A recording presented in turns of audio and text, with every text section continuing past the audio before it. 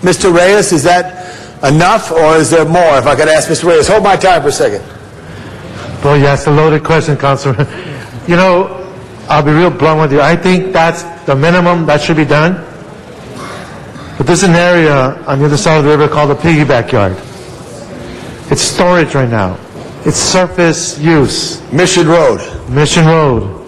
Now, just imagine if we could dream that that became the Union Station for the state, and that became the center where we had shuttles and buses and connectivity to Union Station, so that we can have the space to grow into, the parking needed, the park and ride lots. Where are the people going to park when they come to this facility?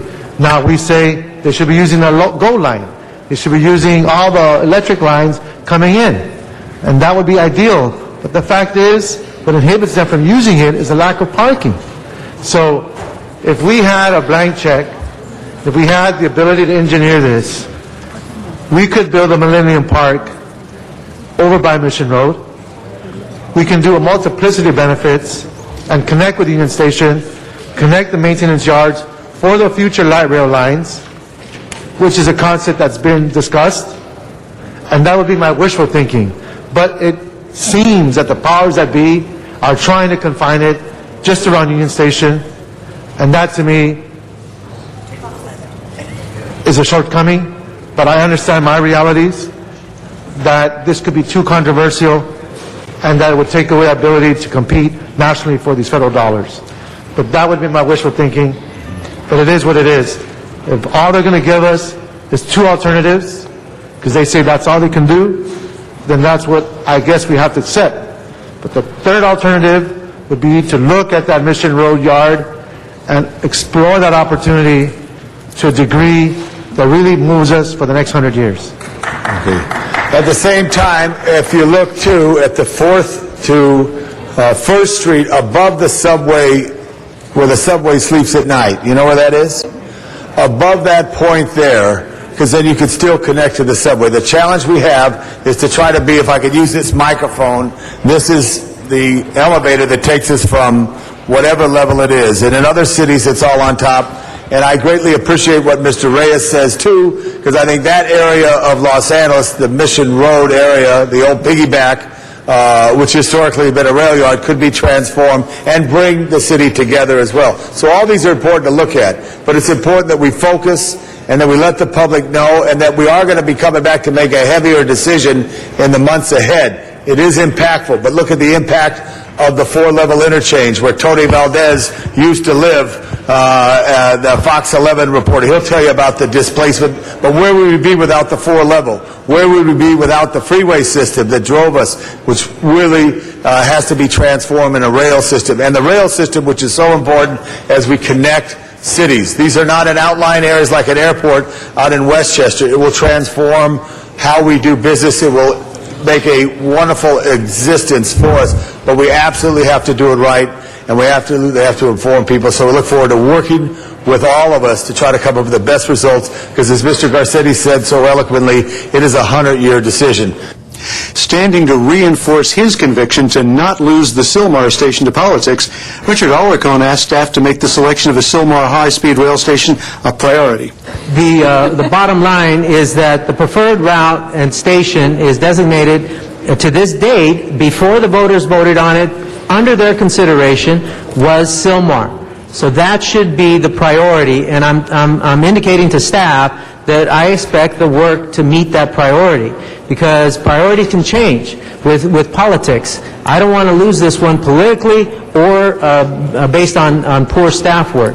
And as we are considering more dense routes on the MTA system, particularly the bus system, I think that we need to incorporate these features into our considerations as we go through this. I support Mr. Reyes's leadership on this issue. We have to have it in the downtown area someplace. That's for the benefit of all of California. But at the same time, we do have a responsibility to serve all the constituents of Los Angeles, and I'll be damned if the people from Sylmar and the people from the West Valley are going to have to go all the way to Burbank or downtown to catch the high-speed rail when this city is investing so much time, energy, and dollars. And Mr. Reyes, to conclude, Colleagues, I ask for a yes vote. please open the roll, close the roll, and tabulate the vote. 13 ayes. Thank you all for your time. 11 and 22 both will pass. Item 16 on Wednesday, December 2nd, was a motion by District 7 Councilmember Richard Alarcon that would educate city residents on the Earned Income Tax Credit. Now, the Earned Income Tax Credit, or EITC, is a federal income tax credit for low to moderate income working individuals and families. To qualify, taxpayers must meet certain requirements and file a tax return. Mr. Alarcon gives the dollar amount available to Los Angelenos who are actually eligible for the EITC. Members, this item is related to the Earned Income Tax Credit. You know, we constantly talk about California being a donor state, meaning that we only get something like 73 cents for every federal tax dollar that we pay. We only get 73 cents back from the federal government in services. But would you be surprised to know that the state of California has $1 billion for individuals in your council districts who qualify for the Earned Income Tax Credit? $300 million is estimated to be an amount that is available to our constituents in the city of Los Angeles alone that they have not claimed in dollars, not just in the past year, but in the past several years. The Obama administration has increased the amount that you can qualify for. So I just want to mention to my colleagues, particularly Mr. Reyes, Ms. Perry, Mr. Rosendahl, Mr. Wesson, Mr. Cardenas, Ms. Hahn, Mr. Parks, and those of us who have areas of highly dense, low-income folks, because these are the people that are not claiming their benefit. Let me give you an example. If a mother, head of household, has 3 children and earned an income of up to $43,000, she would be eligible for $5,600 in the Earned Income Tax Credit. So you're going to hear me talking about this over the next several months. CDD is vanguarding this. They have been vanguarding it. We have partners at the United Way who are doing some tremendous work, and also partners at the Franchise Tax Board who understand the message from the Obama administration to get these dollars out to the communities that need them so badly. So I just wanted to stress to you that I'm going to be designing specific programs in my district to reach out to folks who are probably eligible for these dollars with voluntary income tax assistance program, and with information that we are going to spearhead to get that information, to get those dollars into their pockets.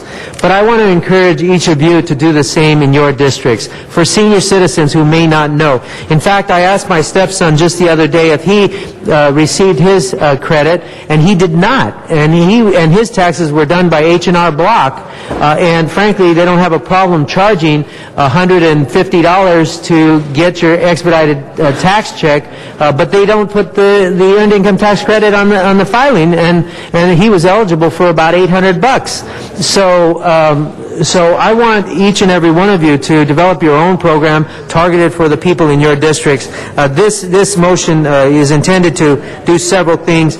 New York, by the way, sent out direct mailings. We are working with this motion will help us work with the Franchise Tax Board to get access to the information so that we can maybe get a mailer to our constituency to let them know that they have $300 million in the city of Los Angeles, but they have to claim it. So with that, I appreciate your support. Thank you very much, Mr. Alarcon. There are no further speakers in the queue on this item. So, Madam Clerk, if you would please open the roll, close the roll, then 13 ayes. There had been a public hearing on this already. For more information on eligibility for the Earned Income Tax Credit, call 311, your one call to City Hall. Item 26 on Wednesday was a reward offer for information leading to the identification, apprehension, and conviction of the person or persons responsible for the death of David Medina on July 21st, 2009. Councilmember for District 15, Janice Hahn, tells Mr. Medina's story and asks for your help. This is a reward motion, and this is for David Medina, who was only 45 years of age And on Tuesday, July 21st of this year at approximately 9:45 p.m., David was walking southbound on the east sidewalk of Mesa Street between 17th and 18th Street in San Pedro, and an unknown suspect approached him, fired one shot, striking him in the upper torso. Mr. Medina collapsed to the ground, and the unknown suspect fled the location in an unknown direction. Mr. Medina was pronounced dead at Harbor UCLA Hospital at 11:15 that night. The investigation has no leads. Mr. Medina was left, unfortunately, laying in the street for approximately 20 minutes before someone called the police. I hope that what we're offering today, which is $50,000, will help the investigation move forward, encourage someone to come forward who may know something. And when we do these rewards, colleagues, you know, this is because the police department has exhausted their leads and feels like this is what they need for someone to have the courage, and sometimes it takes $50,000 for someone to have the courage to come forward and tell what they know. We always believe that someone, somewhere, saw something, heard something, either that night or has since maybe heard someone talking, and that someone knows who did this. And for the sake of the family, for the sake of justice, we are asking that maybe this $50,000 be offered so that someone will come forward. We have, I believe, in San Pedro, at this time, the family members. We have Ike Medina, who is the father, Connie Medina, who's the mother, Linda Medina, the sister, and Mary Medina, a sister. If they would like to speak now, I think that's appropriate. Thank you. Thank you for your patience, the Medina family, and if we could please direct our attention to them. The microphone is yours. Thank you. I wish everybody a good morning. I'm here on behalf of my son, David Medina. I wish this reward would bring closure to whoever did this.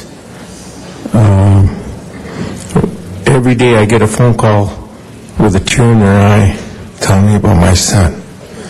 And it's been very hard to live with since July 21st. I hope that it will come to closure quick. Thank you, and good morning. Thank you. Would anybody else from the family like to speak, Mr. Medina, this morning? Okay, thank you. Anybody else? We really want to thank... does somebody else Go ahead, please. Please, Sister, if go you ahead. Please go ahead and talk. I think it helps people to see the family. My brother, he was my father and mother's only son, and he was our only brother. And what my dad really wants to do is, hopefully this will bring some justice to get this person off the streets, and so this won't happen to anybody else. So please consider this reward for our family and for the other families in San Pedro. Thank you.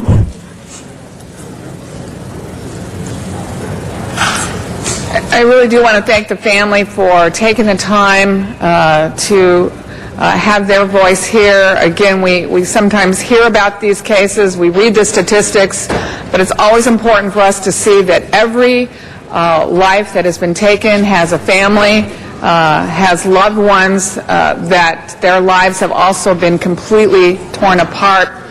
And I was wondering if Officer Fernando Rivas or Officer Eddie Yoon, are you in San Pedro, and would you like to give us information about where people can call to give information on this murder? Yes, good morning, City Council. My name is Officer Fernando Rivas with Los Angeles Police Department, Harbor Division, working in the homicide unit. Anybody that has any information, you can reach us at 310-726-7881. And like we mentioned earlier, we've exhausted all our means on this case, and we haven't come up with any positive leads, so we're asking for the community's help. Thank you very much, colleagues. I ask that we have a yes vote on this today, and to remind people that they can call 310-726-7881 if anyone, anywhere, has any information on the senseless killing of David Medina. This is for his family and certainly for all of us who want to bring this person to justice, get them off the street before they do this again. So, colleagues, I ask that you give me an aye vote for this $50,000 reward. Thank you very much. Thank you to the detective and to the Medina family. And thank you, Ms. Hahn. We can open the roll on the reward, close the roll, and tabulate the vote. 13 ayes. That is approved, and we'll send that forthwith to the mayor for his immediate signature. Again, the phone number to call if you have any information about this crime is 310-726-7881. LA City View is the government access cable channel for the City of Los Angeles, featuring live coverage of city council meetings and programming about city department services and events. You can watch city council meetings live or view past meetings by going to the city's website at lacity.org. Follow the instructions for video on demand. And we invite you to address the Los Angeles City Council on any item on the council agenda, as well as during public comment. You may come downtown to City Hall or go to the Van Nuys City Hall and participate via video teleconferencing. And now, those of you living in the Harbor area can go to the San Pedro City Hall, located at 638 South Beacon Street, room 700 in San Pedro, and also participate in council meetings via video teleconferencing. And remember, you can watch all Los Angeles City Council meetings live in their entirety on Tuesdays, Wednesdays, and Fridays beginning at 10 a.m. On Sundays, you can watch the replay of all the week's meetings, also beginning at 10 a.m. Council Week in Review can be seen Monday through Friday at 9:30 a.m. and 6:30 p.m., and on Sundays at 9:30 a.m. Well, that concludes our program for the week ending December 4th, 2009. On behalf of everyone here at Channel 35, I'm Jack Popejoy. Thank you for watching, and please join us for the next Council Week in Review.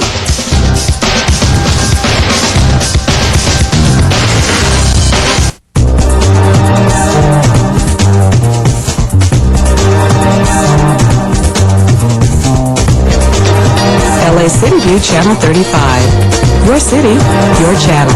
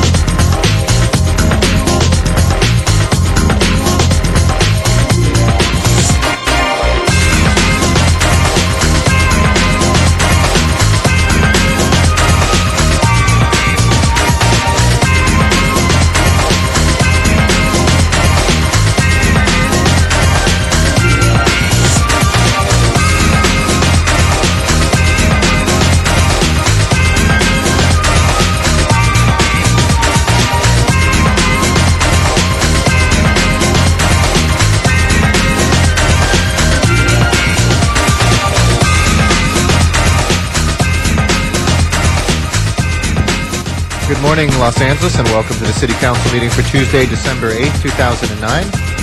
We're here in the John Ferraro Council Chamber, room 340 of City Hall. We meet here every Tuesday, Wednesday, and Friday at 10 a.m. The first Friday of the month, we're out in Van Nuys, as we were this past week. But welcome to our viewers on Channel 35, as well as those guests who are here in Council Chambers. We welcome you in these open meetings each one of those days. And we are available throughout the city's cable system on Channel 35, through your computer at lacity.org with streaming webcasts. And we have archived footage of past meetings there as well, and rebroadcasts on Channel 35.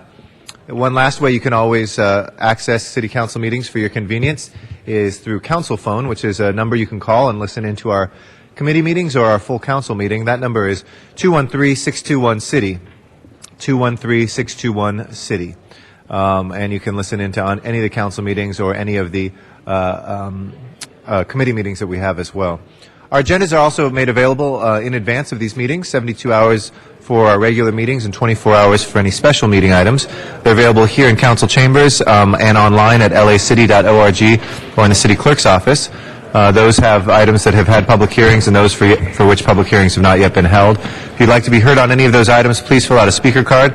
There's no guarantee of being heard unless it's an item that has not had a public hearing yet, but we do have a section of the meeting for items that are not on the agenda, but nevertheless under our jurisdiction called general public comment, and there are cards in the back for that. If you live closer to Van Nuys or San Pedro, you can always avail yourselves of our remote facilities, which we have for your convenience, and we're able to watch you here in council chambers and on Channel 35 as you give testimony. Pursuant to council rules, council members should be here on time. It is after 10. It's about 10:07 now, and the following council members are here. Thank you for your attendance. Council members Alarcon, Hahn, Huizar, Labange, Parks, Rosendahl, Smith, and Zine. Mr. Cardenas and Mr. Wesson are excused today. So that leaves Mr. Reyes, Ms. Perry, and Mr. Koretz. Mr. Reyes, Ms. Perry, and Mr. Koretz, if you'll please join us as soon as possible. Thank you for your patience while we await those late council members. Thank you.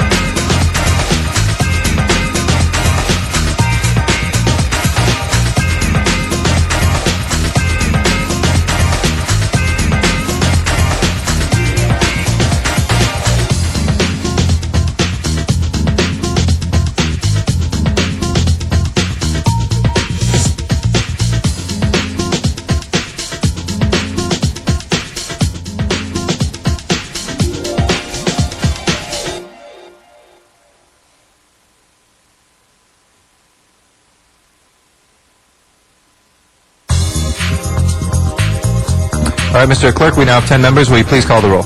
Alarcon, Cardenas, Hahn, Weezer, Koretz, Labange, Parks, Perry, Reyes, Rosendahl, Smith, Wesson, Garcetti. 10 members present and a quorum, Mr. President. All right, first order of business, please. Approval of the minutes. All right, Mr. Smith moves and Ms. Hahn seconds. Without objection, those minutes will be approved. Next order of business. Commendatory resolutions for approval. Mr. Parks moves and Mr. Weezer seconds. Without objection, those will be approved as well. Next order of business. Mr. President, this is Tuesday, and there's a flag salute. All right. Mr. Reyes, would you be kind enough to lead us in the Pledge of Allegiance? If I could have everybody in council chambers please rise for our salute to the flag. Thank you, Council President. It'd be my honor to begin the Pledge of Allegiance. Put your right hand over your heart. Ready to begin. I pledge allegiance to the United States of America and to the republic for which it stands, one nation, under God, indivisible, with liberty and justice for all.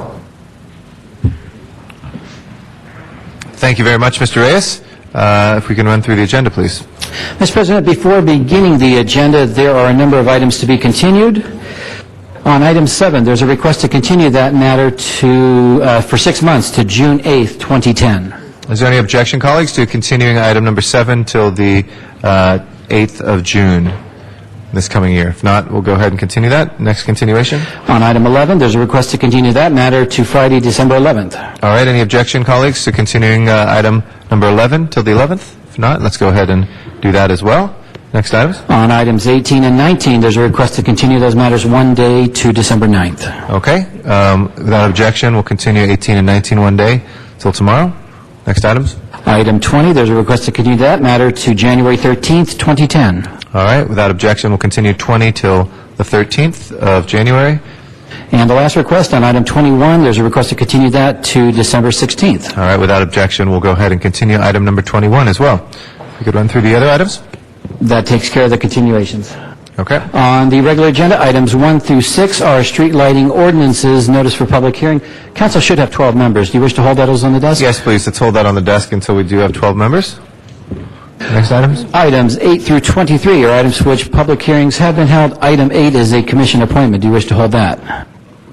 Yes, please. Let's hold item number 8. The commissioner.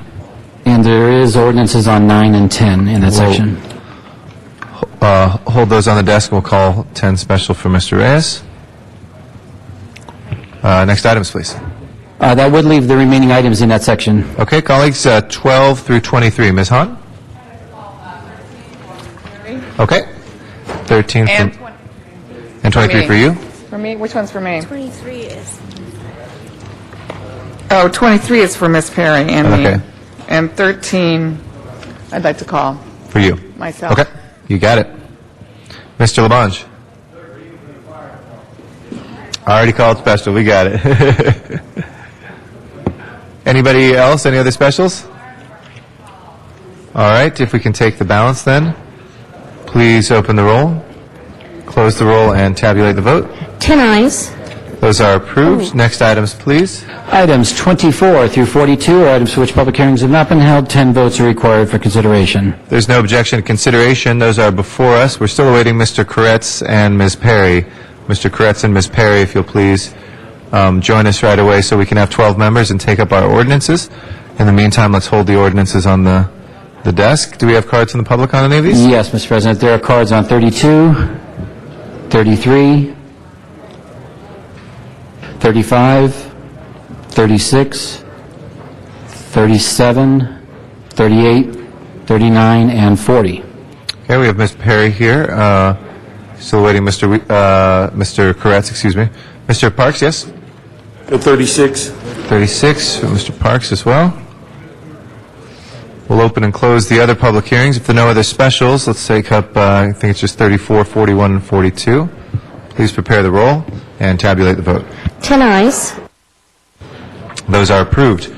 Mr. President, that actually was 11 ayes. Oh, sorry, 11 ayes. All right, that will take us back to to which one? 42 forthwith without objection. We'll send that. That'll take us to our general public comment. Mr. Zion? 22 forthwith as well? Absolutely. All right. Dr. Clyde Williams is our first speaker for general public comment. Again, there's a clock here to help folks guide their time. This is for items that are not on today's agenda under the Brown Act, and we have Code of Conduct there, and Dr. Clyde Williams will be our first speaker. After that will be Deborah Stevens and Van Nuys. Good morning, Dr. Williams. Dr. Clyde Williams, El Sereno, Northeast LA. What are we afraid of? Money? Oh, DWP has a lot of money. They're going to try to get even more. The son of ECAF, the son of Measure B, the son of wind, the son of coal, all of these things are coming to you shortly. They're trying to bury coal replacement as part of ECAF, Energy Cost Adjustment Factor. This was supposed to have been a small quarterly increment which would avoid coming to the council every 3 months for rate increases, because they won't be going down very much.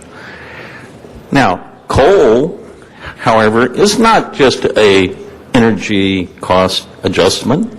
It's a major transition. There should be a separate fund that is funded by fees and such, and clearly identified, unlike DWP, as a coal replacement fund or a coal replacement fee, to clearly show how much it's going to cost us to replace 40% of the total energy production for the DWP. Similar bond replacements. Oh, bonds. AAA, AA, 1A, 2A, nobody really knows who's going to be given what rating. However, to include bond adjustments as part of ECAF is also seems to be hiding something. What are we afraid of? Are we afraid of the people saying, hey, this is costing too much, go back and redo it? As you have told them before on ECAF, when it comes to you within the next month or so, please send it back to DWP and have it clearly stated. Thank you. Thank you very much, Dr. Williams. Deborah Stevens and Van Nuys will be our next speaker. After that is Miriam Fogler, also in Van Nuys. Good morning. Good morning. Good morning, council members. I am here to speak on the development of a city ordinance that is currently being worked on to regulate accessory dwelling units. I live in Shadow Hills, a rural equestrian community located in the East Valley. Since we are a horse community, please be aware that our community will be impacted by this ordinance. We currently are a K district, and we have a 35-foot setback for horsekeeping purposes. I do own a horse, and it is legally licensed, but many horse properties do not have horses at this moment in time. It's possible that they would in the future, or the future owners of those properties. Please take into consideration the fact that the location of the accessory dwelling unit should not impinge on our current horsekeeping rights. This issue needs to be addressed in the formulation of the ordinance, and I wanted to bring this issue to your attention at this early stage of the decisions. I will be submitting my comments to Gabriela Juarez in the Planning Department. Thank you for your consideration of this matter. And I would just like to say to all the CD2 district stakeholders, please get out and vote today. Give your support to candidate Krikorian. Thank you so much. Thank you very much. Our next speaker is Miriam Fogler, also in Van Nuys, and then Donna Perriman. Yeah, I have to walk a mile from the chair here now. That's good. I'm here, even though I'm giving up a lot on my coughing here, but we need to realize that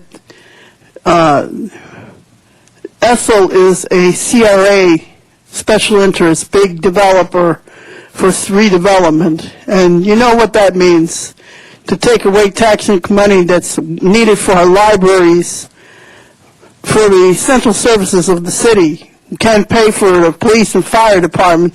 They say you can't hire enough police and fire, and there's no water to build more density here. Folks, we can't have Christine Essel. We have to have Krikorian, and you cannot have Zimadog and Finnegan and Dowd supporting her and all the special city council who are for big development. Excuse me, Ms. Fogler, could you move your mouth a little bit further back? It's distorting a little bit so we can hear you a little better. Thank you. Who is for big development here. You know, you can only go so far with the restraints that we have because of the problem with the economy. You have people who are cutbacks are going on, and you can't blame Krikorian for that because that is the responsible thing is to make cutbacks on everything. You can't blame him for that. You can't blame the politicians doing that. After all, like we're going to have massive firings, as Zumadog says. We got a doomsday scenario. Look at that. You're supporting Essel. That's a doomsday scenario, folks. If you vote for her, you're going to vote for very tall buildings. You're going to look like downtown in the San Fernando Valley. So don't destroy your neighborhood, the 2nd District. Please vote for Krikorian, 2nd District, please. It's a matter of life and death. Because otherwise, we're not going to have anything here. It's going to become a ghost town. There'll be nothing left here. Mr. City Attorney, did you want to opine about what the limits of what we can and can't talk about on Sure, the Mr. elections for today? President. An individual can speak in public comment against an incumbent because that implies that they're not happy with their services. However, people in public comment really should not be discussing candidates who are not incumbents because that is not within the jurisdiction of the City of Los Angeles. Okay, thank you. If we can ask the speakers to please abide by that unless you have a direct link to city business that is before us. If we can take up the ordinances while we have 12 members, and then after that we'll go back to public comment, and Donna Pearman will follow. And those were items 1 through 6, 9, and 24 through 31. Okay, please open the roll, close the roll, and tabulate the vote. 12 eyes. Those are approved. Thank you. Donna Pearman is our next speaker. Mr. Reyes? I'm going to go and endorse. I haven't fully gone and endorsed Krikorian strong enough. I am going to do it now. I fully endorse Krikorian. I want a grassroots candidate who cares about people. He's there for the long haul. I'm sorry, Ms. Pearman. The city attorney said that unless it has specific to do with city business, we can criticize. Zuma talked about Essel. Right, and afterwards the city attorney talked to us, and I know that we had Ms. Fogler just talk all about Mr. Krikorian. We can't hear. It's things that we have official capacity over. Good things about him. And so if you can link it back to specific things about city business, but otherwise. This the next things, good things about him is about city business. He's against overdevelopment that destroys open spaces. That's the city. And overburdens our infrastructure. I'm sorry, ma'am. We can't do what we're doing right now. And thank you, Donna. We understand. We appreciate your understanding. But under the Brown Act, we can only have public testimony on items that we have direct control over. And incumbents are allowed to be criticized. To candidates who are not incumbents, that is political activity. So, is there anything else you'd like to add on any other matters? Damn it! I'm just going to warn everybody. Just be careful. Thank you. The CRA is going to come on in. If you want it, you know who to vote for. Thank you. Sean Murphy is our next speaker, also out in Van Nuys. He doesn't speak on it.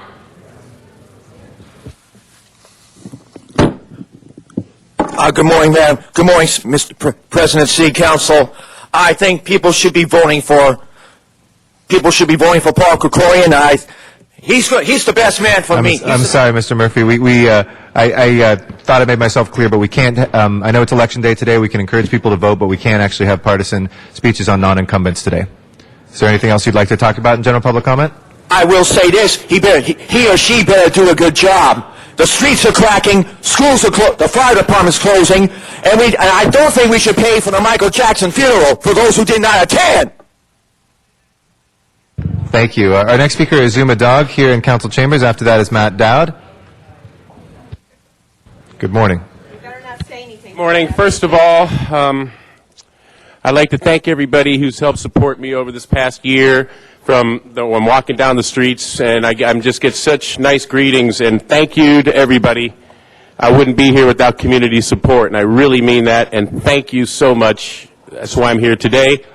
My blog, thank you for reading my blog. I guess we can't talk too much about the city council election today, but LADailyblog.com ranked number 2 in the state of California this week amongst 100 news blogs in the state of California. Zuma Dog number 2, and you could read much more about it, LA Daily Blog. Now, we do have an election today. First of all, if you're watching me on TV right now, why aren't you out voting right now? We have an important city council election. It affects the entire city. And I'd like to say that Dennis Zine, Carmen Trutanich, Bill Rosendahl, Joel Wax, Zuma Dog, talk show host Kevin James, City Deputy Attorney David Berger, along with David Hernandez and Frank Sheptillo are here today. We are all on the same side. We all want the same candidates. Okay, so again, look at the nutty people that were just talking over at Van Nuys. They support Krikorian. Okay, take your pick. We got those nutcases with Richard Alarcon. And then you've got right here, you know what Zuma does for over the past 3.5 years. You know I investigate stuff thoroughly. And yes, it'd be very easy to say, well, gee, this candidate is the one that has the most money. And there's nothing that the one candidate is going to reject that the other one Mr. President, he also is talking about an item that is outside the jurisdiction of this body. Mr. Dog, if you can please just talk about things that are under the direct jurisdiction. I know it's election day, so it's tough City for folks. Council, I would like an admonishment of Assembly Member Paul Krikorian for his district that he is in here for breaking his promise to voters when he was just recently reelected and terrible things he's doing. I'm sorry, sir. That's under the state jurisdiction, not under ours. Matt Dowd is our next speaker. After that is Patrick Wiseman.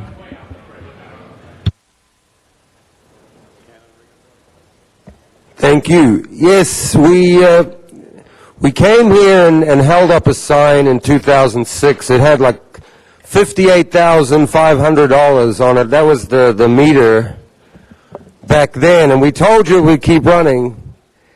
And here we are 3 years later. You've already put $471,000 into the federal court in our name, pending the appeal. The Ninth Circuit mediator said that Judge Dean Pregerson, that's the Honorable Judge Dean Pregerson, made the right decision. They evaluated the whole case and said, why don't you just everybody walk away, pay the money that the federal jury awarded, and we'll close the case. But of course the city, being combative, after Bill Rosendahl stood here and said, oh no, we'll wait and see what the federal judge Dean Pregerson said. And he said it. And he wrote it. And you did well. You did incredibly well, I thought, out of that decision. So just pay the $471,000, drop the appeal, and do what the Ninth Circuit said. But you know what your attorneys said to the Ninth Circuit? Oh, we'll give you 25% of what you recommended. That's what the court ordered. And they said, we'll give you 25%. Imagine if I said, I'll give you 25% of your salary. So that's why in the Essel campaign, Judge Dean Pregerson, he actually made a decision. I'm going to talk about it because it's city business, involves city ethics. And Paul Krikorian is going, oh yeah, I got the Judge Pregerson decision that you can't undo those ethics laws. So that you can put more money into Christine Essel's campaign. But the fact is, Pregerson ruled, and I expect you to uphold his decisions. Thank you. Our next speaker is Patrick Wiseman. After that is Mickey Oliveri.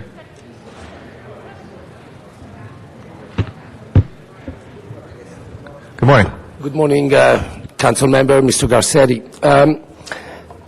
I'm not going to talk about agenda number 8, so I'm going to talk about general. I want you guys to have a vision, especially you, Mr. Garcetti, regarding this business of medical cannabis. There is nothing wrong with Los Angeles, California, being the Napa Valley of medical cannabis. There's nothing wrong with us growing it. There's nothing wrong with having research money. There's so much we don't know about cannabis. I'd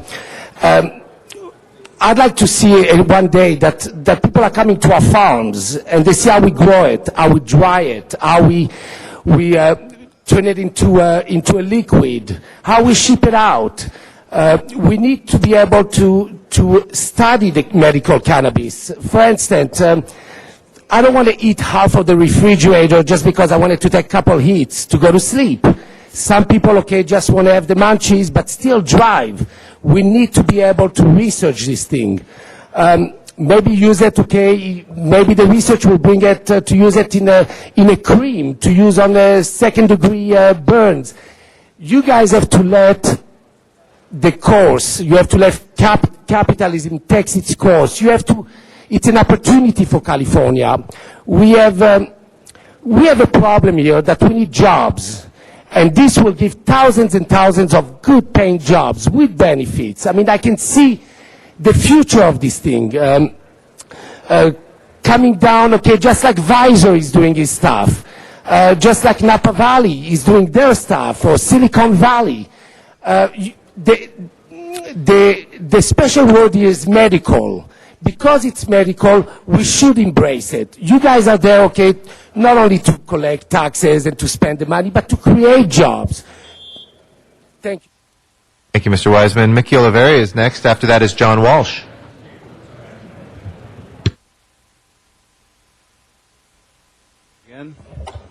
Is this on? There you go. Yes, it is. Okay. I heard a rumor today about the medical marijuana talk being a closed session. I really don't see how that can be a possibility, because I noticed something last time I was here, is that past this line here, there's nobody that's sick, there's nobody that's using medical marijuana, and there's nobody that's suffering from it, and at best, if anything, they may know somebody, and you guys are still not paying attention, but that's cool, because I'm used to it. Sorry, we are paying attention. I just want to be clear. Number 10, on item number 10, we can't talk about 10. I know, it's not item 10, but what the thing is that if you guys close it, and you guys don't I'm sorry, allow sir. We can talk about that on 10, and it will be an open public comment series for that, but we can't talk about it in general public comment, something that's on the agenda today. So I assume you have a card in for item 10, but we can't in general public what I'd comment. just like to say is that the education lies beyond this red line right here, and that you guys could learn a whole lot, because the doctors don't know a whole lot, the FDA doesn't know a whole lot, the law doesn't know a whole lot, you guys don't know a whole lot at all, because you're not dealing with any of it. So what I'm trying to say is really, really, really pay attention to what's going on over here, because we have a lot of really, really useful information that can actually progress science and health with medical marijuana. So please use us to your advantage, so we can help everybody, please. Thank you. Thank you. John Walsh will be our next speaker.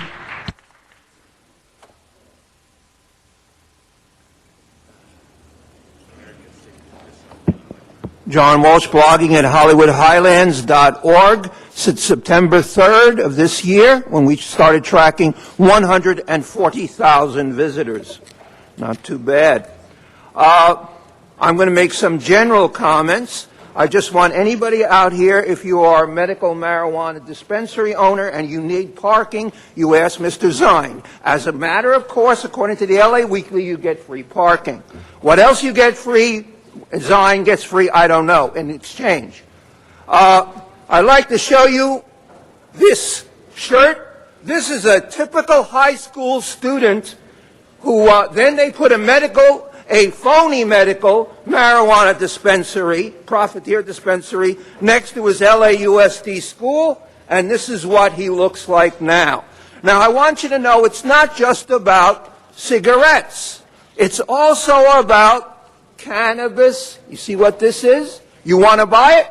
You want to use it with your family? Cannabis incense sticks. This way, the whole family can enjoy cannabis. United States of cannabis is what we're turning into. An entrepreneur came up here the other day, said it $2.5 billion gross. Billion. No, it's closer to $4 billion. What about the price? It's extortionate. $6 a gram. Work that out, 2,000 grams in a kilogram, 2.2 pounds in a kilogram. That works out, they're selling it, many of them, for $3,000 a pound. $3,000. I remember in the 70s when it was $15 a lid. $3,000 a pound. Why do they call it dope? Simply, it's called dope because it's named after the LA City Council. HollywoodHighlands.org. Thank you. Thank you, as always, Mr. Walsh. Patrick Duff is our next speaker. And after that is Ali Ross.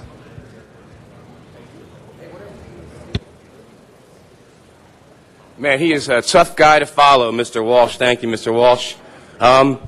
I'm here to actually offer my services to the city, because each time I come to you guys, I told you about the government code and the lawsuit that was going to come to you when you extended the moratorium past a certain time.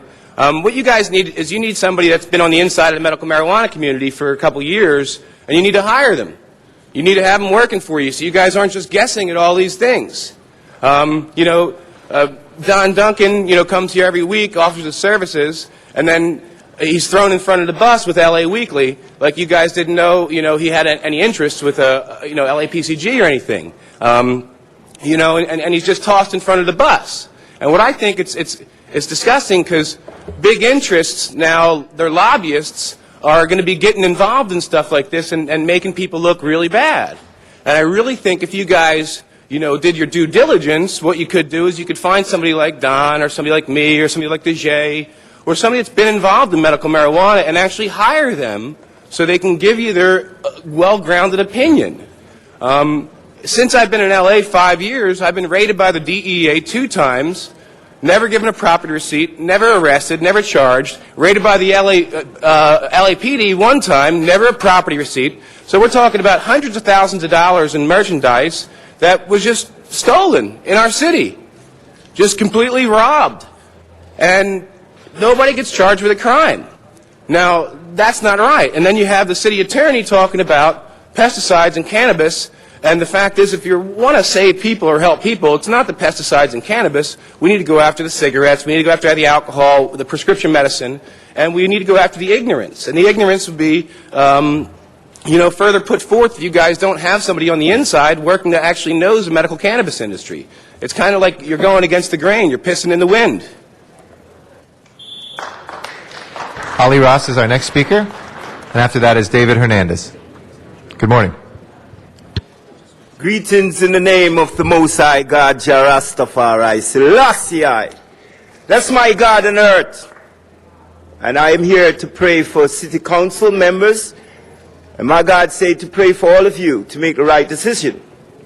And to the district attorney who I read about in the paper that says that people with religion don't have the right to access or have access or do anything for the patient who are sick, who need marijuana. I'm here to say, any religion, any church other than Rasta do have the right, in my opinion, to dispense to people who are in need.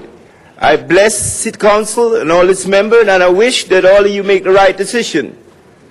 God bless you all. My God, Rastafari, Selassie. Thank you, sir. David Hernandez is our next speaker. After that is Frank Sheftel. Good morning. Good morning, council members. Yesterday I was watching Channel 25, and what I observed was a classroom session at UC Santa Barbara on our public access station. That was really hard to sit back and watch that, knowing the amount of work that a lot of you have done in budget and finance and information technology to try and preserve public access television for the residents of Los Angeles who continue to pay for that every month with their Time Warner cable bill. Now, the reason that was not public access did not emanate from those of you here around the Horseshoe. It emanated from Sacramento.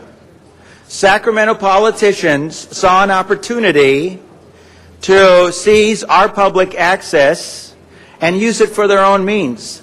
Yes, you do receive the funding for capital expenses, but knowing the financial crisis facing the city, they knew full well that your hands would be tied into be able to providing that for the residents of Los Angeles. Before coming here today, I took my 81-year-old mother, Amanda, to Satacoy Street School, and she was the fourth person to vote in the election today in that precinct. So if you're in Sunland Tujunga and you're in Lakeview Terrace or Shadow Hills, a little bit of Sun Valley, North Hollywood, Valley Village, Valley Glen, a little bit of Van Nuys, the new section of Van Nuys that's now Sherman Oaks. If you're in Sherman Oaks or Studio City, it's one thing to sit back and complain and curse the elected officials who you believe should be representing you, but you also have a responsibility, and that is to get out there and vote. And even though I could not vote for the candidate of my choice, I was able to take my 81-year-old mother to take someone to the polls so that maybe we can have some true representation from the movie industry around the Horseshoe. Thank you. Thank you, Mr. Hernandez. Frank Sheftel is our next speaker. After that is Brian Chang. Thank you. Glad to be here, and I'm always glad to be able to speak in front of you. It's what our democracy is all about. I'm wearing my red, white, and blue tie today because it is Election Day, only for part of the city. That's out in the Valley in District 2.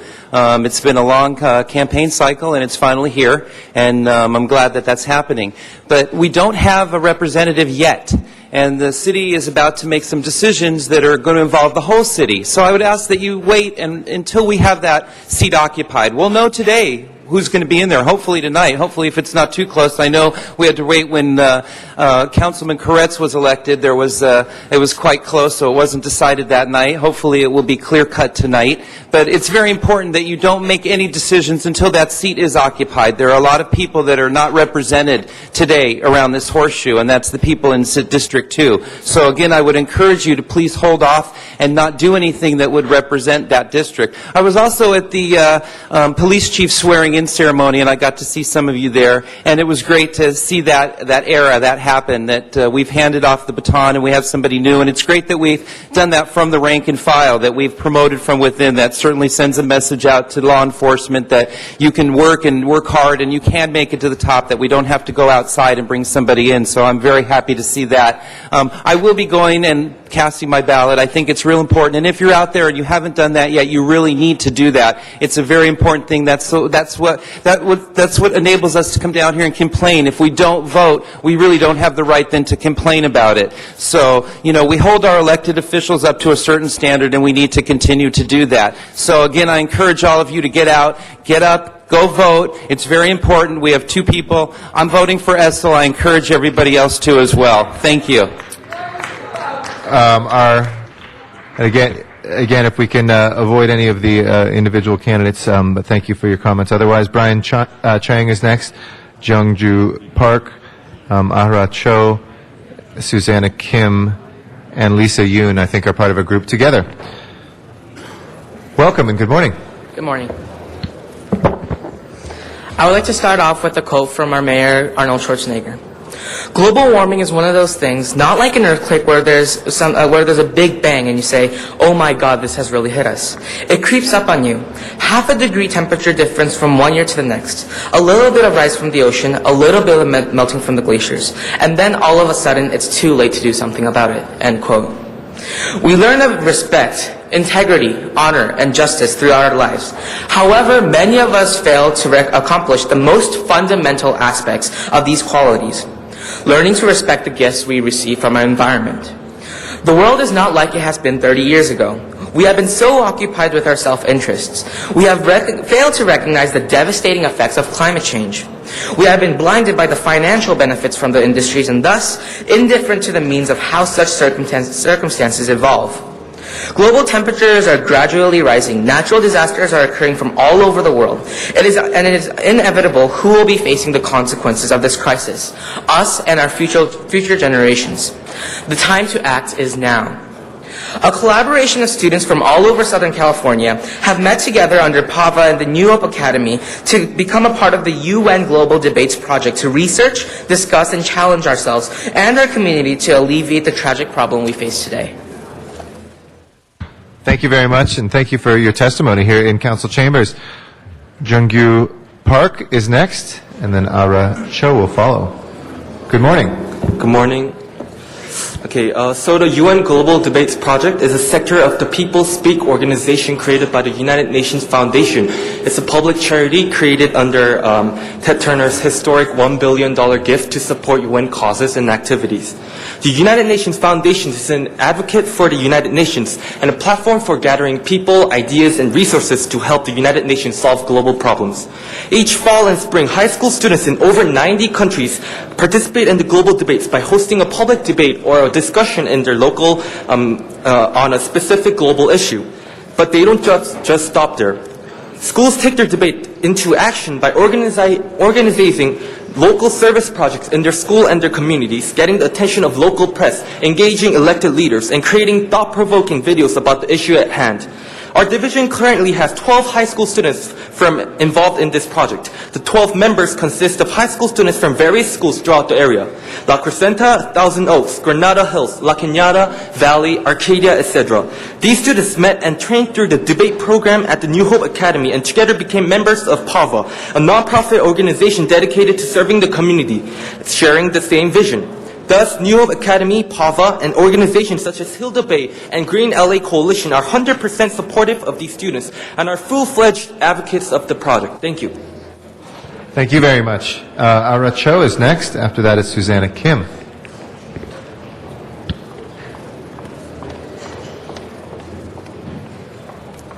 So, this year-long project is split into two parts, the fall project and the spring project. For each project, the students are given a set of responsibilities and activities that must be completed. The current issue at hand is when in conflict, the United Nations should prioritize poverty reduction over combating climate change. After the culmination of both the fall project and the spring project, the top 2 domestic and 2 international teams with the highest points will be provided with a full ride scholarship to attend the Youth Leadership Summit in the Netherlands. And the Youth Leadership Summit is a huge international meeting of students from all over the world, and for 2 full weeks, students will debate about crucial issues, and UN officials will be leading workshops.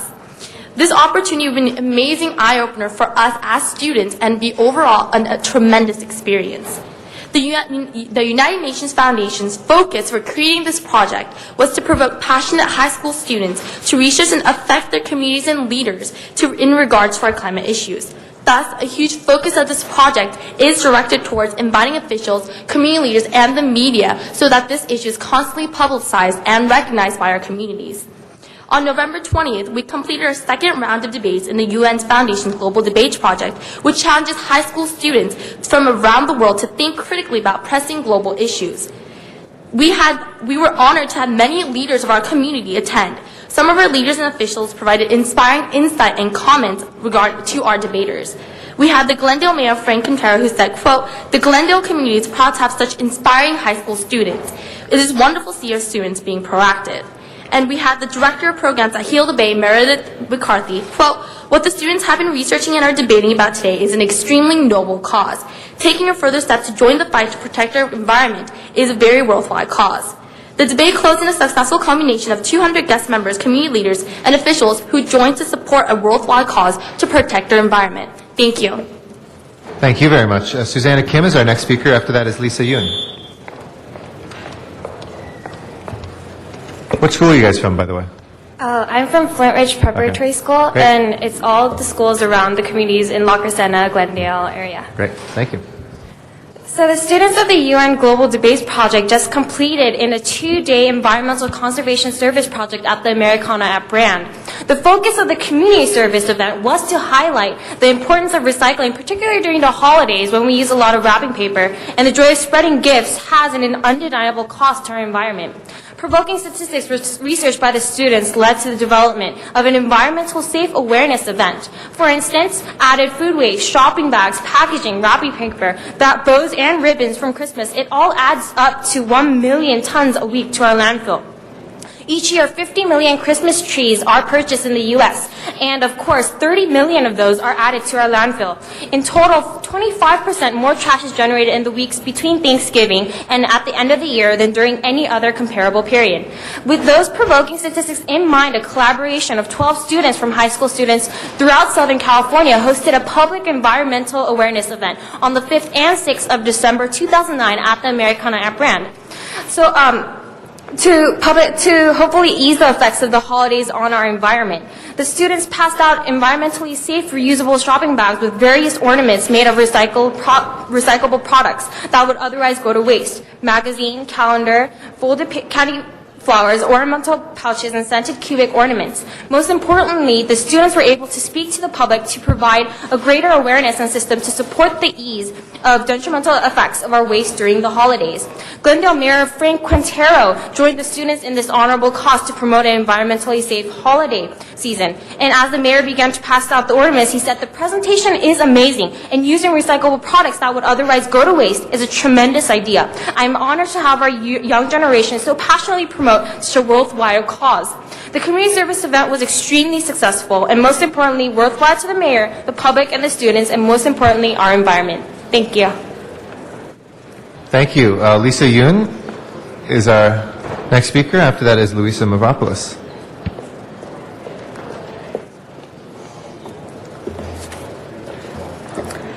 So we try to understand how much our leaders dedicate to our community and what it truly means to give back to our community. However, we are just beginning. We are taking the first few steps down the same road in order to be where you are today as leaders of our community. Our generation is full of extremely talented and ferociously active students who channel their energy in a very narrow direction, grades and college. We receive the same amazing benefits from the United States and bask in all the comforts provided. However, as a whole, many times we lack the vision and wholesome passion that will help us to push through difficulties that we are faced with throughout our lifetime. We often forget that giving back is much more fulfilling than receiving. Leaders and members of our community, as educators, alumni, and partners in advocating change, what will you benefit from your involvement? You will benefit our immense gratitude. Gratitude for giving us hope and support when our voices are too soft to be heard alone. You will invest in the development of future leaders who could possibly assist you in the near future and or continue your mission thereafter. Thus, we as members and students of the community who hope to follow in your footsteps in becoming leaders, we want to thank you wholeheartedly and invite you in taking another step in making a change in the community.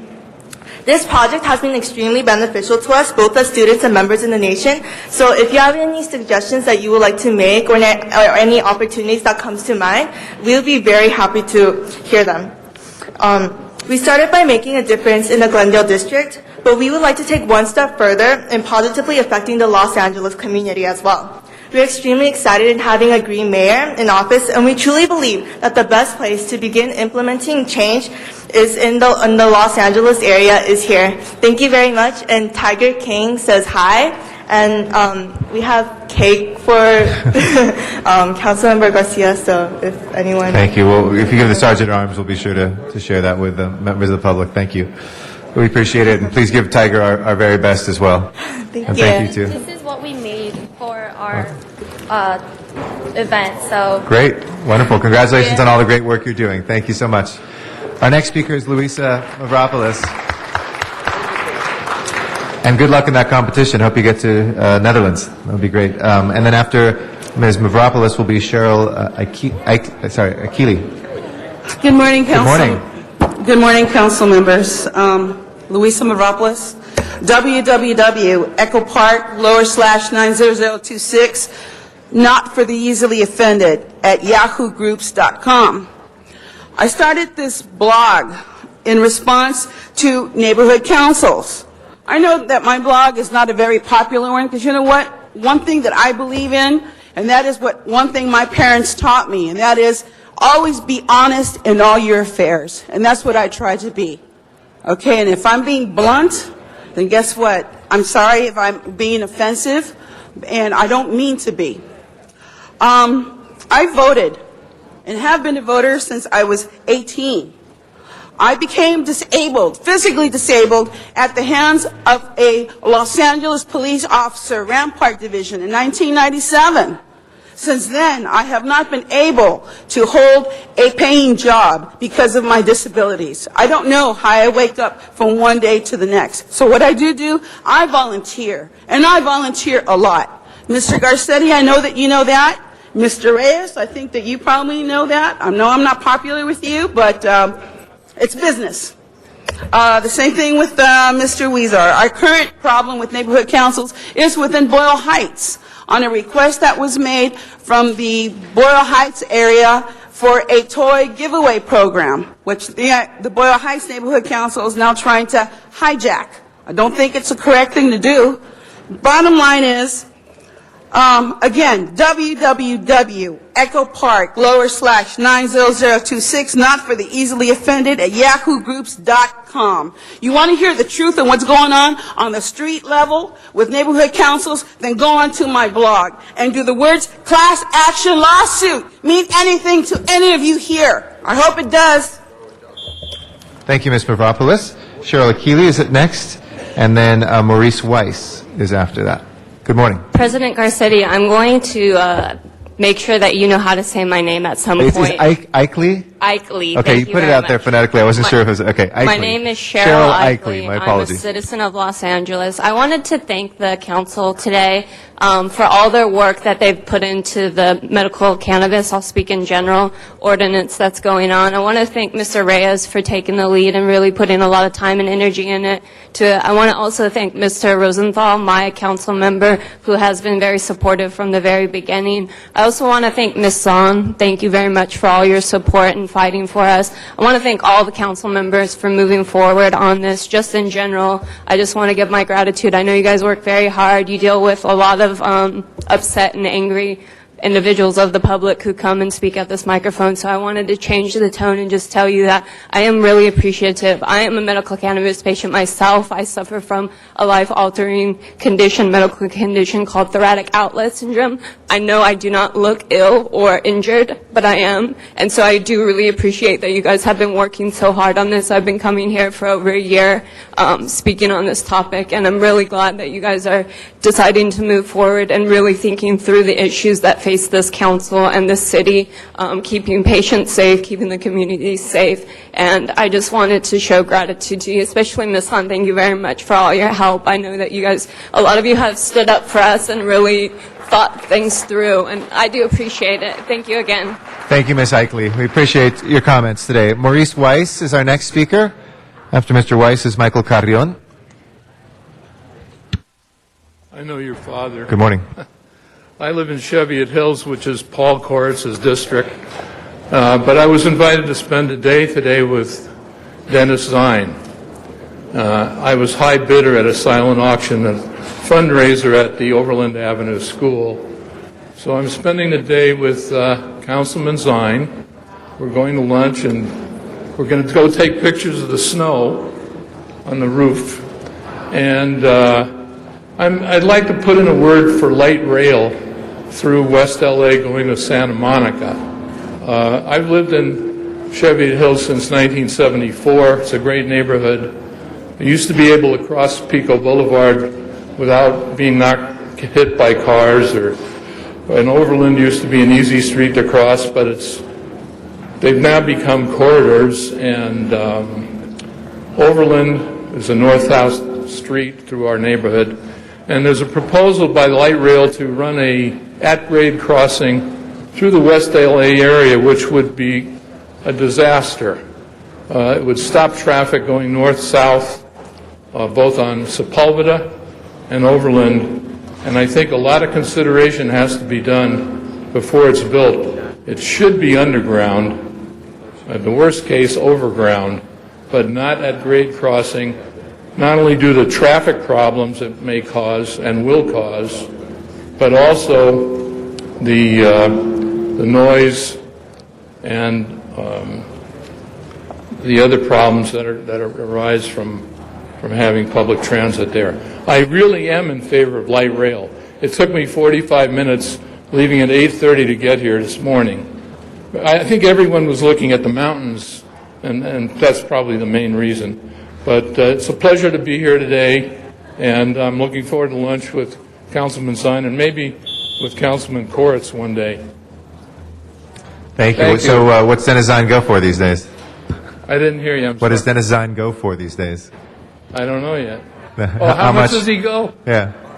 I think that's privilege, isn't it? All right, well. And this was a reward. $100. It was a prize, not a booby prize, right? Just to be clear? All right. Congratulations, and good to have you here. And your dad's a great photographer. Thank you, I appreciate that. Michael Carrion is our next speaker. After that is Eddie Jones.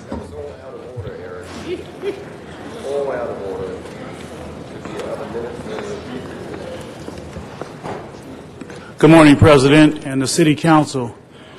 My name is Eddie Jones, President of the Los Angeles Civil Rights Association.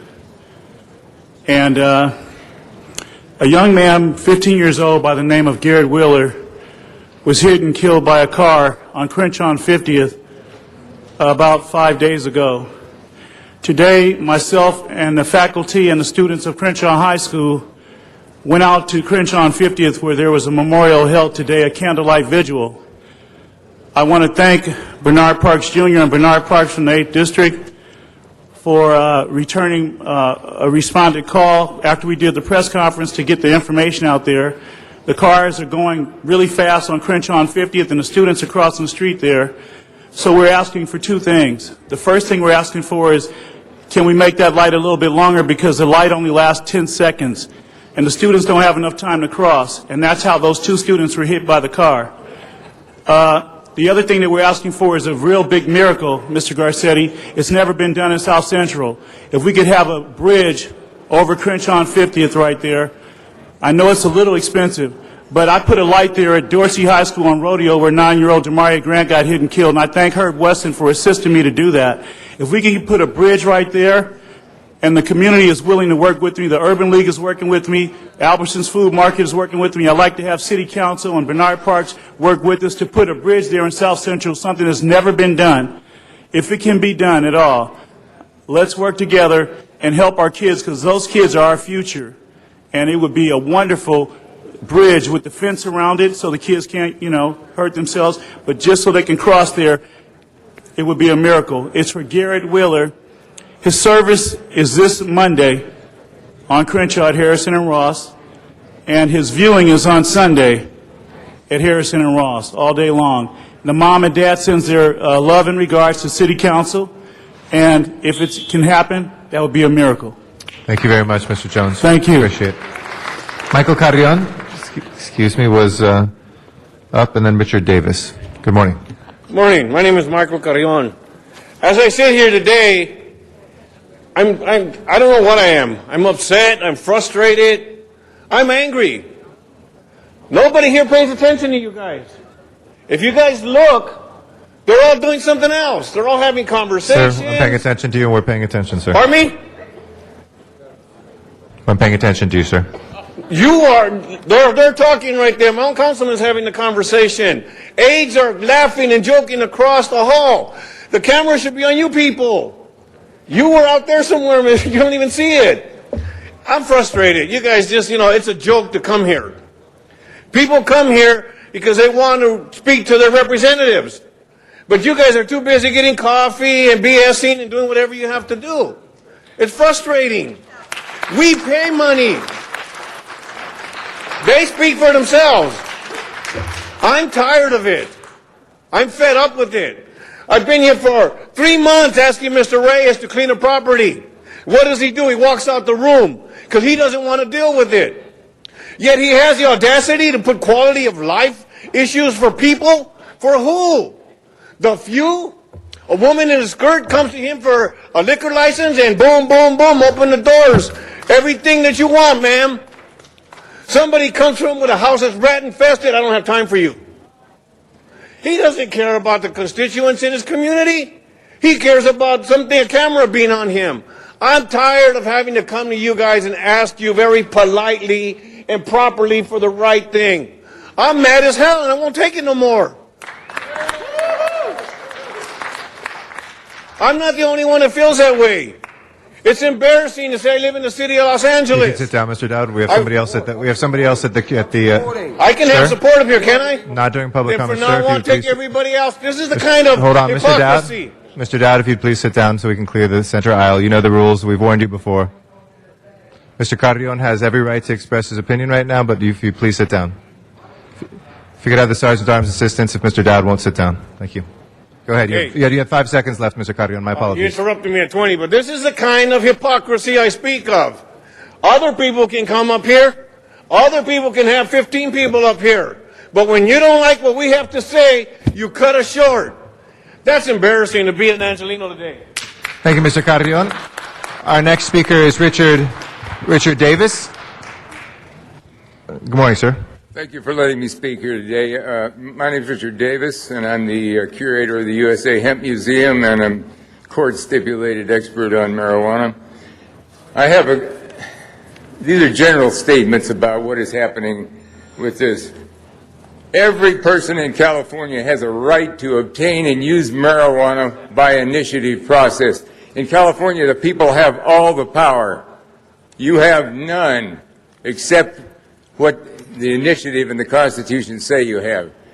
You have no right to come in here today and tell us what we can and can't do. The legislature's marijuana program is unconstitutional because it was not sent back to the people for a vote.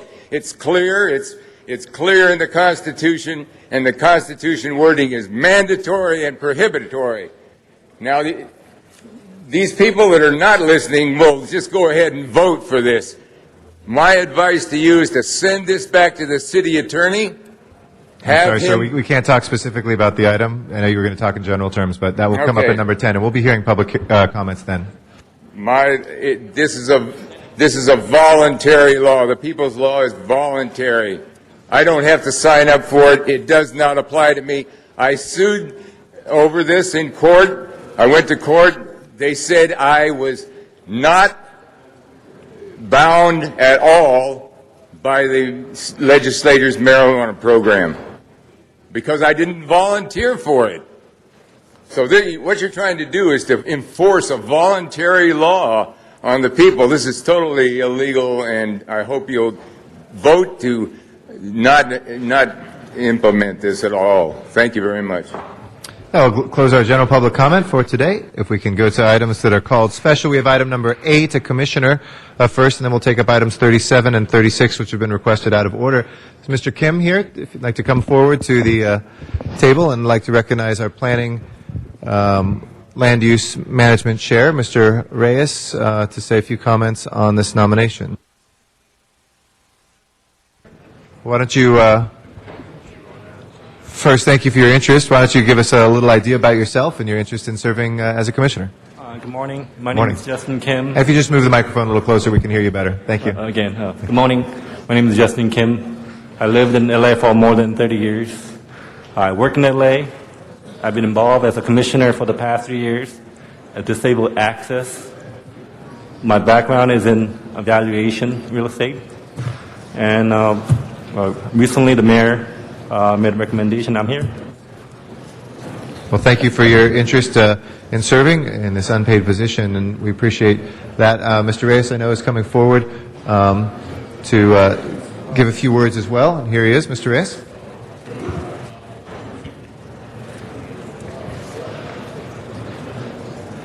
Thank you very much, Council President. Colleagues, I had the opportunity to meet Mr. Kim, and he came before the committee with Councilman Dennis Zine.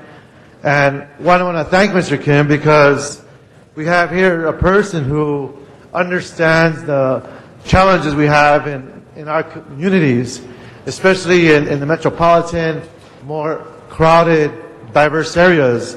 When we talk about balance, that was the one word that was fairly expressed by Mr. Kim so that we can address these sometimes competing needs, but also looking at what the region needs as far as promoting housing, looking at getting employees to live closer to where they're actually working, and start addressing the multiplicity of impacts when you're able to live closer to work. Less congestion, less pollution, we lower the footprint of our contamination in our city, in our region, and that's something that Mr. Kim was very much aware of. And I would just ask Mr. Kim, ask you, if you could just share with the body some of the goals you'd like to achieve, a little bit about yourself, your background, and your perspective on the challenges that you would see as an APC member. I briefly explained, but again... Can you move the microphone closer to you? Again, I'm going to explain once more. Again, my background is in real estate valuation. I lived in the city of LA for more than 30 years. I've seen the area grow, but I guess the principle that I really believe in balance, that's community needs and business needs. Again, it goes back to my working in terms of real estate values too. You need to have a balance to sustain the community and the city. That includes having parks, that includes having affordable housing, that having shopping center. The key is balance. Thank you, Mr. Kim. And as an immigrant who has gone through the professional schools that you have and been involved in many of the different organizations, and you might just share some of the organizations you're already participating with? Well, I've been a disabled access appeal commissioner for the past 3 or 4 years. I've been a county assessment appeals board as an alternate board member. I'm also at CARE nonprofit organization at the board of directors for 7 years. I'm also at USC a committee member for more than 7 years. And lastly, at present time I can't think of anything. There's one more, but I can't recall right now. Sorry. So, colleagues, I'd like to recommend I vote. And thank you, Mr. Kim, for everything you do for the city and donating and looking out for our neighborhoods. And I think you play a great role in this particular commission. Thank you very much. Thank you. Thank you, Mr. Reyes. Mr. Zine. Thank you, Mr. President. Good morning, Mr. Kim. Good morning. We saw you in committee, and we grilled you hard in committee, didn't we? Yes, you did. And now you're here for another grilling. The issue of workforce housing, we discussed that during the committee process. Yes, we did. Can you give me your views on that particular issue, workforce housing for the workers, whether they be police officers, firefighters, nurses, people that are making a salary that is basically getting them by with their families? What obligation, responsibility do we have as a city to provide workforce housing for folks? First and foremost, it's a must. We need to have workforce housing, especially near the transportation corridors, especially near downtown LA. I've seen the area grow. Definitely, time is the essence these days. We have the internet. Everything's based upon speed.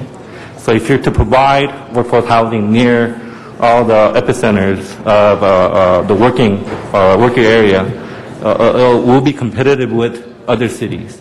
You'll give a better quality of life for people who live in the city of LA. So I think workforce living is something that we need to address as a city.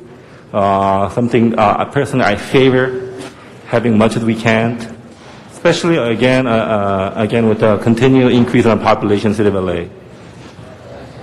And when we talk about transportation, the time that people spend in their cars on the congested freeways when it's not raining versus yesterday when it was raining, where people spent a lot of time commuting to work, that issue of transportation and housing, transportation and workforce housing, that hopefully on the commission we will maybe start tying these together. We have a transportation gridlock system. Sure. And it's gridlocked on most of the freeways. We find that as they're building in the east part of the county, the north part of the county, Santa Clarita, issues in Palmdale and Lancaster, and people clogging roads to come to work in various parts, whether it be the west side or downtown. People have that opportunity, hopefully, to live closer to work, spend more time with their family, personal activities, instead of the long commutes, sometimes 2 hours commuting back and forth, 4 hours a day, polluting our environment, at the same time frustration with the folks. So hopefully with your commission position, you can add that when developers come forward with projects to try and intertwine that issue, have some workforce housing, let people live closer to work so it benefits us as a city, and move traffic a lot quicker on our roadways, in particular our freeways, from various parts of this region. Sure. I'm going to do my job. And that's part of your job? Yes. Okay. Thank you, Mr. Kim.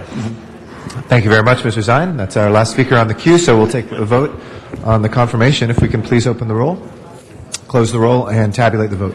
12 ayes. Congratulations. Thank you. Welcome aboard. Thank you. If we can go next, item 37 has been called out of order, and then 36 out of order, and 37, was that, Ms. Perry, did you want 37? Yes. If you don't mind, thank you very much, Mr. President. And I think we have Rudy Montiel, Ken Simmons, and Peter Lynn from the Housing Authority here at the table. And I wanted to ask the representatives here to just give an overview, a very quick overview, of the recent modifications to the Section 8 rental subsidy program, because I think this is something that we all need to be very aware of. So if you want to just give us a quick synopsis. And hold my time. Thank you, Councilwoman. And my name is Rudolph Montiel, and I'm the General Manager of the Housing Authority of the City of Los Angeles. And we'll turn it over directly to Mr. Peter Lynn, our Director of Section 8, to give that update. Good morning. I'm Peter Lynn. I'm the Director of Section 8 for the Housing Authority of the City of Los Angeles. I want to thank you for the opportunity to speak to the Section 8 program and recent changes we've implemented in order to address a projected budget shortfall next year. Just quickly, Section 8 program is the largest federal low-income housing program in the country. It is currently serves more than 2 million families. Los Angeles Section 8 program covers 45,434 vouchers for the City of Los Angeles. We have issued and utilized every voucher available to us. Recent changes to the program which I'll detail in just a second, were made in anticipation of a budget funding shortfall for the 2010 budget year. And I just wanted to cover that quickly to set the proper stage for the comments. Section 8 has suffered a chronic funding shortfall for the last few years, so that the budget appropriated by Congress has not met the cost of the vouchers allocated to the nation's 3,000 public housing agencies. And this inadequate funding has meant that many of the vouchers have not been issued by public housing agencies. There are many authorities that are not able to issue every voucher allocated to them because they do not have the funding. In order to lease beyond the funding provided, housing authorities use subsidy reserves, and that is what the Housing Authority of the City of Los Angeles has done in order to reach 100% utilization. At this point, we are projecting that our reserves will not cover the 2010 budget cycle, and so we are anticipating a shortfall. In order to prevent that shortfall from causing us to terminate households from the program, we've had to take cost-cutting measures. Those cost-cutting measures include measures recommended by HUD, which is our funding and regulatory authority, in October. And after reviewing a number of possible options, we settled on two that would, we think, close the gap for 2010. Those two measures include a decrease in our voucher payment standard, which is the maximum rent that we subsidize per bedroom size, and a decrease in our occupancy standard, which is the voucher bedroom size offered to a family based on their household composition and the number of people in the household. So the council asked for specific feedback on the two measures that we implemented, and I just want to make sure that I go through each of those. But just to quickly detail why why we're projecting the funding gap is that Section 8 rental subsidy is based on households paying 30% of their income as their share of the rent.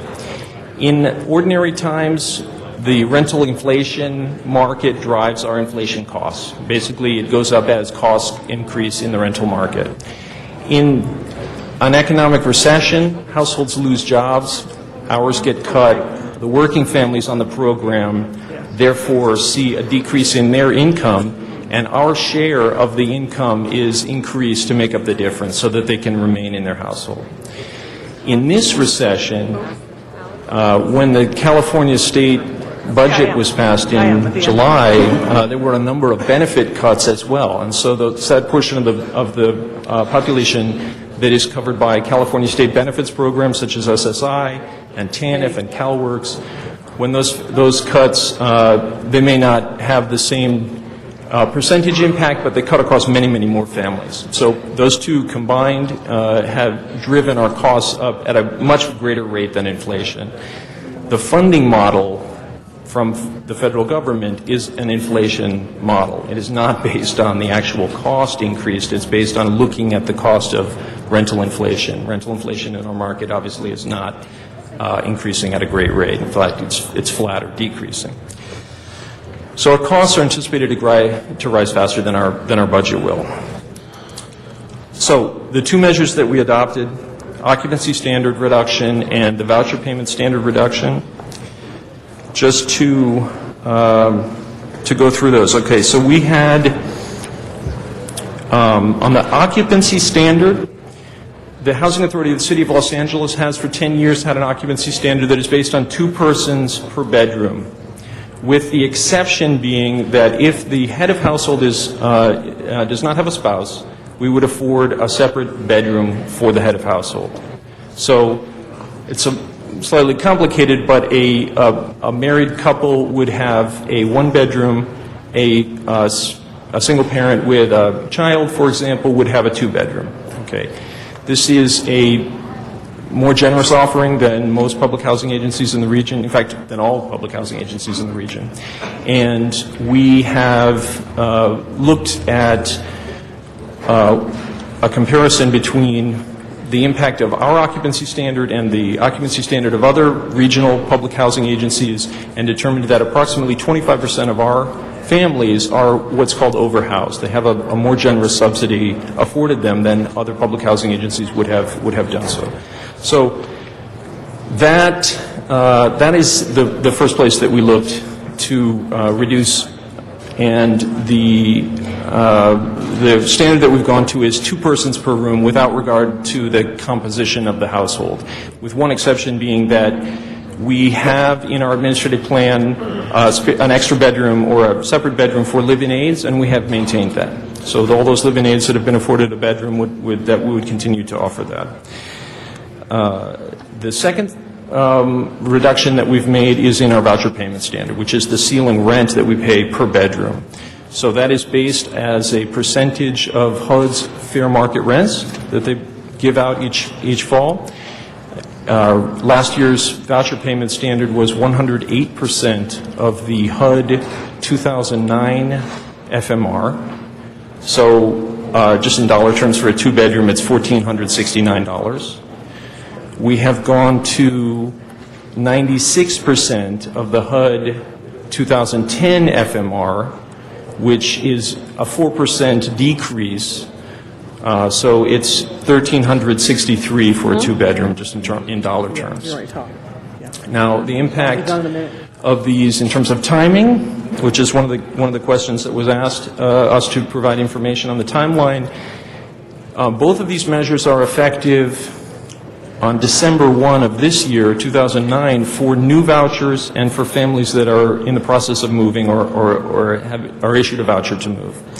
For families that are continuing on the program, both of these measures go into effect at their next annual reexamination, beginning in February of 2010 and phased in over the course of February of 2010 to January of 2011, based on the annual reexam date. So roughly 1/12 of the population impacted per month. The subsidy standard or occupancy standard change impacts obviously those families that have a voucher that is now too large under the new subsidy standard change or voucher payment standard. And if I could help you sort of focus in on what I think people need to hear today, because we are going to ask you to report back on this, these changes. Have impacted families been notified of this modification? And if they have been, how long do they have to find a smaller housing unit? And what's the average reduction in a subsidy per family? If you could just synopsize that. Okay. So all families have been notified. We sent out a very detailed 3-page letter that went to every family on the program and covered in very plain language the change and the impact. And how long do they have to find a smaller housing unit?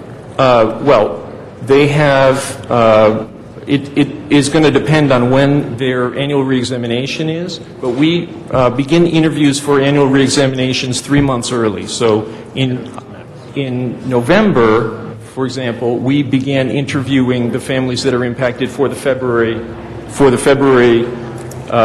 subsidy standard change. So Okay, what's the average? So about 3 months, Council. they get an about 90 opportunity then days. to ask for a voucher. Okay, and then what's the average reduction in a subsidy per family? Just an average. Well, I'll answer that. Based on about of the 45,000 families, about 11,000 will be affected. The balance will not be affected. Of those 11,000 affected, the change may be a couple $100 or more. Okay, great. And then was my understanding that HACLA was subsidizing 3-bedroom unit rentals with reserve funds. If that's true, can you tell us how much was committed from the reserve account? The reserve account, I believe, Mr. Lynn, it was on the order of about $20 to $25 million. Now, how many families will be affected by this modification if you just have a general... In 2010, 11,000 families will be affected. Okay, great. Now, is HACLA actively engaged in assisting families with relocation? Yes, we have set aside staffing that will actually work with the landlord community. We've been very active in meeting with the landlord community because we believe that because of a very soft rental market, many of the families may not have to move. So what we are engaging in is helping to negotiate between the landlord and the tenant to actually keep the tenant in the same unit. And do you have any numbers yet on how many homeless families you've recently housed and whether they will be impacted by this? The homeless families typically are not impacted in the sense that if they are large enough, simply the number of people in the family yields the size bedroom unit, and they're typically at zero income, so they have less of an impact because they've lost a job, for example. Now, I know we worked together on the Housing Prevention Rapid Reentry Program. Why was this major modification not mentioned at that time? Peter? Hold my time. The homelessness prevention and rapid rehousing RFP was developed by LAHD and LAHSA in sort of in a parallel time frame to when we were looking at the budget for 2009. In 2009, we had applied for and received what's called set-aside funding from HUD, which Congress appropriated an additional $100 million to cover public housing agencies with increased expenses, like HACLA. We were awarded 22 of the $89 million that were awarded in the first round, so we got 25% of that. At that time, And that's 25% of the national total. Because of our lease-up efforts and our high performer status in Section 8, these competitive Section 8 funds, we receive 25% of the national total. Okay, great. Well, you know, I believe that we could have used those HPRP funds to help family with moving costs. And now, you know, and I'll just say this for the record, I've been pursuing an amendment to the cooperation agreement the city has with HACLA in order for the council to have a formal oversight role. And I believe this discussion just as a strong example of why the council needs to be more actively involved in HACLA. So I'd like to ask HACLA to report back to the council in 120 days of the status of families impacted by this modification. I'd be happy to. Okay, great. Thank you very much, Mr. President. Thank you very much. Ms. Hahn is our next speaker. Thank you. A lot of my questions, I believe, have been answered. Certainly, one of the things I was wondering in my mind was, are we actively working with the landlords to, as you said, it might be better for them just to renegotiate, keep the families there, as opposed to making them find a smaller housing. And it should be, I would hope the burden is on us to really work with that. Again, these families are going through really rough times. Not sure that would be something, you know, we could add to their plate to negotiate with their landlords. Right. Councilwoman, we have been very positively impressed with the reaction of the landlord community. Given such a soft real estate market, we provide a very compelling business case for them. even if that person who has a voucher loses their job, the voucher will pay the rent. As a result, many landlords would prefer to keep the families in their unit, and worst case, if they have to, they want to move them from a 3-bedroom unit in their development to a 2-bedroom unit in their development. If there is one. I think If there is one, right. And I think that's, and I appreciate Councilmember Perry getting the kind of a report back, because I think what we're kind of hearing this for the first time in a comprehensive way. But now there's 11,000 families you're talking about. Are they all going to have a happy ending or a good landing? Maybe not. And what about the situation where the voucher's been reduced? There's no negotiation with the landlord, and yet there is no other small 2-bedroom that is available. So I worry about that. And then what are we going to do at that point? Do we have any kind of a backup plan? Certainly none of us are going to want to see some of these families become homeless. And it seems like it's a very fragile situation right now for some of these families. Indeed. 2010 will be difficult, but I think we have accomplished the ultimate goal of not having to cut any families. What is really scary, Councilwoman, is in 2011, we may see a dramatic cut in HUD budgets that will end up cutting families from the program, just terminating them. Right. But to answer your question, I think the landlord community is really stepping up. Right. I think that's true, because I think, this voucher system helps, many landlords as well. I mean, I think it's a good deal for many of them, and I think maybe now that more of them are going to be willing to participate, and maybe more of them will be willing to renegotiate. Any chance that we'll get any more funding in 2010 or 2011, and what's our battle plan to try to get more funding for this program? Right. The administration is talking in terms of trying to cover the cost of all the existing vouchers in the nation.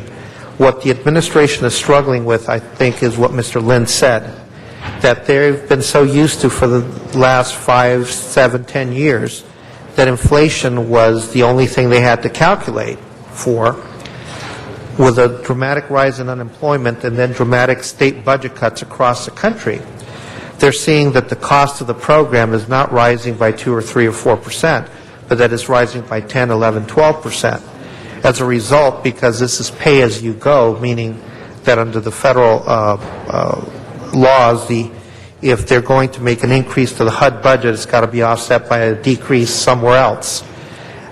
They're going to be very, very challenged to try and give us all the money we need. We certainly want to work with our congressional members, particularly those who have, a lot of this situation in their own congressional district. Let me just ask, of the 11,000, how many of those are in our public housing versus housing choices? There are none in public housing. This is strictly the Section 8 vouchers. Okay, so there's...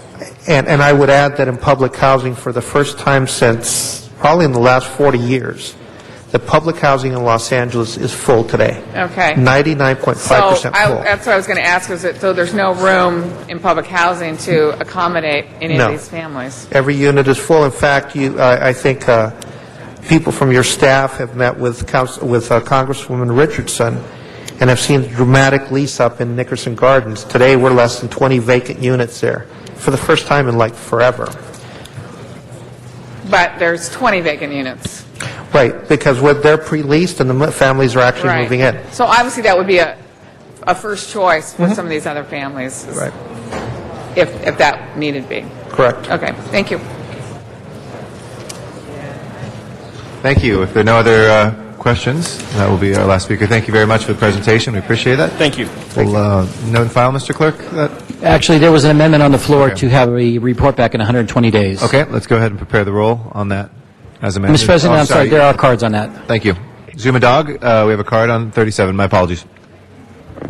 Yes, thank you. I'd like to take a minute on this very important topic. And so I'd like to say what I have heard here is that it's very unfortunate that HUD, of which the City Council has no control over, will be cutting substantially, not only this year, but 2011. And again, 3.5 years ago I came in here. My first public comment was prepare for the wave of homelessness that will be crashing down on this city like a tsunami. And now I'm very much in despair. We're going to have a lot of people that are going to be kicked out of their homes, and so all I can say is you can't deal with HUD. The money's not going to be there, and HACLA, you don't have authority over that. Please make sure all federal money that you're getting goes to emergency shelters for the people that are going to need it. First of all, you don't let people park in their RVs. You need to immediately say parking in the city, have zones, and absolutely allow that. Secondly, I know that whenever you get money for emergency shelter, I know that there was Prop 1C, state voter approved money for emergency shelter for women, children, veterans, and disabled. What happened to that money? Related company, in a deal with the Arab Emirate of Dubai, Eli Broad Grand Avenue project, petitioned for that money and through a loophole acquired that money for a cement commercialized park that isn't being built on a project that's going nowhere. So that's the number one type of thing. You need to gather your resources and go to the feds and all money directly to the housing, directly to where people can be homed, not to Eli Broad, not to related companies, not to the Grand Avenue Dubai Arab Emirates for a commercial park that's tied into Disney that's going to run films. It goes directly for housing for the people of the homelessness that you created. You created this problem. Fix it. Thank you, Mr. Dog. With that, we will close the public comment. And if we can open the roll, close the roll, and tabulate the vote. 13 ayes. That is approved. We've asked for item 36 out of order, and then we'll come back to number 10. Let's take the cards first on this. Mr. Walsh and Mr. Dowd, would like to come forward on item number 36.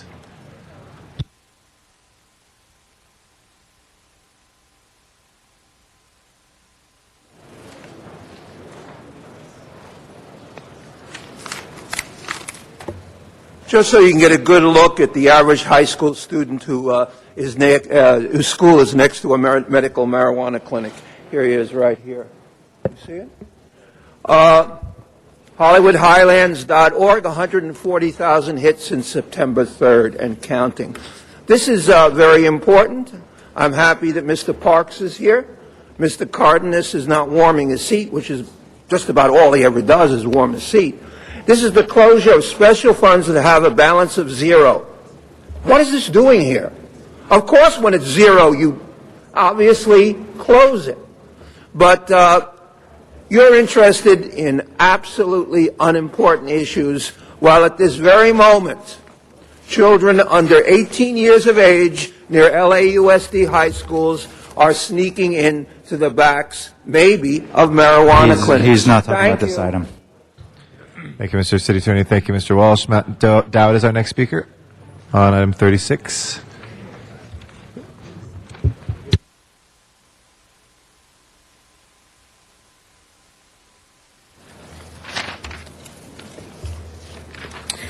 Thank you. Yes, sorry, just talking to Mayor's deputy over here. Item 36. Oh, yes. Been waiting for this one. It's a comedy special. The closure, let's close all the special funds that have a balance of zero or a constant de minimis account. They're always in the minus. Okay, so why don't we look at the general fund? That's the next one you're going to have to close, because that's permanently in the minus, because city income is $1 billion. And the pension liability is $660 million, which is 2/3. So, and the city is constantly $500 million in deficit now. So you might as well close the general fund while you're closing all these other ones. Mr. Parks called that special just before Mr. Parks. Mr. Reyes, did you want to make an introduction? Thank you, Council President. Just briefly, colleagues, last week we had a discussion on high-speed rail. And I just wanted to give my thanks to Mehdi Morshid. He is the the Executive Director with the California High-Speed Rail Authority. Just want to welcome him to our chambers. He's here to talk with us, and I want to thank him for taking the time, the support we're getting from his staff to include that second alternative in the IR process. So thank you very much. Let's give him a round of applause for being here with us. Thank you. We did one more card that was just added, Azuma Dog. If you want to come forward on this item 36, and then we'll recognize Mr. Parks from the council. Yes, item 36, I'd like to say I'm asking for a continuance of this motion because due to the Wall Street economy, the pension fund will be going to zero, and we need to keep that open. Because I sat here and heard the budget people say that the game plan for the pension fund is in up Wall Street. Sorry, Mr. Dog. Actually, this pension fund isn't one of these special funds. So It's that's not a special fund? It may be, but it's not the special fund. Oh, it may be. No, it's not. It's not considered a special fund. It's the pension fund. So we have the special funds before us that have a balance of Okay, zero. well then I'd like to say that, you need to put this on hold now because you have a lot of different funds, and I guess we have to find out which this is a part of that are going to be going down. Okay, the city, a lot of less revenue, less property taxes. There's not going to be this $80 million of parking revenues that they're expecting. The city's going to be taking in much less than they expected, and you're going to see a lot of these special funds go to zero. So put this on hold. Mr. Parks. Thank you, Mr. President. Let me ask the staff, the city attorney, the controller, and also city clerk. Colleagues, what we're attempting to do here is basically create a system much as the city clerk created on old files for motions that are within file for over 2 years. We know that in one of our budget hearings a while back that we were told that there's something in the neighborhood of about 1,000 special funds that were created over time. It requires the controller to audit them on an annual basis. It requires the city clerk to process them. And many of them may have $0, may have a very small amount of money, but also may not have activity for several years. And what we're trying to do is create a system to where on these audits that they can be recommended for closure. And once the council makes that decision, then the city attorney can create an ordinance that then actually closes the account. And let me ask, from the controller's standpoint, can you give us an idea of the amount of accounts? Also tell us as it relates to the amount of work that is required to maintain those accounts, and some idea as to how many of them are active or inactive. I'm Bill Lamb from the controller. Currently, we have 922 funds that are active. 99 are with a zero balance. 745 have a balance.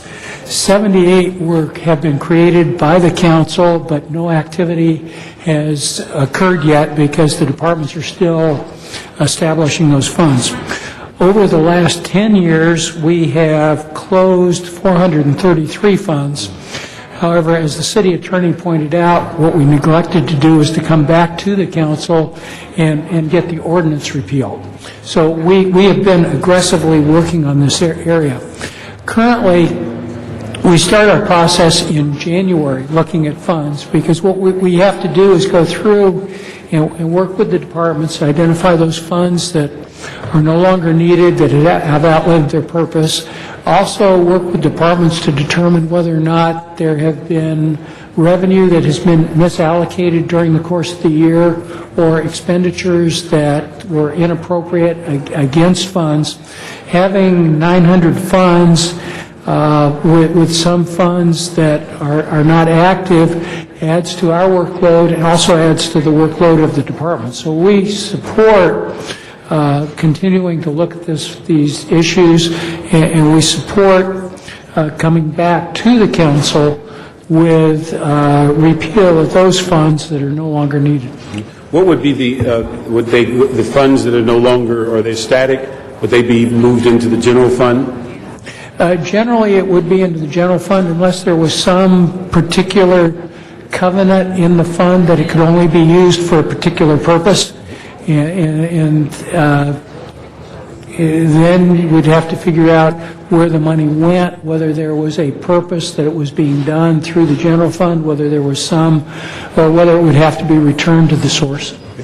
So when you mentioned the figure 900 plus, is that all of the funds, or are there other departments that have funds that they're administered differently, or would this be all of the special funds? Those are all funds, including the proprietary departments. Including what now? The proprietary departments. Okay, let me ask the city clerk what your role is, and in addressing this issue, and whether, what process did you recommend as we move forward to try to reduce that number?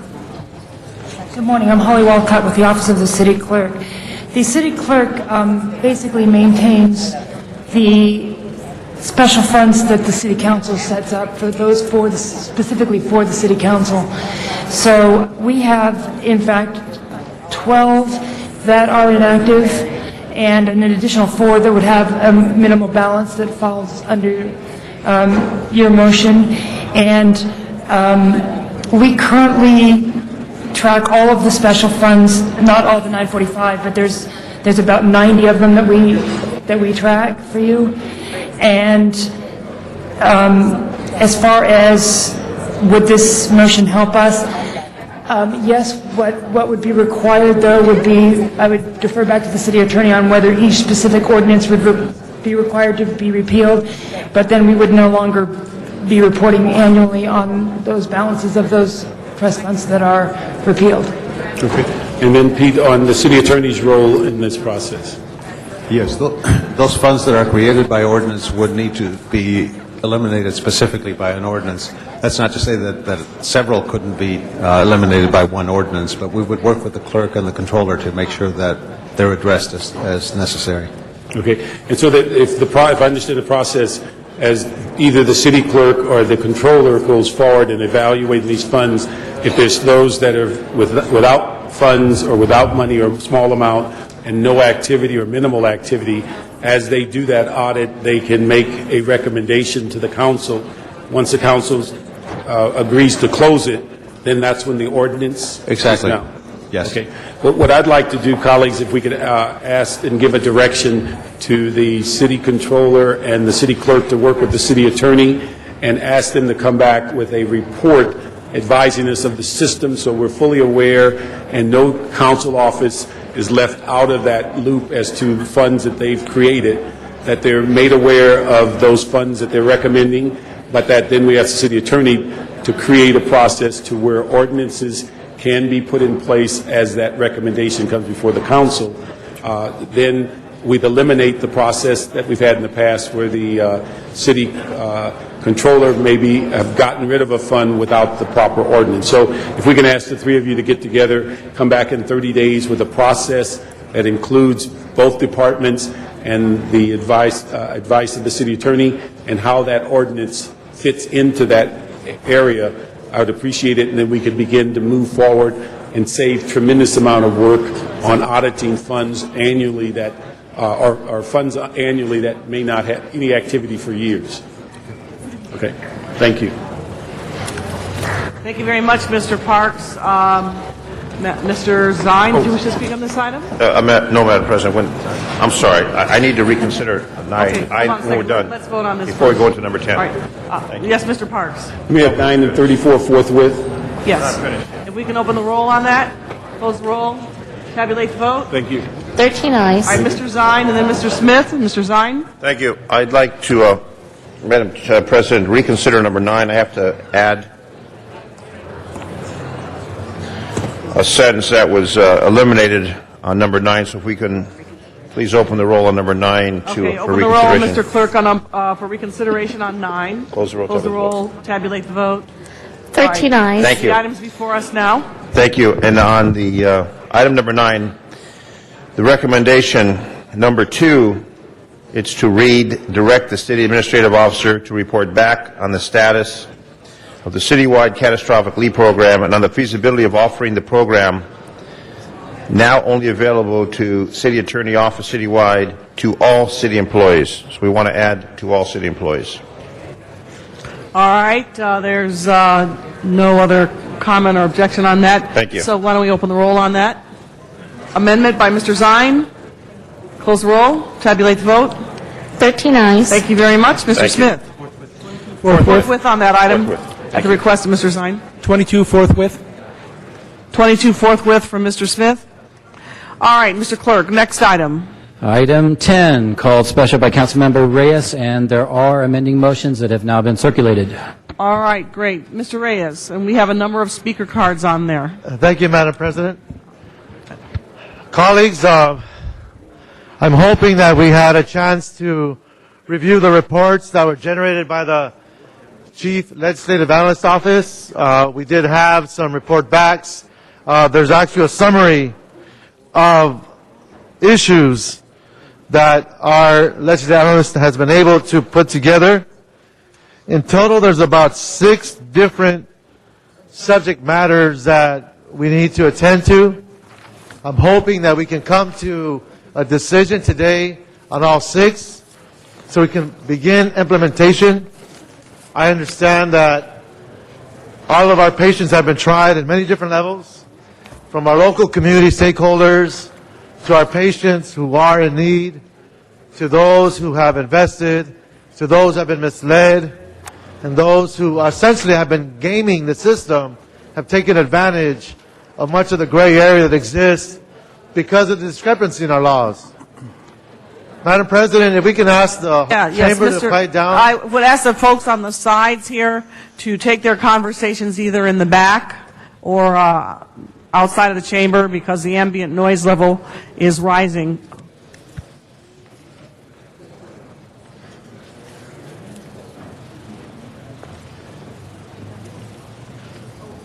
Thank you, Madam President. Mr. Reyes. It's better to speak than to scream.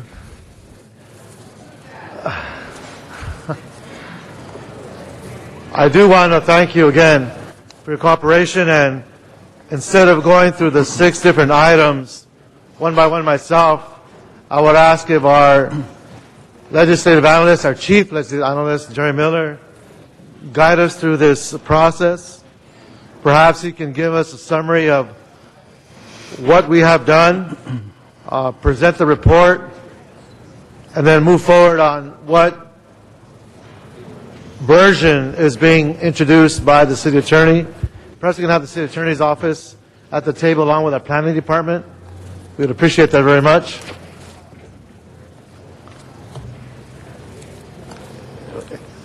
A city attorney would be nice. Building and safety, are you here? The planning department. We can get them to come to the table, please.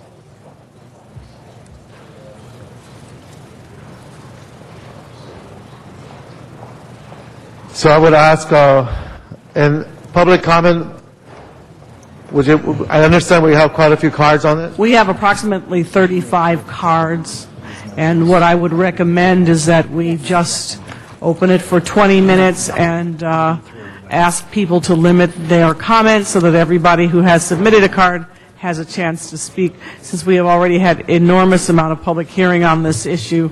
So whenever you think it is appropriate, perhaps after presentation by staff, then we can have the public comment period.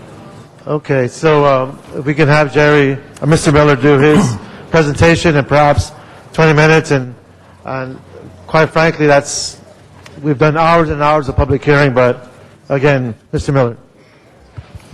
Good morning.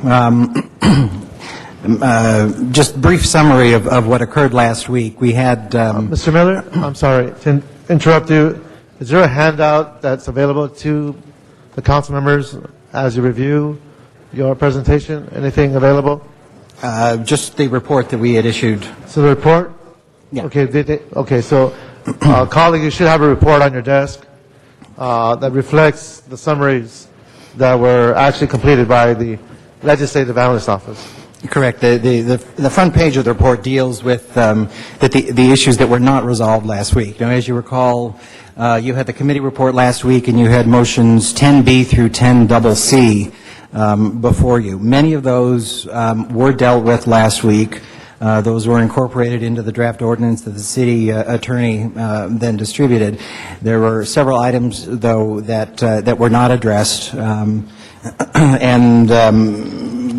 we were instructed to resolve those, and those are on the first page of the report. Now, today you also have items 10DD through 10II.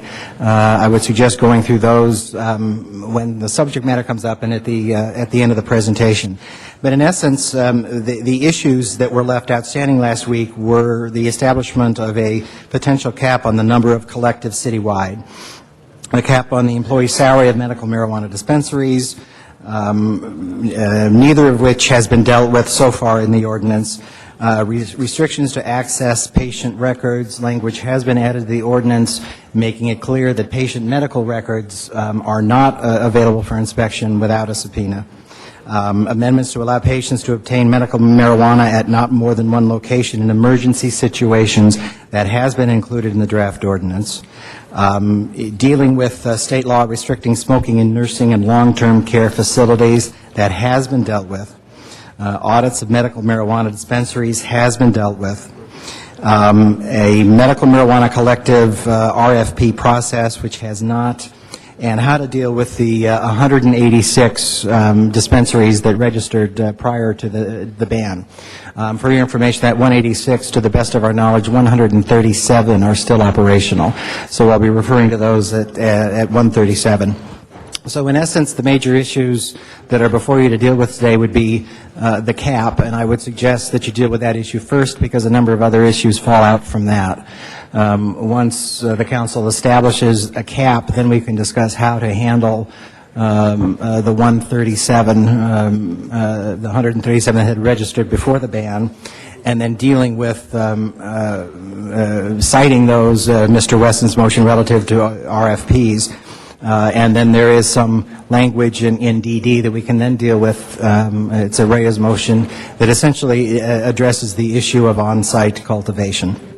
Now, our report discussed the issue of a cap, and we looked at a variety of scenarios and tried to come up with a rationale or a methodology that makes sense. So in essence, our report recommends a cap of 165 citywide, and those would be further broken down into planning areas by, community planning areas by population. There are 35 community planning areas. The attachment to our report has the breakdown of the 165 by community planning area.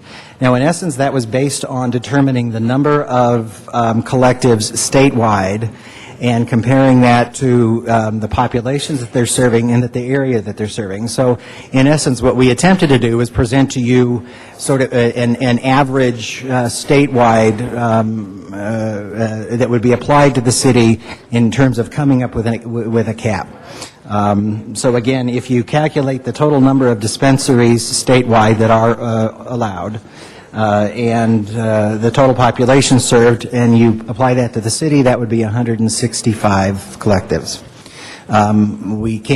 There is a second rationale. If you determine the number of collectives statewide, and you divide that by the area served, and then apply that to the area of the city, that would result in a cap of 94.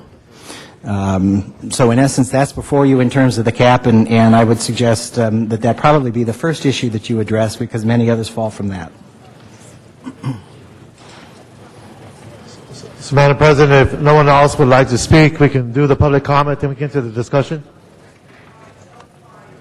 Again, we will allow 20 minutes tops for all these cards. We're up to about 40 now, so I'm going to call 5 people at a time, and you can line up at the mic, and I would urge you to try and limit your comments to maybe no more than 30 seconds each, so that everyone who's filled out a card here today has a chance to speak. It's 12 noon now, and we will stop at 12:20. So, first 5 cards: Patrick Wiseman, Gary Hiller, Leonard Schaefer,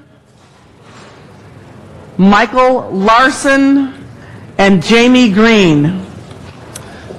Madam Perry, council members, I was there the other day when you guys spoke about capping. Mr. Wizard, mentioned the number 70. I thought he made a mistake instead of 700. When he gave the examples of $100 per ounce, that's when I thought maybe he doesn't know what's going on with his business, The prices are $400 to $600 an ounce out there. Capping the dispensaries will be the biggest mistake that city council is doing. You're trying to fix something, okay, and you're going to put yourself deeper in the hole. This is a $2.5 billion business in the city of LA. Capping it to 70, 100, or 200 will make each dispensary do approximately $80,000 to $120,000 a day. that will be chaos on the street. So my point, okay, is that let capitalism, okay, take its course. It will cap itself, I promise you. Again, I urge each person to speak no more than 30 seconds. We've got almost 40 cards now. Gary Hiller, Leonard Schaefer, Michael Larson, and then Jamie Green. Jamie, are you here? Jamie Green, are you here? Okay. Go ahead. Gary Hiller. I'm a Los Angeles resident and attorney with a healthcare law firm specializing in healthcare regulatory compliance. Last week, we submitted comments to each of you recommending refinements to certain provisions in the ordinance to enhance its clarity which we in turn believe will facilitate greater compliance. We all agree that the last thing that we need at this point, after all the effort and time that's been put into this, is a regulation that adds a new layer of confusion to an already murky, confusing, and dynamic area of law. We share a common goal of compliance, and we hope that the final language does not make compliance impossible. Thank you. Thank you very much. Leonard Schaefer. Following Leonard Schaefer will be Michael Larson. Following Michael Larson will be Jamie Green. I think this particular version that's before you is the best that's been crafted in over 2 years. I think the language that you have regarding compensation is sufficiently well crafted to provide for adjustments with regards to the activities of persons based upon future decisions of the courts and the legislature. What I'm asking is you act today, not next week or next year, but today. We need something in place now. Thank you. Thank you very much. Michael Larson and then Jamie Green. Good morning, council members. I'm Michael Larson from the Eagle Rock Neighborhood Council. We strongly encourage the council to adopt Mr. Weezar's amendment to limit the total collectives in LA to no more than 70 for the time being. As it is, the city is too understaffed and lacks the basic resources to handle the number of non-dispensary related complaints and nuisance abatement files currently in the system. Any more than 70 would effectively make it impossible for this city to monitor and enforce any element of the ordinance. We urge you to consult your own departments for recommendations on how many collectives can be realistically expected to be regulated, and instead of the legalization lobbies. We will go out to Van Nuys for a moment for Deborah Stevens. Is Deborah Stevens there? Yes, I'm here. Good afternoon, City Council members. My name is Deborah Stevens. Please do not extend agricultural use permits to commercially zoned properties which would negatively impact the currently agriculturally zoned properties. Do not give priority to existing dispensaries, many but not all of which have not been complying with state law. Please do not hesitate to take more time if you need to and talk to those who actually know how this system operates. Please show the leadership given to each and every one of you by the voters and vote responsibly on this issue. Our city's health and safety depends on it. Thank you. Thank you very much, ma'am. All right, back to Council Chambers, Jamie Green. Following Jamie Green will be Zuma Dog. Following Mr. Dog will be John Walsh. And then Tariq Tabash. Are you here? All right, Mr. Green, why don't you go ahead? I'm Jamie Green, dying of prostate cancer and a medical marijuana user. Here it is noon. We've been here since 8. Again, I question the very name of the act, 420 Compassionate Care. You're missing it. You're asking us to sit here through this dribble and wait. We are not capable of waiting much longer. Mr. Dog. Following Mr. Dog will be John Walsh. And I will need more than 30 seconds, so please let me continue just because you're asking me to. Now, let's just deal with the issue we have at hand. You have allowed 1,000 dispensaries to open up. Doctors have overwritten prescriptions, creating too much of a demand. That's just the way it is. Now you have 1,000 of them. To cut it back to 70 is ridiculous. I can't even believe that a responsible legislative body would even consider that. You're going to have an over-demand of that. Those left over. You can't cultivate that much in one collective. I can go on and on, but it's the stupidest thing I ever heard. If you think you're going to cut it back to 70. Thank you very much. John Walsh. Mr. Walsh. HollywoodHighlands.org. This is your son, Los Angeles, on dope. Dope. It is evil. It will kill you. I voted for this. But I didn't vote for hundreds of thousands of heads to get phony prescriptions and flood the city. Look, they even have cannabis incense, so your little children can smell it and smoke it and get high. That's what's going on in this city, and it's run by the Thank you very much, Mexican Mr. cartel. Walsh. The next 5 speakers, Tariq Tabash, Tom Kikuchi, Stephanie Landa, Sarah Armstrong, and Patrick Duff. I'm glad I get to follow him. 186 collectives registered with the city in 2007. Some of us were forced to move. We followed the law. A member of Councilman Huizar's office asked me, well, how do you quantify goodwill? And my response is talk to my police department, my councilmen, and my local neighborhood, because we're looking for the same protections that the 186 that are still operating in their original locations are allotted in this new ordinance. So please consider the stores that had to relocate. Thank you. Tom Kikuchi.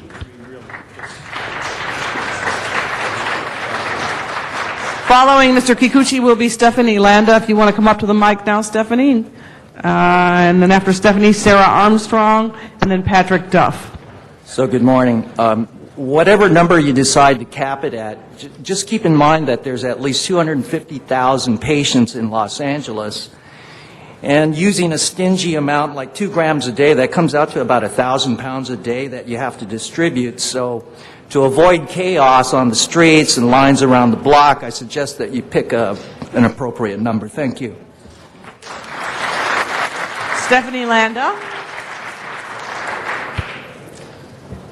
Hello. I'd like to speak to growing on site.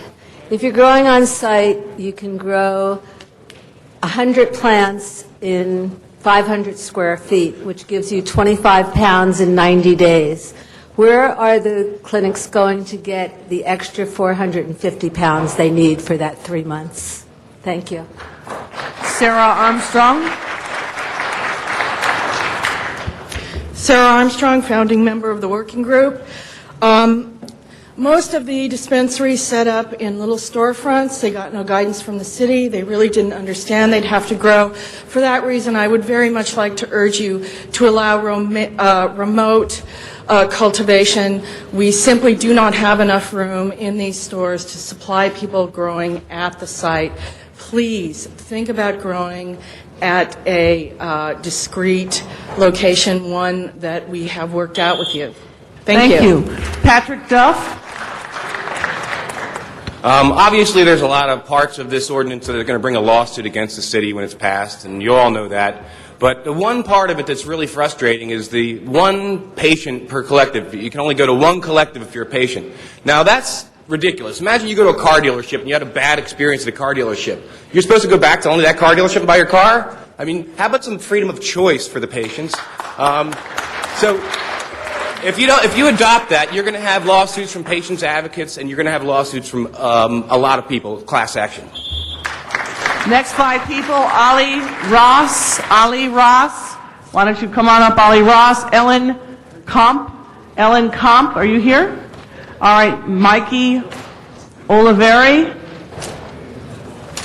And Aaron Fair. Aaron Fair. And Oliver Summers. All right, Mr. Ross. I yield my time. Blessing. Mr. Ross, we don't yield time, so that's fine. If you don't want to speak, I'll put your card as part of the official record. Next speaker will be... Do you want to speak? Yes. Okay, go ahead. With the speakers, a lot of people say here today, I have my blessing. Reverend Patrick Duff and others, I affirm what they say. And wisdom to all you legislators. God bless. Thank you. Ellen Comp. Hi, I'm Ellen Comp. I've volunteered with LA and California Normal since 1991. We have seen that cities and counties throughout the state that have clamped down on collectives have seen a proliferation of medical marijuana delivery services instead. These entities are much harder to tax and regulate and are generally not preferred by patients. We should keep things above board. Nothing in state law authorizes limitations like 1 patient per collective or 100 plants. That's enough maybe to serve a few dozen patients, and at an estimated 100,000 patients in the LA area, we would need thousands of them. Thank you. Mickey Oliveri.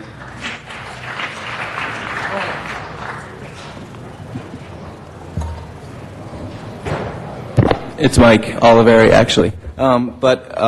Pretty much, you guys have no idea how much it costs to buy this weed. It's very, very expensive. I smoke about a quarter pound a month, and if you have any idea how much that costs, it's a lot of money. And I get a Social Security check of about $600 a month. So you put a cap on something to 70, price is going to go up.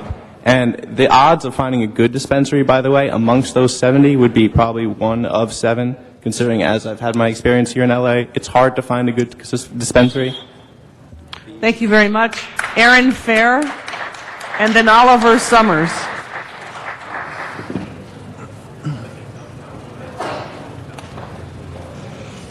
Thank you, members of the City Council. First, a lot of people have been talking about limits, which I think we all agree that 70 is going to definitely decrease competition, it's going to increase prices, decrease access for patients, and it's going to make things much more difficult for people who are really in need of serious medical care. I would also like you guys to seriously consider the zoning ordinance, the zoning aspect of the ordinance that you're considering. Having it about a residential or mixed-use residential area is going to eliminate a lot more dispensaries than I think you guys know, especially in areas where they really are providing a benefit to the community. Thank you very much. Thank you. Oliver Summers. Hello again, folks. Here we are again. Let's try and get something done today, right? Anyway, I would like to just quickly address the 186. We are the ones that did follow every single rule. We were promised that there were going to be no more clubs opening up after we open, and you guys are now telling us that we're going to be all on the even playing ground, I guess on appearance of fairness, but let's be fair here. We were the ones who followed the rules. We were the ones who did everything properly, and really we believe that we deserve to have the 180 days to get into ordinance. Thank you so much. Thank you. Next 5 speakers will be Loring Green, Frank Sheftel, Andrew Radel, Richard Kearns, Dan Lutz. Is Loring Green here? Loring Green? Alcohol and tobacco are far more dangerous, and you can buy them on any street corner. There's no reason why we shouldn't treat collectives differently than we do pharmacies. Simple, common sense regulations are all we need. We don't need convoluted rules, regulations, and red tape for a plant that does the body, mind, and spirit more good than harm. Thank you. Frank Sheftel. Thank you. I do want to remind you that, again, there are 186 that filed with the city. These are very important because they did by the rules. You set up a system, we followed that system. You didn't enforce it after that. The moratorium was in effect, and 800 more opened up during the middle of a moratorium. Don't punish the ones that opened up and filed their paperwork and did it the right way by lumping us in with ones that didn't follow the rules. And some of us had to move. That's what the hardship exemption was for, was the ones that filed that had to move because of DEA letters. Please respect that. Thank you very much. Andrew Radel.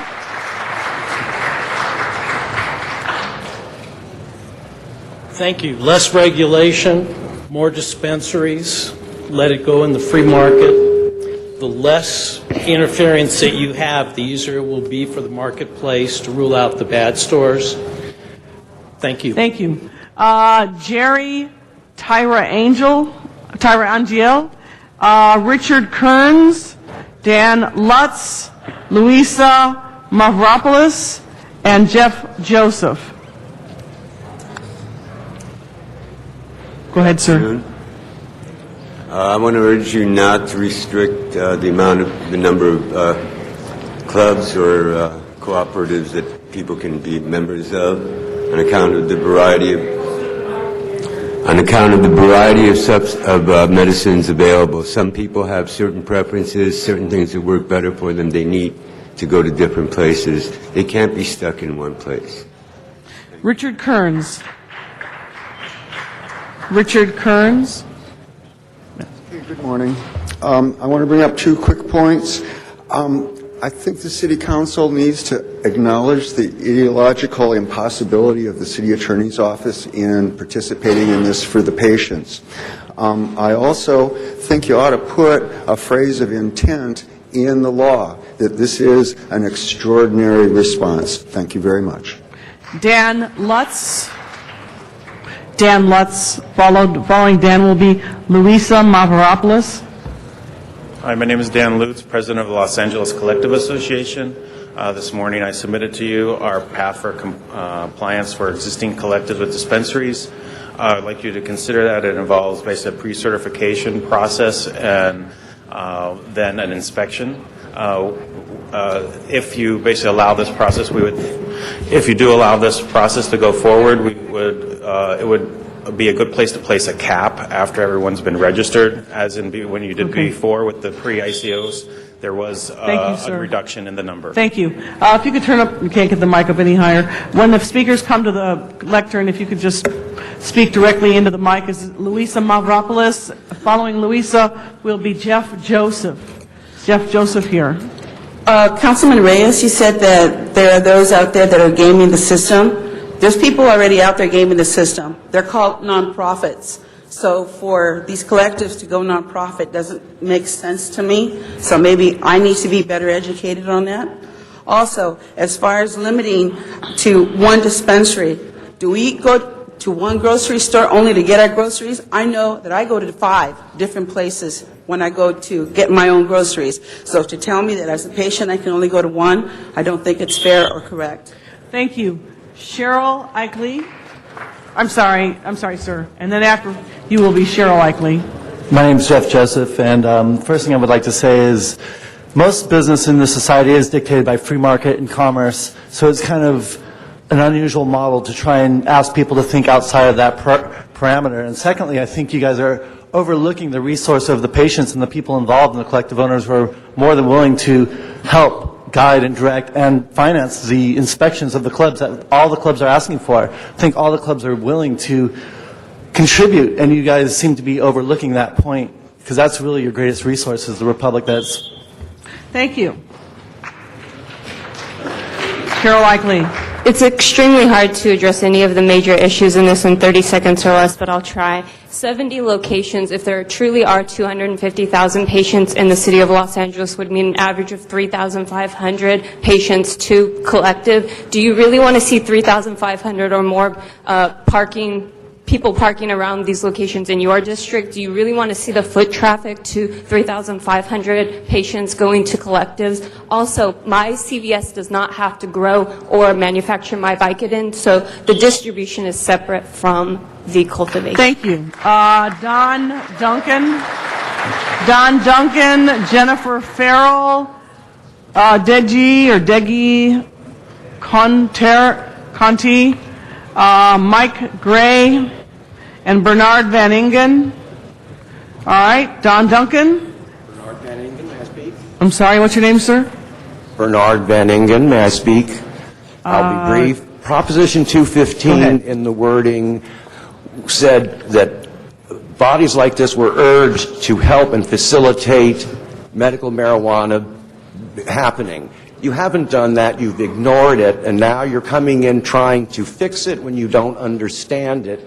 Too late. You dropped the ball, the people picked it up, there isn't peripheral crime, nobody's talking about how it's a gateway drug anymore, because it isn't.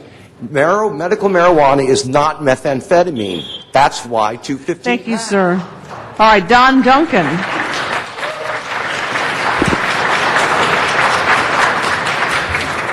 Good morning, council members. Don Duncan, California Director for Americans for Safe Access. I want to encourage the council one last time to stick to your guns on the issue of reimbursements in the collective. That was the right decision to make, and it's a very important aspect of our program for safe access in Los Angeles. I also want to encourage you to reject proposals to limit cultivation simply to the site of the collective. That is a hypothetical solution that simply won't work, and that's going to choke off the supply of medicine. I hope you'll also have a look at the emails and the information I provided you in the last 2 weeks in considering this very important topic. Thank you. Jennifer Farrell. Good afternoon, council members. Jennifer Farrell with the Greater Los Angeles Collectives Alliance. In the past several weeks, I've been sending you emails trying to urge you to reconsider your position on the 186. Please respect those that came before you and follow the rules that you set forth. Please do not limit us to only 70 collectives, as you've heard before. It is going to cause a mass proliferation within just the few collectives that you leave behind. We agree with the CLA's version. 165 would be nice, 187 would be better. Thank you very much. Thank you. DG Conteri. DJ Kuti, Central Hollywood. First of all, cultivating and producing edibles and making hashish, that has to take place off-site from the rest of the dispensary. 2, capping dispensaries at anything less than 250 is going to be disastrous for the city. In our current economic times, we should be looking for compliance, not closures. Also, we must, absolutely must, allow patients to have access to all of the permitted dispensaries in the city. Do not limit the patients. Thank you. Mike Gray. Thank you. Mike Gray, Chairman of Common Sense for Drug Policy. And I think the thing that has astounded all of us, and I've been following this since I started doing research for my book in 1992, the overwhelming number of medical marijuana patients that have appeared on the scene. I think this quite took us all by surprise. A figure of 200,000 possible patients in Los Angeles County was mentioned earlier, and apparently that's in the ballpark. I think. Thank you very much, sir. Next 5 speakers: Barbara Monahan Burke, Mark Meshikow, Matthew Dowd, Dan Halbert. If you could all come up to the lectern, please. We are almost done, and trying to give everybody the chance to speak. Barbara Monahan Burke. Yes, a board member of Studio City Neighborhood Council. Our CIS is on file supporting California law. Medical marijuana shall not be for sale, shall not be taxed, and shall have only on-site cultivation by each collective. We also support Council Member Weezar's suggestion of a minimum of 70 to 137 collectives to begin with, and see where that puts us as a beginning. Thank you. Mr. Meshikow. I'm a residential property owner in South LA, and I've been there for 20 years, and I'm there on a daily basis. I do all the repairs to my properties. I see the community, I see the children, I see the neighborhood, and I live in a more affluent side of town. I've got no problem with these dispensaries on my side of town. However, down in South LA, the pot's going to become more available. It's going to go to the kids, and that you don't want to do. The detriments definitely outweigh the benefits. Those who really need it, my heart goes out to the gentleman over here, and those other chronically ill. However, I think they'll have to find, they'll still get it somehow. And I think, again, the detriments will outweigh the benefits. Thank you. Matthew Dowd. Yes, thank you. So let's just do the math real quick. We've got 15 council districts. Even if there's only 10 co-ops in each district, you're already at 150. So why cap it at all? We've got elected representatives. Why doesn't each council person say how many they want in their district? That way, you know, Richard Alarcon can have 5 and Bill Rosendahl can have 100, and there's 105 already. So we're going to hit 250. How about let the people who elected you... Thank you very much. Dan Halbert is our next speaker, followed by John Walsh. Hi, my name is Dan Halbert. I'm in West LA, and I'm a member of LACA. We're the ones that did cancel the moratorium. When there was 187 stores, the prices were high. Since the post-ICOs have come aboard, we've dropped prices in half. Please do not rush through an ordinance that's not going to work. San Diego has a great model. If you went down and visited their task force, they involve the citizens, they come out and talk to the dispensary owners and get real solutions to real problems. Mr. Walsh.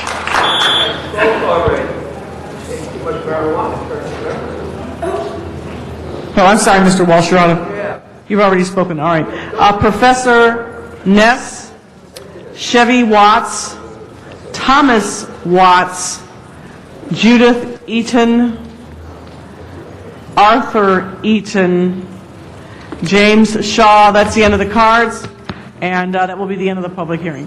I have 5 bullet points, so hopefully I can get enough time. Thank you, ladies and gentlemen of the council, for your time, your hard work. It's very appreciated here. I want you to consider all of your fellow Angelenos. Whenever you make your votes and your decisions, please think of the medicinal cannabis patients out here. Think with your hearts and your head and not with your wallets. Please, please, please think about that.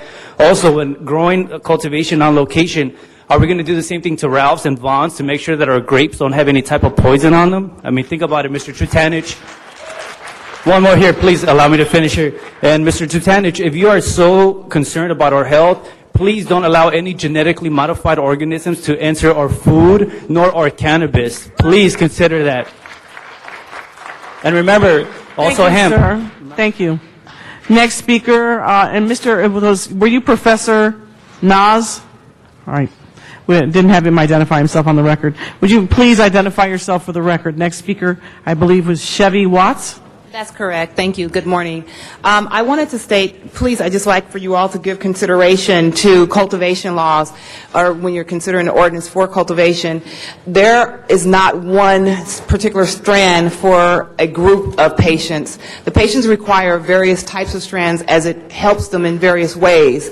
Also consider that is when you're going to CVS or such places, you can purchase or acquire Vicodin or something, different milligrams for different persons because of the level of tolerance per person. So please give that to consideration when you're doing the cultivation number of plants. Thomas Watts.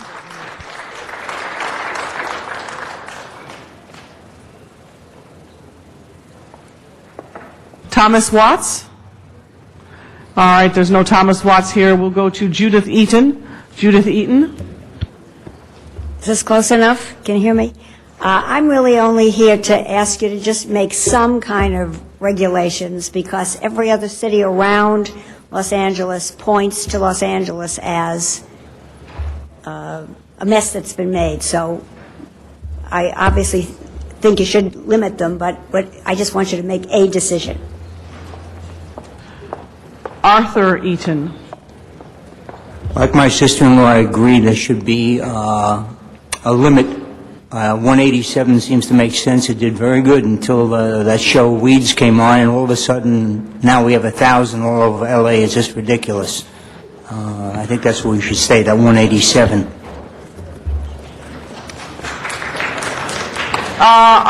Okay, that was Arthur Eaton. That was me. Okay, great. James Shaw. Hello, my name is James Shaw. I'm with the Union of Medical Marijuana Patients and Ag Site Secure. Notwithstanding my concerns previously expressed to Council, I was especially heartened to hear you mention at the last meeting the need to track cultivation and consumption to deter overproduction and diversion. I submitted for the record today an outline of a tracking system our organization has been using since its inception. We now call Ag Site Secure. This product tracks all production and consumption of medical cannabis while preserving patient privacy and the ability to... Thank you very much, sir. Final two speakers. Was that Mr. Shaw? All right, James Shaw and I believe it's William Roos-Bosian. All right, is James Shaw here? All right, no. He spoke, right? You already spoke. So is this William Roos-Bosian? Okay, Mr. Roos-Bosian, you are our final card, and then we will close the public hearing. I'm William Roos-Bosian, and I'm a patient, and I'm in need of as many dispensaries as are available. It's hard for me to get here, hard for me to get there, and it sure helps me a lot because when I go to a dispensary, I don't only get what I can get on the corner near my house, but I get something that touches my spirit, and it helps me more than the marijuana. You know, but it really helps me more than I can explain in this short amount of time. Thank you for your attention, and I hope you do the right thing. Thank you very much, sir. That closes the public portion of our hearing today. Mr. Reyes, we'll go back to staff, I believe. Some direction from staff and report. Mr. Reyes. Thank you, Madam President. Colleagues, on December 2nd, we received a report from the Legislative Analyst Office, and in it includes information and data that begins to address the issue of the cap. So I would like the Planning Department representatives to give us a summary of what their findings included, so that way we have the ability to understand that discussion within the context of the City of LA, given the size of this city, the number of square miles that we have, and the distribution and what it means. and I believe the structure they used were the community plan areas. So, Mr. Bell, if you'd like to just give the summary, and that could start the discussion on the cap and create a context for us. Good afternoon, members of the council. Alan Bell, Planning Department. We did do a geographic analysis of the draft city attorney's ordinance. As part of this analysis, we tested the impact of the city attorney's standards requiring that medical marijuana collectives be separated by either 500 feet or 1,000 feet from a list of sensitive land uses. The sensitive land uses that we studied as part of this analysis were schools, public parks and playgrounds, public libraries, religious institutions, licensed child care facilities, youth centers, and hospitals. We tested this by each of the 35 community planning areas within the city of Los Angeles, and we assumed for part of this study that these facilities would locate in either commercial or industrial zones because the ordinance specifically prohibits their location near residential zones. Our findings are as follows. We found that on a citywide basis, with the 500-foot location standard, that approximately 70% of all commercial and industrial acreage in the city will be available as locations for medical marijuana collectives. Let me repeat that. We found that 70%, an estimated 70% of all commercial and industrial acreage, if a 500-foot standard is adopted, would be available as sites for medical marijuana collectives. That translates into approximately 18,000 acres would be available on a citywide basis. We found that there are sites available within each of the 35 community planning areas where there would be potential sites. For the 1,000-foot standard, we had a different conclusion. We discovered that approximately 46% of all commercial and industrial acreage would be available as potential sites for medical marijuana collectives. Again, we found that each community plan area would have sufficient and adequate number of sites for the location of medical marijuana collectives. The 1,000-foot standard translates into approximately 12,000 acres distributed across the 35 planning areas across the city of Los Angeles.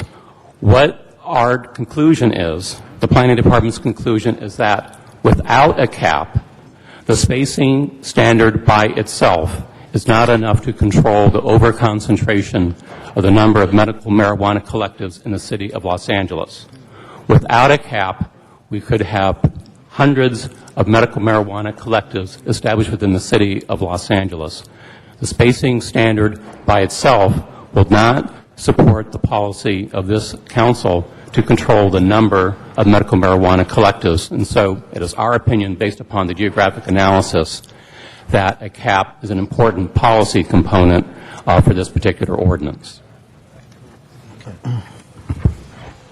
Okay. And again, given what planning found, that the space restrictions themselves wouldn't provide a sufficient cap, what my office did, in essence, is look at what other jurisdictions are doing, other cities are doing that do allow for collectives to operate, and looked at a variety of models and calculations, and before you today really are two. Now, you know, I'm stating the obvious, I know you know this, but the tension is between ensuring that there are sufficient collectives to serve the patient population that need them, but not getting such a large number that there are adverse effects on communities and that LAPD cannot properly monitor the activities. So that really is the sort of the conflicting tension here. And we did come up with two calculations. One is based on the average number of collectives per population served in the state, and that applied to the city, as I indicated, would establish a cap of 165. The other is the average number of collectives per area served in the state, and that would result in a cap of 94. So really, both of those options are before you, and as I indicated in the opening remarks, I think a lot of the discussion to follow is going to depend on what this body decides is the cap that it wishes to pursue. All right. Any other comments from the center table? Mr. Reyes, did you wish to speak again? No, I'm okay. All right, Mr. Zine. Thank you, Madam President. I'm going to show on the screen a recent, it's called a GROW, where the Los Angeles Police Department was informed of a marijuana growing inside a residential area in my district, and I visited the location. They've given me pictures. What you see is the inside of a residence. I hear the comments about the distribution center. There's many locations in the city of Los Angeles where they are growing this marijuana illegally, and as I give my comments, we will be able to see that. The concern is on the number of establishments, collectives. I think that we should hold true to those that followed the rule. And the rule was very simply, when we put in the moratorium, when I put in that first moratorium, there were 186 located in the city of Los Angeles. I think to be fair to everyone, we should support the 186 to give them a period of time to establish. Once they are established, we can then assess, is there too many, is there not enough, what's happening with the situation with what we've heard from the planning department. The places that have opened up, where we're approaching 1,000 locations, they opened up in violation of the moratorium, they opened up in violation of what this council wished with the hardship exemption, which was originally designed, the hardship for those locations that had opened up if they needed to relocate as per an ordinance. And I think that if we can come up with a sense of reasonableness to say 70, Mr. Weezer has, I understand that number, I don't think that is fair to the folks that opened up legally under the rules at that time that didn't have any rules, but at the point of 186, we came up with rules. Those folks that opened up under the 186, I think we should give them an opportunity to locate according to what the planning department has mandated, the percentage that we have as we described. They would then be able to operate. Everything else would be shut down, either voluntarily or involuntarily, in the city of Los Angeles. Now, that will be done with the assistance of the police department, the building safety, the DEA, the sheriff, the DA, the city attorney, you name it. The problem we have right now is there's nothing. People can open up right now in the city of Los Angeles because we have no ordinance, we have no moratorium, we have absolutely nothing in place. Once we put something in place with this ordinance, we can then control the 186. We can then go from that point and review it in a couple of months to decide, is this an appropriate number? Now, some of those places may already close, some of those places may be out of business, but at least we have a foundation to draw from. And that foundation is what I believe is honest to the people of Los Angeles, the people, and if it's 250,000 or 300,000, whatever, we should start with that number. And then come back to this council to decide if we need to reevaluate those numbers. But I think if we come up with something other than that, we do a disservice to those that follow the rules, the 186, and then we benefit those people who violated the rules. And I think that's wrong to benefit those who violated the rules that opened up illegally.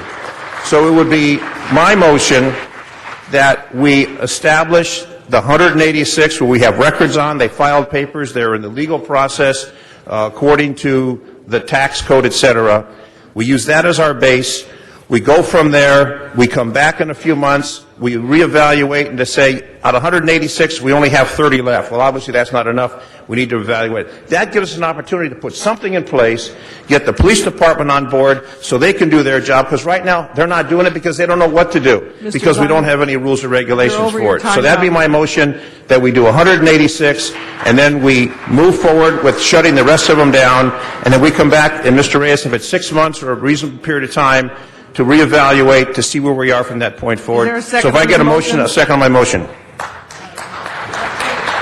Is that a second by Mr. Rosendahl? I'm sorry, I can't hear. Is that a second by Mr. Rosendahl? I second it, Mr. Rosendahl. Yeah, I want to ask him one question as I'm seconding it, because I'm going there. I want to be able to also look at some of these others over time to see if they can fit within the mix. So it's a little bit open. Is that what you said? What I'm saying is... Okay, hold on a second. Mr. Zine, okay, I'm trying to give everybody a chance to talk. So as a point of order, Mr. Alarcon is correct. You have a second on your motion right now. Would you mind pressing your button, Mr. Rosendahl? So I just wanted to hear what he was saying. Is that contingent? Is your second contingent or not? Mr. Koretz, yeah, but you're going out of order. Mr. Koretz. I'll second it, okay? Thank you. But I need to discuss this more. All right. Well, press your button and then you'll be in line. If you would please do that, please. Should I answer this question? No, he's going to press his button. All right. Mr. Koretz. And then Mr. Alarcon. And then Mr. Rosendahl. Thank you. Well, I was going to make exactly the same suggestion. I think you're absolutely on target. The 70 figure, I think, is actually kind of frightening because right now we probably have over 1,000 dispensaries. The demand doesn't change. To drop it to 7% of what we have now, I think is just going to create an instant nuisance and a real problem. I'm not 100% sure that this number will be adequate, but I think it is a reasonable number to go with the folks that have operated, working with us and using the appropriate process as a base. Now, I understand that many of these have closed down, so we're really talking about as low as 137. So it's a much smaller number. If you look at West Hollywood as a model, and you extrapolate by population, we'd have 400 to have the same level of service. At 137, it's about a third of what they have. So it's certainly possible that we could find ourselves still underserved. What I would suggest is that we do this, but we do it on a 6-month trial basis, and when we revisit it at 6 months, we see whether it's enough to actually adequately serve the population or whether we need to look at a modest increase. Because we don't want these to be nuisances. We don't want them at every point in the city. I don't want to find 15 of these on Melrose. I think at our high point we had that on a very short stretch. At the same time, I think we want enough that people who are really sick can access without being a nuisance in any area of the city. Thank you, Mr. Koretz. Mr. Alarcon is our next speaker. Members, first of all, let me commend the writers of the ordinance. I think you captured the spirit of the discussion that we had the last time, and you give us, we're moving this process forward, and I think I'm hopeful that we can finish it very soon, if not today. With regard to the 186, I do support that we should restrict our consideration for the time being to only those 186. But the issue of the cap is different than the 186 number. We may choose to set a cap that is lower than 186, knowing that some will fall out, or we could set the cap at 186, knowing that there may be new applications for those that fall out. My preference, I believe that if we go through a process that the 186, that it'll be a number closer to 70 at the end of the day. Because some of these are not going to be able to meet our new standards. So, in fact, with regard to the process, I would like to make a friendly amendment, and that is, there are 1,000 organizations out there. If we limit it to 186, we give them an opportunity to state whether or not they intend to file a plan. We give them a week. It shouldn't take long for them to send us a letter saying we intend to file to meet the new ordinance standards. And once they do that, we will know what number we are working with. It might be 120, it might be 130, it might be 70. We don't know. After they file their intent, I move that we give them a 2-month period to put together their business plan to submit to us to concur with the ordinance. And should they meet that standard, then we would allow them to move forward in 2 months to, 30 days for the business plan, 60 days for implementation. That would give them a total of 3 months and 1 week to implement their changes. So what I'm suggesting is that we have a process where, essentially what's going to happen is there are going to be people whittling away, but also as we recognize organizations that whittle away, whatever our cap is, then we can adjust if there are new applicants of the others that operated despite the moratorium, the new ones that came in after the moratorium, they would have an opportunity to apply for those slots that would meet our cap, whatever that is. I have to say that, this whole issue is I think we have to be guided by what the voters wanted us to do. And we lose sight of the fact that that is our mantra. We are not here to legalize marijuana because that is not what the voters asked us to do. But what we are trying to do is effectively hear the voters' wishes. I believe the voters wanted us to to allow medicinal marijuana for those who are truly seriously ill, not somebody with a broken ankle, not somebody with a crick in their neck, but people who are truly ill. We're hearing of doctors who are saying, go over to this room over here, we'll give you a consultation for $40 and you will get a prescription for marijuana. If you have any kind of problem, you sure your back doesn't hurt. That is not what the voters intended. It should be for seriously ill. Anything beyond that should go back to the voters, should go back to the legislature, and should be reconsidered. But Mr. Alarcon, you're over your time if you want to press you. the button again. Thank you very much. Mr. Rosendahl? Madam President. Was my motion, did I get a second on my motion? Yes. Before you start, we'll start his clock in. Got a second by Mr. Smith to Mr. Alarcon's friendly amendment. All right, now, Mr. Rosendahl, you're up. It is a friendly amendment, and it's a good one to have a process in place so that we can all work through this process. I think that's an excellent strategy, and I think Mr. Zine's initial motion is absolutely right on.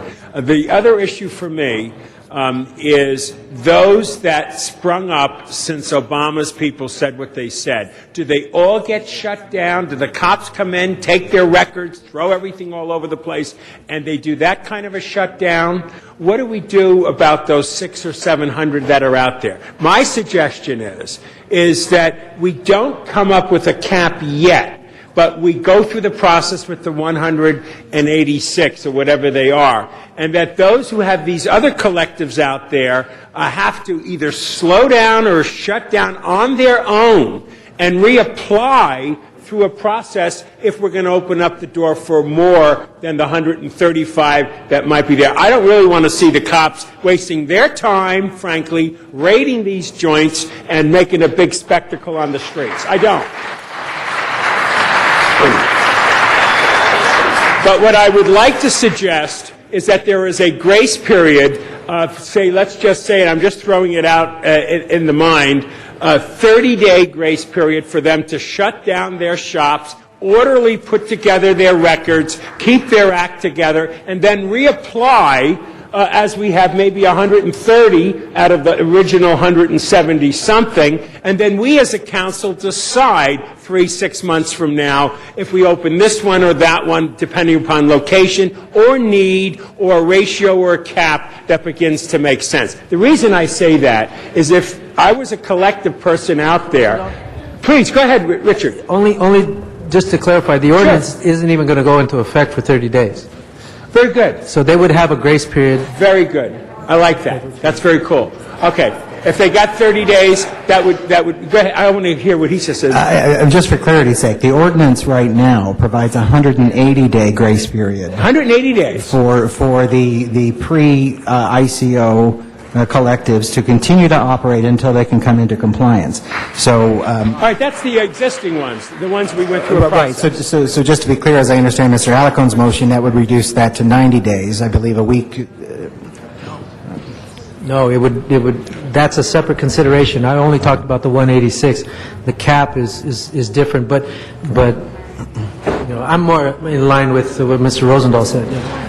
Where I want to go with this is the existing ones that went through a process, bless them, go forward, make sure they're in neighborhoods that are appropriate and all these other issues worked out, including how they get their marijuana and so on and so forth, okay?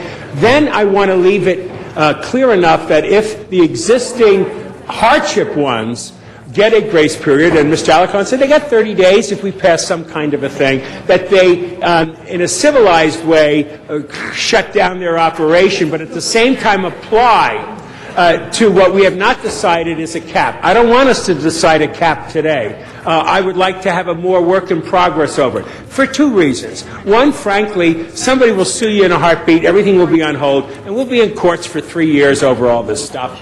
Well, she thinks to the contrary on that. Well, let me hear your reaction. Please. Mr. Rosendahl, before you speak now, your time is almost up, so if you want to... You just put me on hold so she can make her comment, then I'll wrap it up. Yeah, hold my time, I mean, you know. Good afternoon, Councilman, Councilwomen, Council Acting President Jane Usher, on behalf of the City Attorney's Office, here with Heather Aubrey. We also have other city attorneys in the audience. The statement was made by Councilman Rosendahl that a cap would provoke a lawsuit. None of us can imagine or anticipate what will actually cause a lawsuit to be filed. We all know that the world in which we live, lawsuits are commonplace. They're things that happen every day. A bona fide lawsuit, however, I do not believe could be filed on the basis of a cap. Other cities have caps. Those caps have been not challenged, and there are cities, the vast preponderance of California cities and counties have outright bans.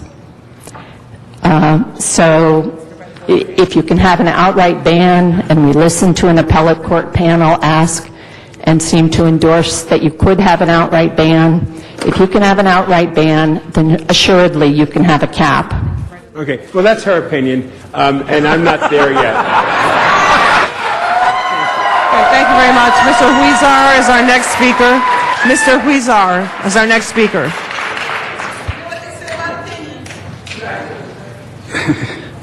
Thank you very much, Madam President. And colleagues, I proposed the cap of 70, and I outlined at the last meeting how we came up with that cap. But really what I was trying to do is to achieve several goals. One is to prevent the overconcentration of these facilities in any one neighborhood. We already see that right now with those that have sprouted up. We see them going to particular parts of the city. And one way we could help finding that balance between providing access and protecting our neighborhoods is to prevent overconcentration. The amendments, the motions I've heard today, I don't think that quite does that, because we don't know where the 186 will go to of the remaining that do qualify, and find the guidelines. I'm not quite sure they're going to go and locate and prevent overconcentration. So when we were thinking about how to prevent overconcentration, we looked at the planning areas. And we said, well, that's a good way to start distributing them. So now, once we find a way to distribute them, how many then should we come up with? And we came up with the number two per planning area. And we recognize that 2 may or may not be what is a good number to meet the demand that's out there for medical marijuana. But then again, we thought to ourselves, well, we really don't know the demand. So let's start low so that if there is greater demand that is expected with those 70s, we could ramp up. Because for 2 reasons. It'll be harder to ramp down, and secondly, we are under tremendous fiscal constraints in this city. I can't get building and safety to sufficiently go check properties right now and other nuisance matters because we are understaffed. And I was thinking to myself, we've got to do the best we can right now so that we start slow. It'll be easier to ramp up than ramp down, and we don't have sufficient staff right now to really monitor a number of new facilities. So with that, we thought that 2 would be a reasonable amount, given that we don't know the amount of demand. So then we looked at, well, what does that mean for the city of Los Angeles? That would mean that we would have 1 dispensary per 57,000 people. Now let's compare that to other cities. In Oakland, they have 1 dispensary for every 105,000 people. So as you can see, we are providing more dispensaries per people than Oakland is. In San Francisco, they have 1 dispensary for every 35,000 people. So if we do the 70 dispensaries and we follow state law as to how much marijuana those dispensaries can have, we will be right about the middle of what San Francisco and Oakland is providing at this time. We don't know what the demand is, but I'll tell you this. My overall view of what we want to do now is to be as restrictive as we can while allowing for access. Why? Because the little permissiveness that we've allowed in these dispensaries, we've seen that people want to take advantage of whatever loophole we provide. That's why we went up to 900 dispensaries. And I think we got to do whatever we can to ensure that we're providing the most restrictive ordinance so that we eventually loosen up where we have to allow for that access. But if we allow for permissiveness in this ordinance, people will take advantage of it, and then again, we will not only see our communities being disruptive, but also we will see possibly us encouraging the black market to get involved in this. So the way we came up with the 70 is, I explained it, to prevent overconcentration, to find a reasonable number of dispensaries that will allow for access, But I think eventually we probably will have to ramp up. We don't know when that will be, but we need to take control of this now, start low, and move our way up. Finally, about the 186, there's nothing special about the 186. There's good ones, there's bad ones. My concern is that we have new regulations and new rules that they have to follow. And in order for you to apply to be one of those 186, they weren't fully vetted. They applied in a 4-page document, put a name, put that they had their business license, but there was nothing special about those original 186. I'm not against the 186. I'm just saying that if we start a new ordinance and we want to get control of the situation, that we start from scratch and then start figuring out who qualifies and how we're going to do that. I originally proposed that we have a lottery system to select the 70. However, there was a motion that was done that suggested an RFP. I think that's probably a better way to go about. And perhaps the original 186, if they didn't get any citations or weren't cited as being a nuisance in the community, they could perhaps be given some points for not being a nuisance in their community. But at the end of the day, like I said,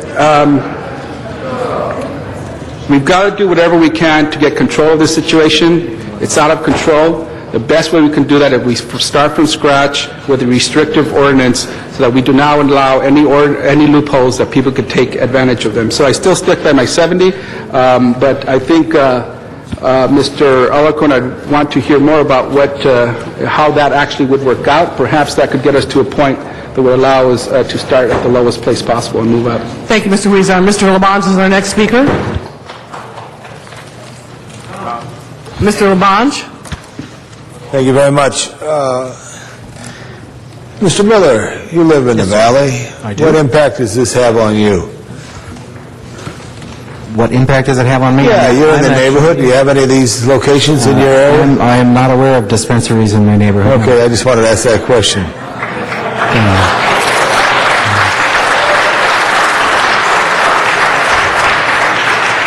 Because I say that, and I know you're all clapping, and I didn't like the way you treated Ms. Usher there on that issue, too, at the same time. All these people at the table have a very important role in trying to make us make the best decisions, because we had no discipline in the sense of the establishment, which in 1996 the state had the foresight to say we should have medical marijuana. Having a family that has had a long history in Los Angeles, the need to do the right thing is always paramount. And I think it's important that we do the right thing. I hear Mr. Rosendahl speak, and I think that may not give us the ability to correct where we are now. I hear Mr. Zine speak from his years of experience as a patrolman, motorcycle officer, a police officer, a reserve, etc. Then I hear Mr. Huizar, who I share a little bit more because of my impacted areas have 40 establishments within a proximity of Western and Melrose. And so there needs to be some. I heard the wave of encouragement that we look at those who tried to establish themselves within the 186. Is that what you said, Mr. Zine, 186 on that issue there? And I know Mr. Reyes has had a very challenging time to try to get this to us at this point here. I just wanted to tell you, I think it's important that we make a decision today, and whatever goes forth, as the city attorney recommended, we can't establish, but if we have some regulations. Ms. Usher, the city attorney's recommendation on this is what? It's an interesting question. Jane Usher, city attorney. On this, Councilman, it really is a policymaker's decision. We've given you the options or the choices that the council's asked for. We do support the notion of a cap. We do support planning's concepts of geographic distribution so that we avoid both over-concentration and over-proliferation. As to the precise numbers, it really is the policymaker's decision. I don't see any support. You need a rational basis, Councilman, for whatever number you choose. Exactly, and I think the one important thing in the transformation of Los Angeles, in my experience here, there were times where you could count on intersections that they had 4 gas stations on a corner that they were there. I know Griffith Park and I-Period had 4 gas stations. A number of locations had 4 gas stations. You remember locations? That's where it was. Gas stations have moved out.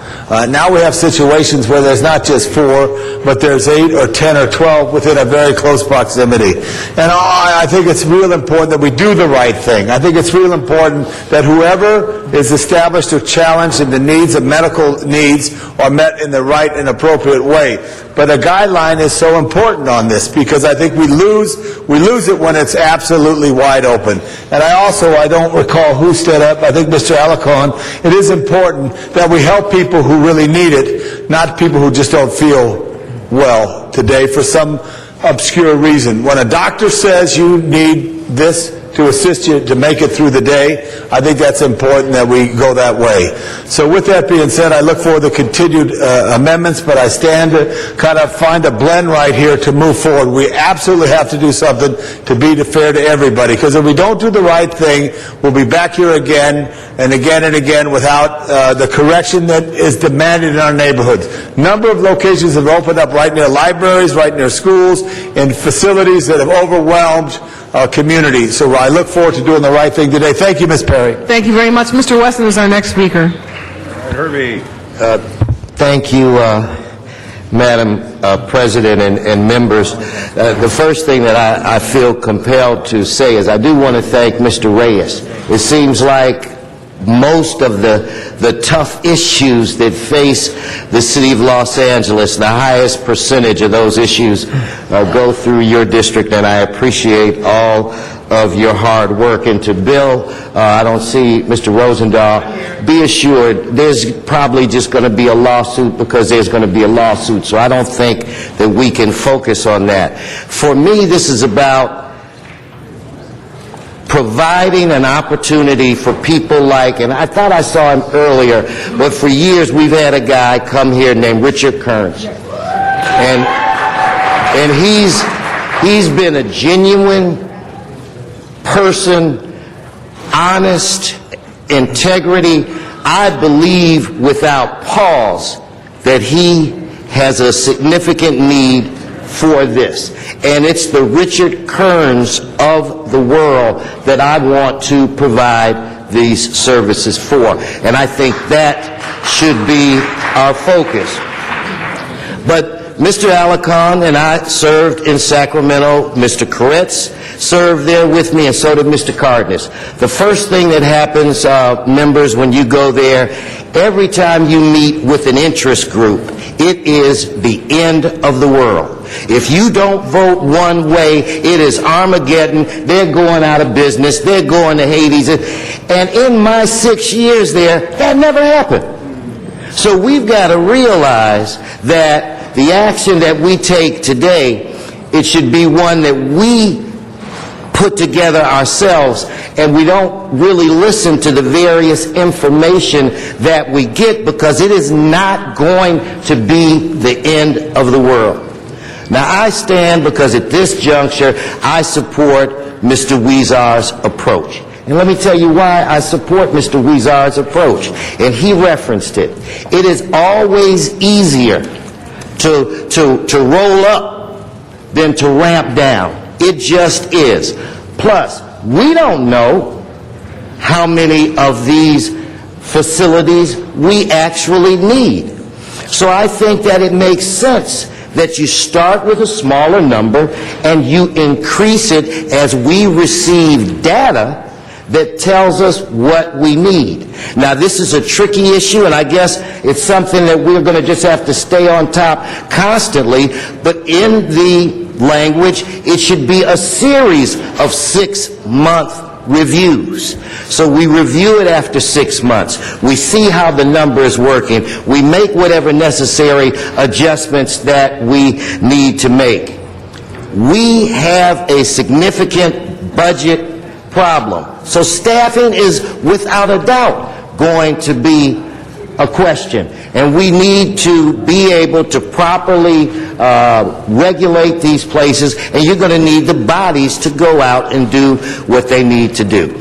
So at this point, I would stand and urge all of the colleagues to just kind of reflect on the information that Mr. Weezer, his amendment, and maybe that is the way that we start, and then we roll in a 6-month review, you know, maybe for the first 2 years or what have you, and then we get to the number that we need. I don't think we want to start too high, because it is difficult to ramp down. And everybody's going to tell you that the sky is falling, that it's Armageddon, and generally it is not. Mr. Smith. Thank you. And I concur with Mr. Wesson and Mr. Weezar's approach to this, that we need to really protect neighborhoods, and you'll do that with a logical approach, and that is using the community plans, which are broader based and spread out more than police divisions, which was also mentioned, as an opportunity. That out of the 186, most of the, a number of those we have been told are gone, that we're probably in the 120 or less. And the number of those will shake out. So I think that is the right approach, Mr. Weezer. I support your approach. Mr. Wesson, you explained it very well. I would ask that Mr. Alicon's motion, which I second gratefully, apply to whichever scoping plan we choose, because whatever the number cap system is, we need that transition that you propose. So I hope we will also take that up. Maybe you can make that a friendly amendment that it applies to whichever plan we choose, rather than just the one motion, which was Mr. Zine's. So you want it to apply to any of them? Yeah, to the ordinance. Okay, that's fine then. Thank you very much. Thank you. Mr. Zine again. Thank you. For Mr. Weezer, what's special about the 186 is the fact whatever rule was in place or not in place, they followed it.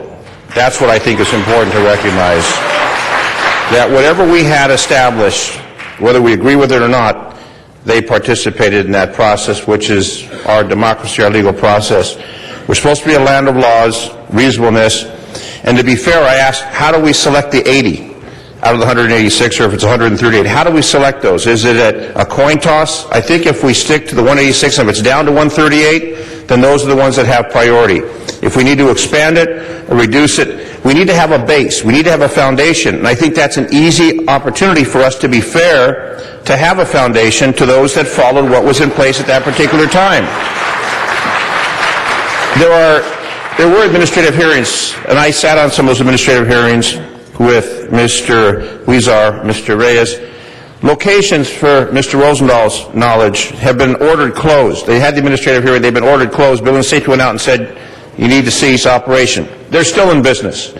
The concern about the opportunity for the police department to do their job, and I think there should be an opportunity for these places to close within a certain number of days, and if they don't, then law enforcement, Building and Safety will go out and actually force them to close. But we need to give them an opportunity to close.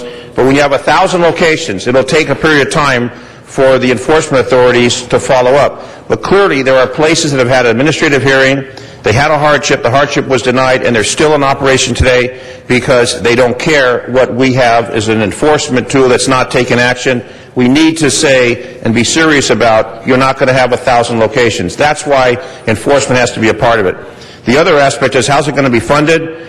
The locations that are going to be established, if it's 138 or 100 or whatever number, they will have to pay an administrative fee. The administrative fee will then be used to pay for the inspection, as we do with other establishments where there's an administrative fee. That will be part of it. But I support what the city attorneys come up with to say we need to get this in place so we have an ordinance, we have action, and then we can come back in 6 months and review where we're at. But if we continue to go down the path we're going, it'll be 2010, and we'll have 1,500, and we will not accomplish anything. So I hope today, at least we can come up with the ordinance, which is obviously going to take a period of time to kick in.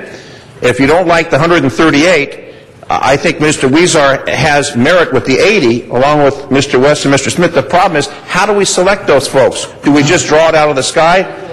Well, RFP, but that's not fair to those 186 that are originally in place, and that's why I say those should be the first criteria, and then from there we decide where we're going to go. And if 186 is too many, or not too many, or 138, we can always reevaluate. But meantime, We need to do something to close down those locations that have violated the administrative operation, don't care, and are still opening as we speak today. That's what we need to address. So hopefully we can come out of this council meeting with some assurance to the community that we've taken action and not just another day of debate, another day of adjustments, and another day of inaction to address the serious issue of the proliferation of the establishments. And I know that I signed a motion by Mr. Wesson.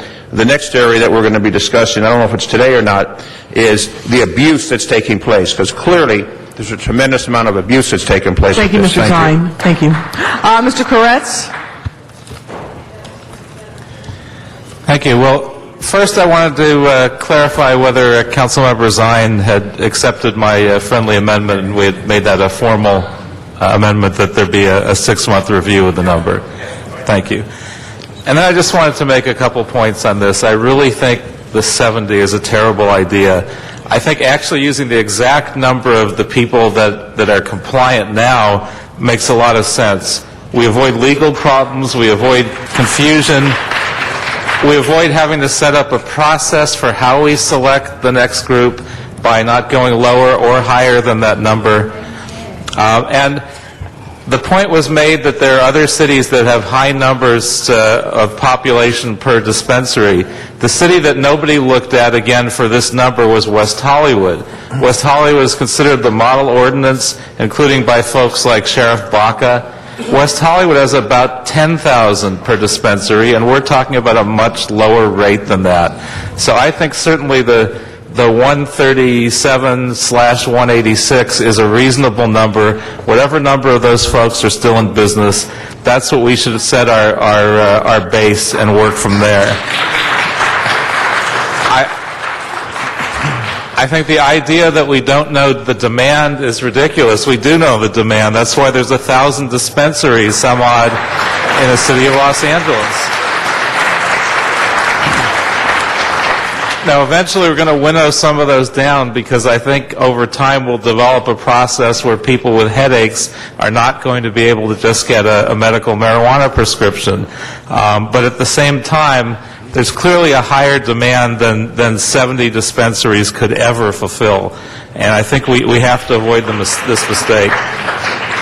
Now, one of the things that Councilmember Zine was talking about, I think is important for us to look at, which is how do we staff this? I think we have to be careful to look at what the total cost is of this process and set a fee that gives the city full cost recovery. I think these dispensaries can handle it, because these dispensaries, many of them were making a profit. The profit is gone. So by nature, the prices will be much lower on the marijuana that's being sold. They can increase it back up a little bit by paying the full cost of what it takes to staff up and regulate these dispensaries appropriately. So I think we have to be willing to do that, come up with a fee, and we have to be willing to add back some staff time. I think this should absolutely be a cost-neutral process. And it's not like we aren't looking at layoffs. It's not like we aren't furloughing people, that we don't have people that we could add back to do this process right. So I hope we'll take the higher number. I think it still will be too small to handle the demand, but it isn't so small that it makes the process ridiculous. Councilman Zine? Yes. We've had a lot of comments from the public and a lot of comments from council members, and I would simply ask that when you begin a sentence with the sale of medical marijuana, as you guys know, not only the city attorney, not only our mayor. No sale. That's right. So distribution. I'm simply going to ask you to be careful in your speech, if you don't mind. Thank you. What term would you like used? Contribution. Provision. Provision? Very good. Provision. All right, we've all been duly noted. Ms. Perry. Quick question to the planning department, just a point of clarification. Within each council district, does every council district have a community plan? Yes. Every single council district has one? Yes. And we are going through a community planning process now. It's been a 2-year process. Do we actually have the discretion to say that we can put 2 per community plan without having to go back to the community and incorporate that as part of a hearing process? The proposal before you does not actually amend the community plans themselves. What we would do is we would put within the ordinance a cap by plan area, and the cap is based upon the population size of each plan area. So a plan area with a smaller population would have fewer collectives allowed. A plan area with a larger population would have more collectives allowed. The issue is whether or not there should be a citywide cap, and our analysis supported the conclusion that a citywide cap is advisable because our geographic analysis showed that there would be plenty of sites available across the entire city, across all 35 plan areas, to allow the siting of these facilities, but that without a cap, because the restrictions based upon spacing are not adequate enough to control for overconcentration. Let me ask you a quick question. I was going through, as residents go through the community plan process, part of the process is deciding as a community what uses that people want to see in their community and what uses they don't want to see in their community. So can residents then invoke the community planning process if we make an imposition of whatever happens here today, and then say, well, this is not something that went through the community plan process, so we are going to argue that it violates the community planning process? Well, typically, a community plan sets very general goals. Only through zoning ordinances we will have very specific quantitative restrictions, so it would not be appropriate, in our view, to have this type of a cap expressed through the general plan or the community plans themselves. We believe it should be done through the ordinance. Of course, the community planning process is a very long, drawn-out process. We would not be able to address that issue as part of that process. It's a multi-year effort. We think it would be appropriate to use the geographies established by plan area as a basis for establishing in this ordinance what the cap should be in the distribution. Okay. Thanks. Mr. Parks. Thank you, Mr. President. I wanted to follow up on the community plan process. If I understand it, can a community going through the community planning process opt out of this ordinance? Just as when I say that, just as they've set standards on height and a variety of other things that they have in the community? I don't believe that would be appropriate, again, because a general plan doesn't set forth zoning regulations or the types of very specific concrete land use regulations. The general plan sets forth general goals, policies, and objectives, and the regulations like zoning controls or this particular ordinance, it carries them out. Okay. Let me just ask, in some of our, I know in the 8th District general plans deal with issues such as no gun stores, no pawn shops. Would it fit into the same category? Again, it would not fit into the same category. The issues that you just mentioned, pawn shops, different uses, those are regulated by an ordinance. If we're going to regulate land uses, it should be by ordinance, not through the general plan itself. Okay, but again, if we say, like, again, on gun stores, they're regulated by ordinance. Yes. But on the other hand, we have a community plan on Crenshaw, a specific plan that says you can't have any of those in this community or this specific plan. How are they able to do that? Well, again, that particular regulation, that particular goal that is within that community plan is implemented through a zoning ordinance or through a zoning regulation. Mm-hmm. Typically, when we look at what uses are permitted, what types of regulations they have to comply with, we look at the underlying zoning, mm-hmm. and that controls what is allowed and what is not, what is prohibited. Okay. If you follow that logic, then would they be able to go through, as we've done with ICOs, and limit certain things as relates to fast food restaurants, things of that nature, or student housing overlay zone? Would they be able to go through that process and look at an ICO and say, we'd like to construct an ordinance that limits it in our community? Yes. And all of those regulations that you mentioned are similar to the kind of ordinance that is before you today. They are very specific regulatory controls that impact the distribution of land uses. So if this is passed, then they still have that option open? Absolutely. Okay. Then one thing I'd like you to clarify, just to make sure I'm clear, when I saw the first chart that dealt with the industrial commercial area, and we talked about zoning and it showed the acreage, the thing that I was unclear on is how do we address mixed use or residential use as opposed to zoning, residential zoning? The ordinance before you today, as I understand it, limits the location of these collectives near residential buildings or mixed-use buildings. And by virtue of that particular standard, they would not be allowed to concentrate, or they would not concentrate within residential zones. That would be the impact of that regulation, is that they would tend to congregate within commercial zones or within industrial zones because of the prohibition against locating next to a residential building or a mixed-use building. Okay, but that's what I'm concerned about. In my district, we have industrial zones, commercial zones, but we also have housing intermixed within all of those. So how does that comply with what you're saying in the sense that their residential usage may not be residential zones? They would be allowed within commercial and industrial zones, but they would also have to comply with the restriction on proximity. So that would be the 1,000 feet? Or whatever the language is that it could not abut a residential building, meaning share a common property line with a residential building or a mixed-use building. That would be a further limitation on where these could be sited. So therefore, our analysis in terms of the amount of acreage would be available overstates the amount that would be available.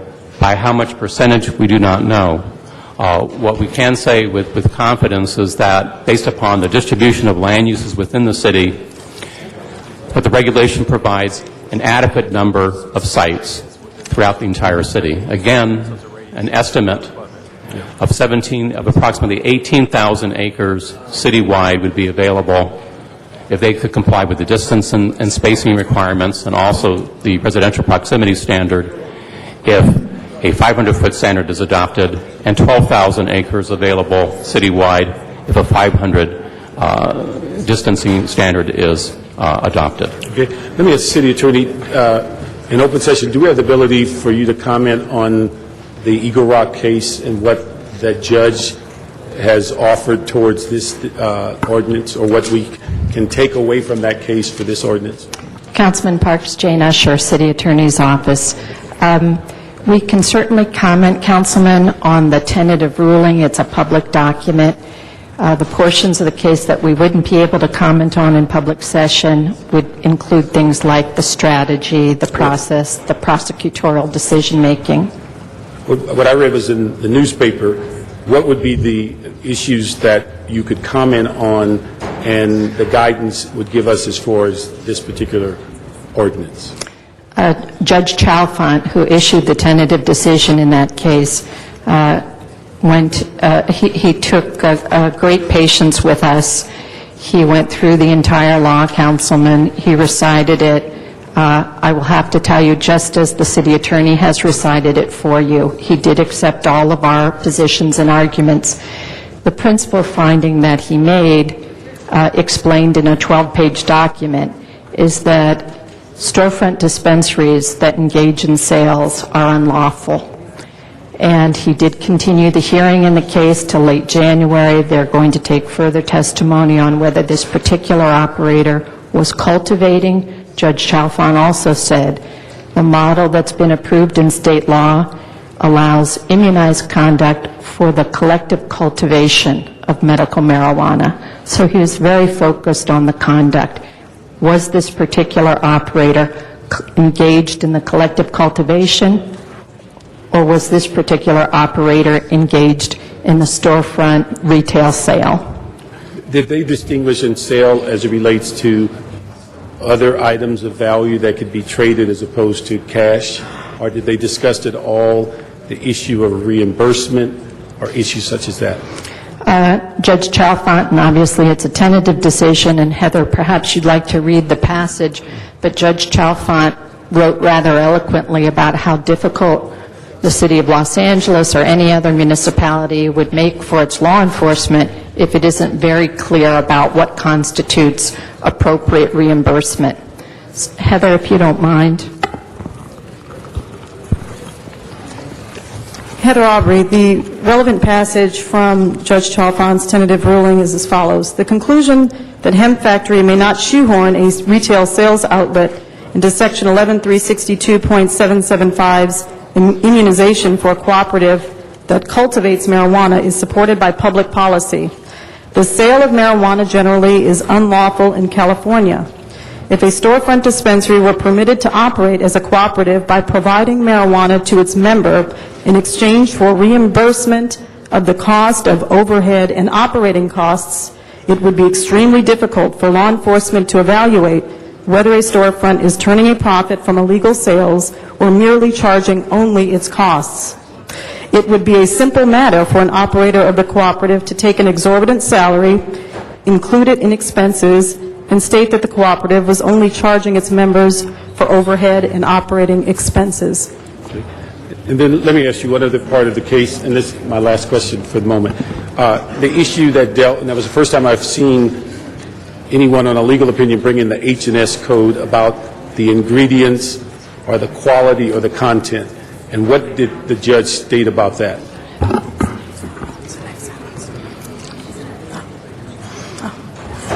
It also would be difficult for members to determine whether the storefront has provided them with marijuana of the strain and potency that they asked for, and whether the marijuana is laced with toxic pesticides or insecticides. It further would be difficult for the cooperative to comply with the labeling requirements of the Sherman Law. In short, there are myriad reasons to believe that storefront medical marijuana dispensaries which sell marijuana were not intended by the MMPA, that's the Medical Marijuana Program Act, to be a viable means of providing marijuana to qualified patients. What's the Sherman Act?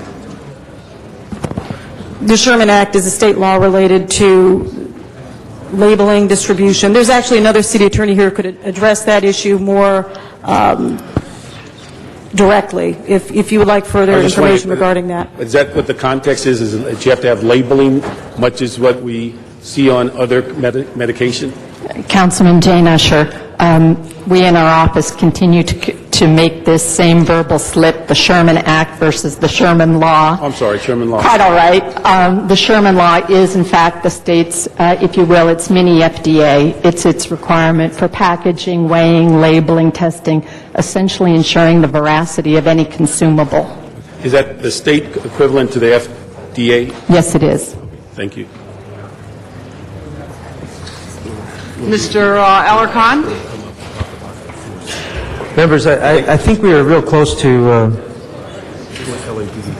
doing something very phenomenal at the City of Los Angeles with regard to medicinal marijuana. First of all, for those who are concerned that the City Council is working against you, trust me, in the long run, the City Council is trying to ensure that we are protecting the rights of those who need medicinal marijuana and legitimately acquire it in accordance with the voters' wishes. And I believe if we do it correctly, that down the road we will be able to expand. So I do agree with the notion of starting small and growing it because we want to do it correctly. If we do it wrong, and believe me, I've seen this happen over the years with many other programs where we say, no, we're not going to do it incrementally, we're going to do it all at once, and then it blows up and we never even do it incrementally. I think if we do this correctly, that it will increase the opportunities in the long run for medicinal marijuana operations to operate legally in an organized fashion that is consistent with the voters' wishes. And it will also, by the way, build up steam toward a more liberal law that might legalize different aspects of marijuana. So from a political strategy point of view, I think you want to be careful not to what is it, spite your nose or throw out the baby with the bathwater. Throw out the baby with the bathwater. Cut your nose and cut off your nose and spite your face, etc., etc. With regard to the 186, allowing the 186 special privileges to apply, I concur that they acted with good behavior. We should reward good behavior. The others did not, quite frankly. They did not do it in accordance with the law. And so what I believe we can do both. I believe that we can grandfather in the 186 to wait, don't applaud. I don't know whether you're going to meet the criteria or not. But grandfather in the 186, they would be fully responsible to meet the criteria. They have to do, if we pass the other amendment, they would have to give notice within a week. They would have to provide their plan within 30 days. They would have to implement within 60 days after that. So you have 3 months and 1 week to implement and be ready to go. But if they do that, they would be allowed to operate. All 186 if it's 186. And frankly, I think it's going to fall far below that. I think it'll probably fall below 100 because to do all that we're setting the bar a little high here because we want to do it right. But I also think that we can impose the cap at 70, which means that if the 186 fall out to the extent that it goes below 70, then new operators can apply up to the level of 70.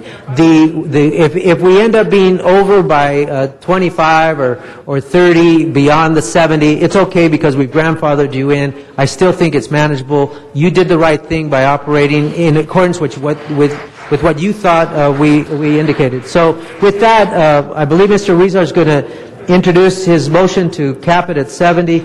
I would add a friendly amendment to that to grandfather in the 186, and then we'll hopefully vote on that issue.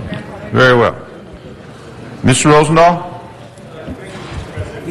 Passed out, colleagues, forms to you about one of the clinics that I saw on on the Oceanfront Boulevard, that talks about a physical exam and what issues they cover. I don't completely agree with Mr. Weston that it's just Mr. Kearns who should be eligible for this kind of a treatment. Frankly, I think the drug companies as well as the alcohol companies are two of the biggest special interests trying to squelch anything to do with medical marijuana. And frankly, if I had my druthers, I would have been in Washington, D.C., and I would have passed a law to legalize marijuana, period.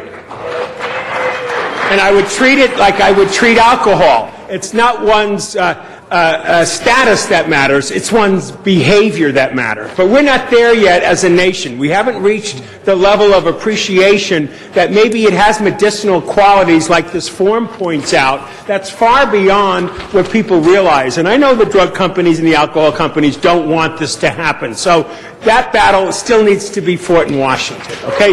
But we'll stay clear that I personally believe that marijuana would be better off legal instead of throwing these kids in jail and building more prisons than we do schools. Separate story. Thank you, Mr. Rosendahl. Okay, final point is on this issue. I'm very proud of my colleagues, the way everybody's trying to figure out this thing and where we go from here. Obviously, anybody who participated in the 186 went through the rules, played by the rules, developed by the rules. If there's 130 of them left, in fact, I know one clinic guy who moved us to Venice who was part of the initial. He should be grandfathered into that situation because he was part of the initial group. Bottom line is this. Grandfather or grandmother in all those that are still within the legal frameworks of what we originally did, be it 130 or 140 or whatever. And then secondly, review this as we go on over time. And I say to all those that popped up afterwards, for God's sake, close them down before somebody has to come in and close them down on you. And just on that note, is building and safety up here? Yes, would you just make a quick comment about the costs of this and how you would operate in closing them down and how does that stuff work? And the last point I'll make before you answer is I believe we should tax through a business tax and we should determine a location besides this. Go ahead. Okay, Hector Buitrago, Department of Building and Safety. I cannot tell you how much this is going to impose on the Department of Building and Safety because the requirements are still evolving. since we're looking at a cap, that is good from our perspective because it presents, it gives us a manageable number to work with. The process of permits and inspections, that's already covered because that's what we do all the time with any use in the city. There's two activities that are additional that we don't normally do, and one is the pre-inspection. This ordinance provides for the fee to pay for that. The registry at the end, that process still hasn't been nailed down completely, but once it is, we are also working in coming up with a fee. So we expect that this is going to be a cost recovery. Whether the cap is going to be 70, 165, 186, I think it's going to give us a finite, manageable number that we can work with, and I don't expect any undue effect on our department. Okay, thank you for that. I'm finished, Mr. President. Thank you, Mr. Rosendahl. Mr. Weezer? Thank you, Mr. Zine. And at this time, I'd like to motion that we adopt the schedule provided to you at previous meetings that lists population-based distribution by medical marijuana facilities by community plan area capped at 70, and it's adjusted for population. So in other words, if you look at each of the 35 planning areas in the city, we adjusted for population. Some planning areas have more population than others. Our city attorneys and our planning department had advised us that if we do 2 per area, that we actually have to, it would be more legally defensible if we have some other rationale to it. And I think it actually helps us. So for example, Northeast LA, the most that could, dispensaries that would have is 5. Boyle Heights, 2. Van Nuys North, I'm just picking these out. Van Nuys, Sherman Oaks, 3. It adjusts for population so that it is better legally defensible, and also it's probably putting these dispensaries where there is a higher population. I'd like to move that and that we do it at 70. And also, I think Mr. Alarcon's suggestion, and I think in order for us to move forward, and hopefully this gets us the votes, I'm not sure if we're there yet, if we do grandfather the 186 and allow the 186 to be grandfathered, we may have a cap in the city, but if after those that want to comply and be grandfathered in, let's say there's 120, they'll come down there'll be 120 of them, and we will have 120 in the city for a while. But if it ever drops below 70, we could only come up to 70. So I think, and who knows, Mr. Alarcon thinks it'll go below 70, so we're not sure what that number is. That may be a good compromise, but at this time I do want a motion that we adopt that schedule to do 70 as adjusted by population by the Planning Department's report. Is there a second? Is there a second on that motion? There's no second on the motion. Second on the motion by who? Mr. Wesson. Mr. Wesson seconds the motion. Ms. Perry? Okay, thank you very much, Mr. Chair. And again, a question for the Planning Department, question and a clarification. I think that the Planning Department said that dispensaries would be concentrated in commercial or industrial areas. Am I correct? Is that what I heard? Yes, that's Okay, correct. great. And I want to ask the question, is the acreage in each area or planning area equal across the city? No, it varies depending upon within each plan area how much commercial acreage or industrial acreage is available. Does every plan area have some commercial or industrial acreage? Yes. And what's the disparity? I mean, how wide is the divergence? There is quite a range in terms of a plan area. Some plan areas have a low percentage. Certainly, Bel Air, which is almost entirely residential, has almost no commercial or industrial acreage, but it also But they have some industrial commercial acreage? It has a limited amount of commercial acreage, but it also has one of the lower populations within the city of Los Angeles. And if we did adopt the schedule that is recommended by Councilmember Weezer, I believe that at a cap of 70, that plan area would not be allowed to have any dispensaries. Now, I'm thinking of my own district where I have 3 community plan areas in South Los Angeles. So if we apply that logic, does that mean that I would then have 6? Again, if you refer to the table, what are the plan areas? Southeast Los Angeles? Southeast Los Angeles would be capped at 3. Just 1 second. 5. Hold my time, please. Councilwoman, attachment 2 to the CLA report has the breakdown of 70 by planning area. Southeast Los Angeles would have 5. I'm sorry, Mr. Miller, I couldn't hear you. Southeast Los Angeles would be capped at 5 based on this methodology. Right. The 3. 5. And what about the western part of South Los Angeles? Within that plan area, we didn't allocate it within a plan area. It would be an allocation just within that plan area boundaries itself. We didn't break it down further than the 35 plan areas.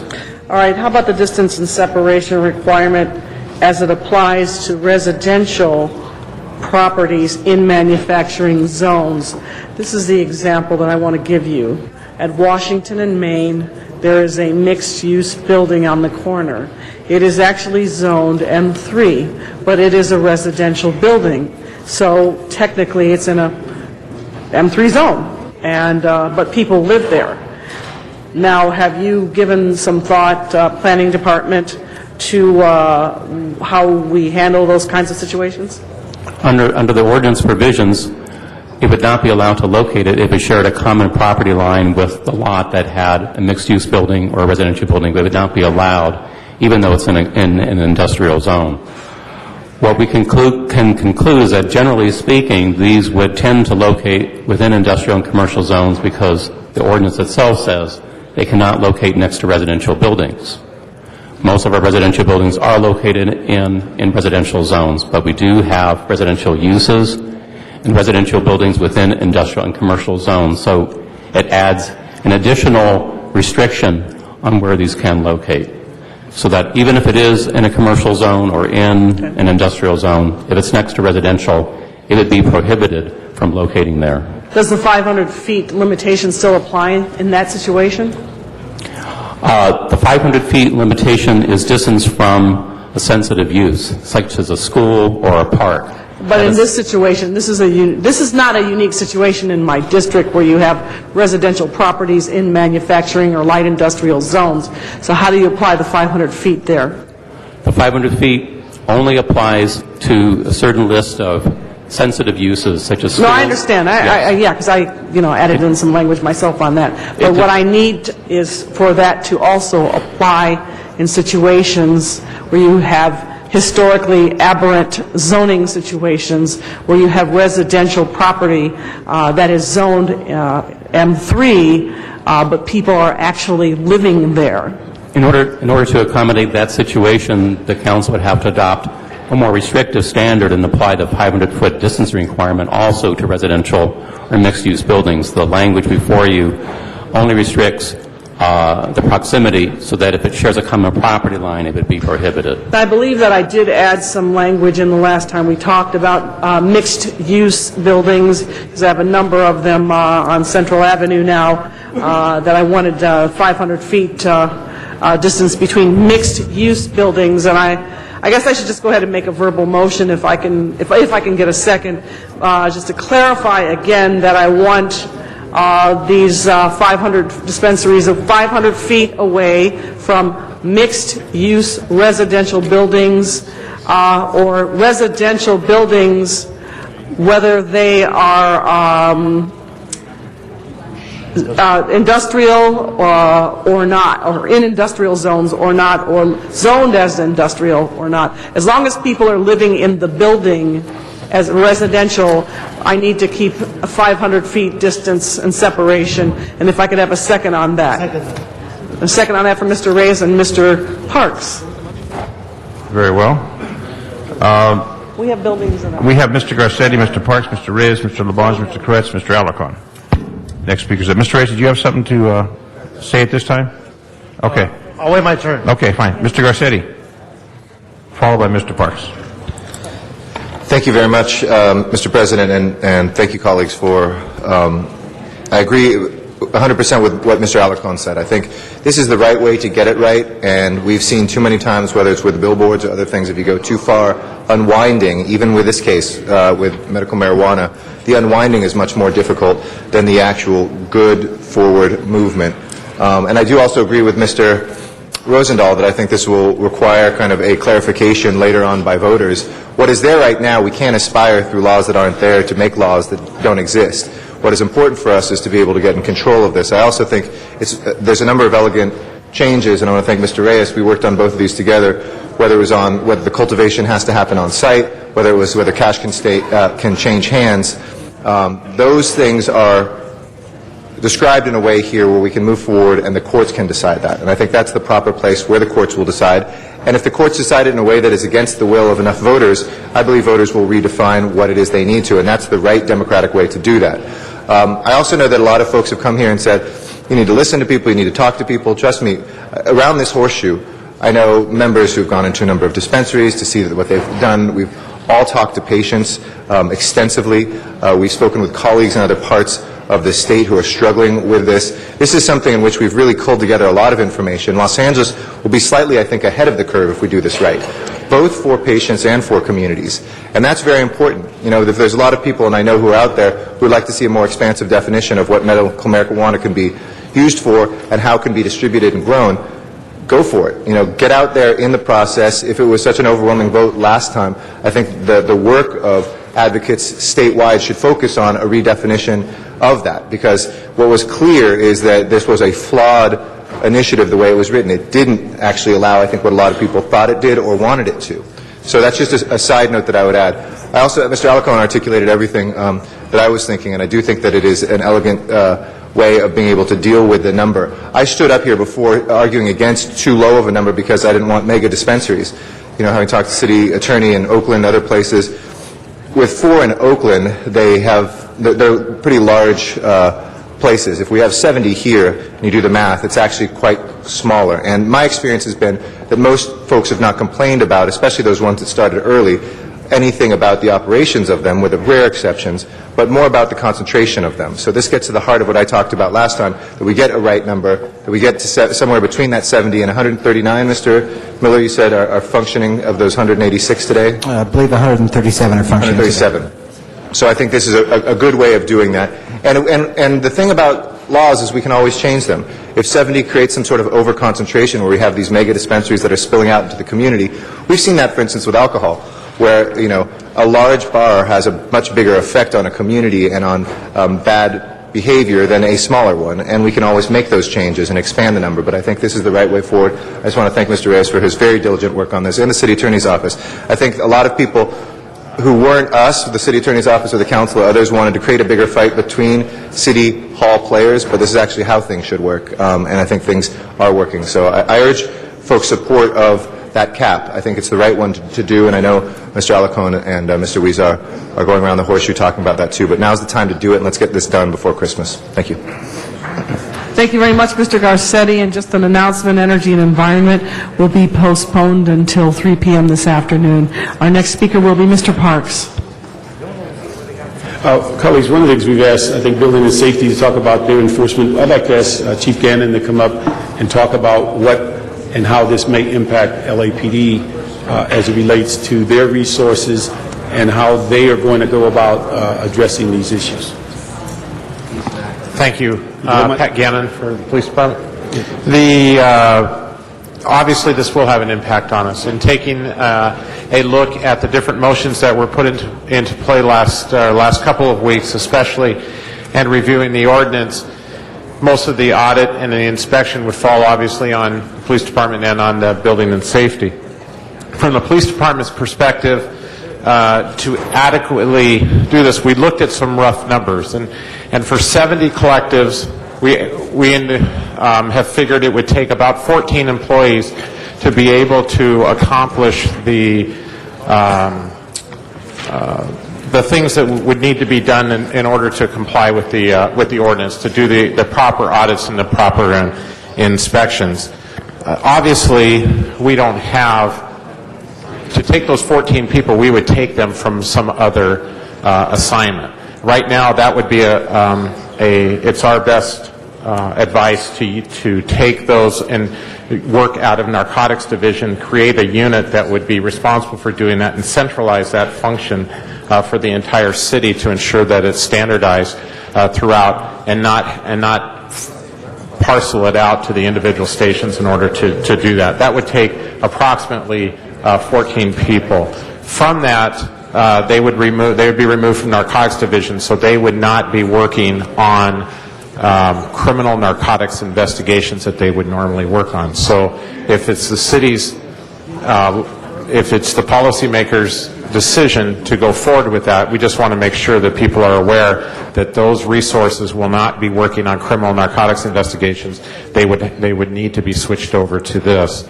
To get a kind of a ballpark cost figure as to what that would run for 70 collectives using 14 employees and varying degrees of supervision that would be involved in that, in those 14 people, it would cost about $1.3 million a year in order to work on that enforcement, to be able, from a police department's perspective, to be in that would, if you took 70 collectives from a police department cost, that's almost $19,000 per collective it would run in order to pay back for those funds. Chief Gannon, have you figured out, and I realize these are numbers that you're working on, where those people would come from? Would they come from patrol resources to create that unit? Would they come from specialized units? Where would those resources come from? The chief of police would not want to see those resources come from patrol. His commitment is to put as many resources back into patrol as it possibly can. So those resources would come from a specialized assignment, such as Narcotics Division. And then let me ask also, in looking at this whole issue, has the department created a investigative process as to distinguish what the judge just talked about, to distinguish between sales and reimbursement and those issues and how they may resolve those?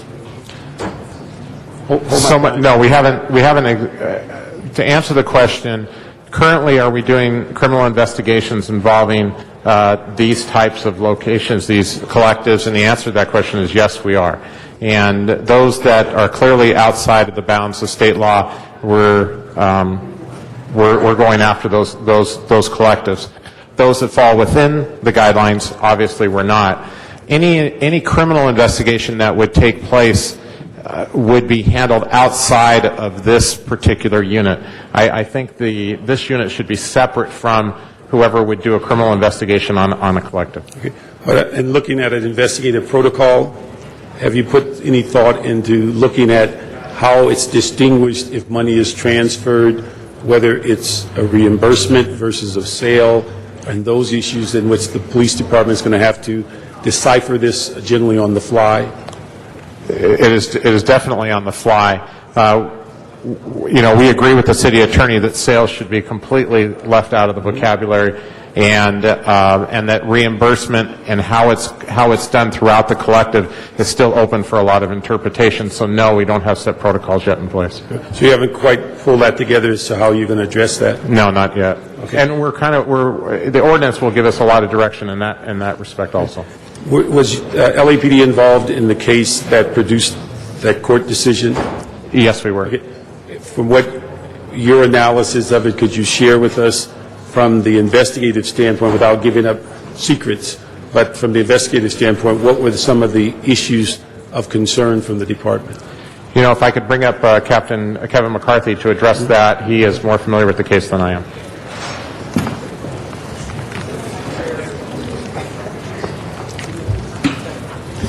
Good morning, Kevin McCarthy, Gang and Narcotics Division. We were involved in that case. We used some undercover officers to go out and get recommendations from a doctor.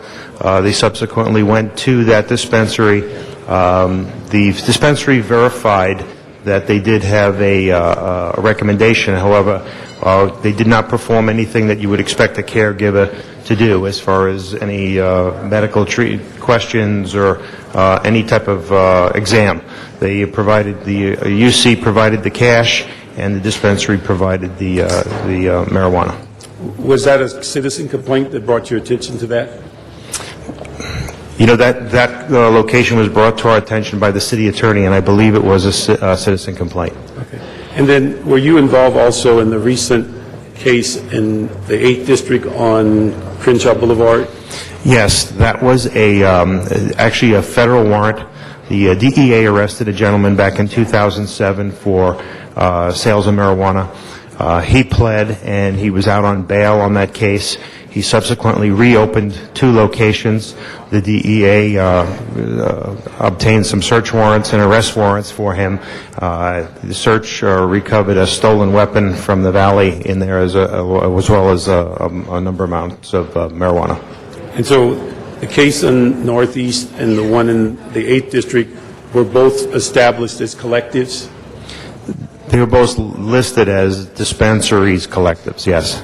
Now, was the one in the 8th District also a citizen complaint? The one in the 8th District, no. Actually, that was brought to our attention, or the DEA's attention, by Fox News, a report, after the owner opened up, after being out on bail. Okay. In both of those cases that you're familiar with, did they have the precautions as it relates to the Sherman Law, as far as giving people the awareness of what the quality and quantity of the materials they were distributing? I'm not familiar with that. I can't. As far as in the issue... I understand the question. I don't know. Okay. The other side of it is that, again, from those issues, when you work those cases, were they just straight dollar buys as opposed to reimbursement?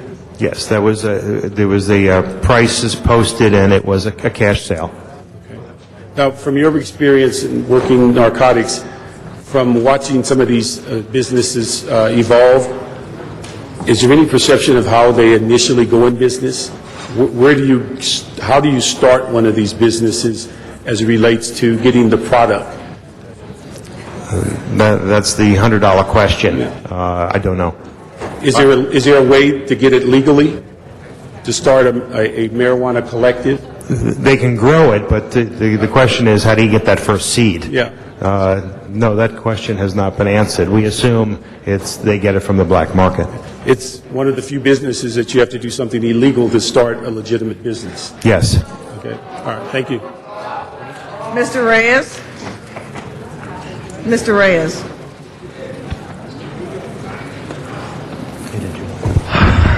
Thank you, Madam President. You know, colleagues, this is one of 6. It's right now 2 o'clock.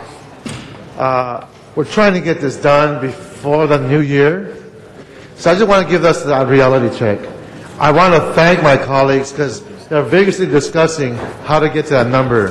And if Councilmember Huizar and Alarcon, if you don't mind, if you guys don't mind, I'm going to put this on the table so that way we can just get to a decision. Because I know there's a lot of people want to speak on this. We have 3 more speakers, Labange, Peretz, and we still Alarcon. have 5 more pieces to this ordinance that we have yet discussed. So I just want to see how far we can get today.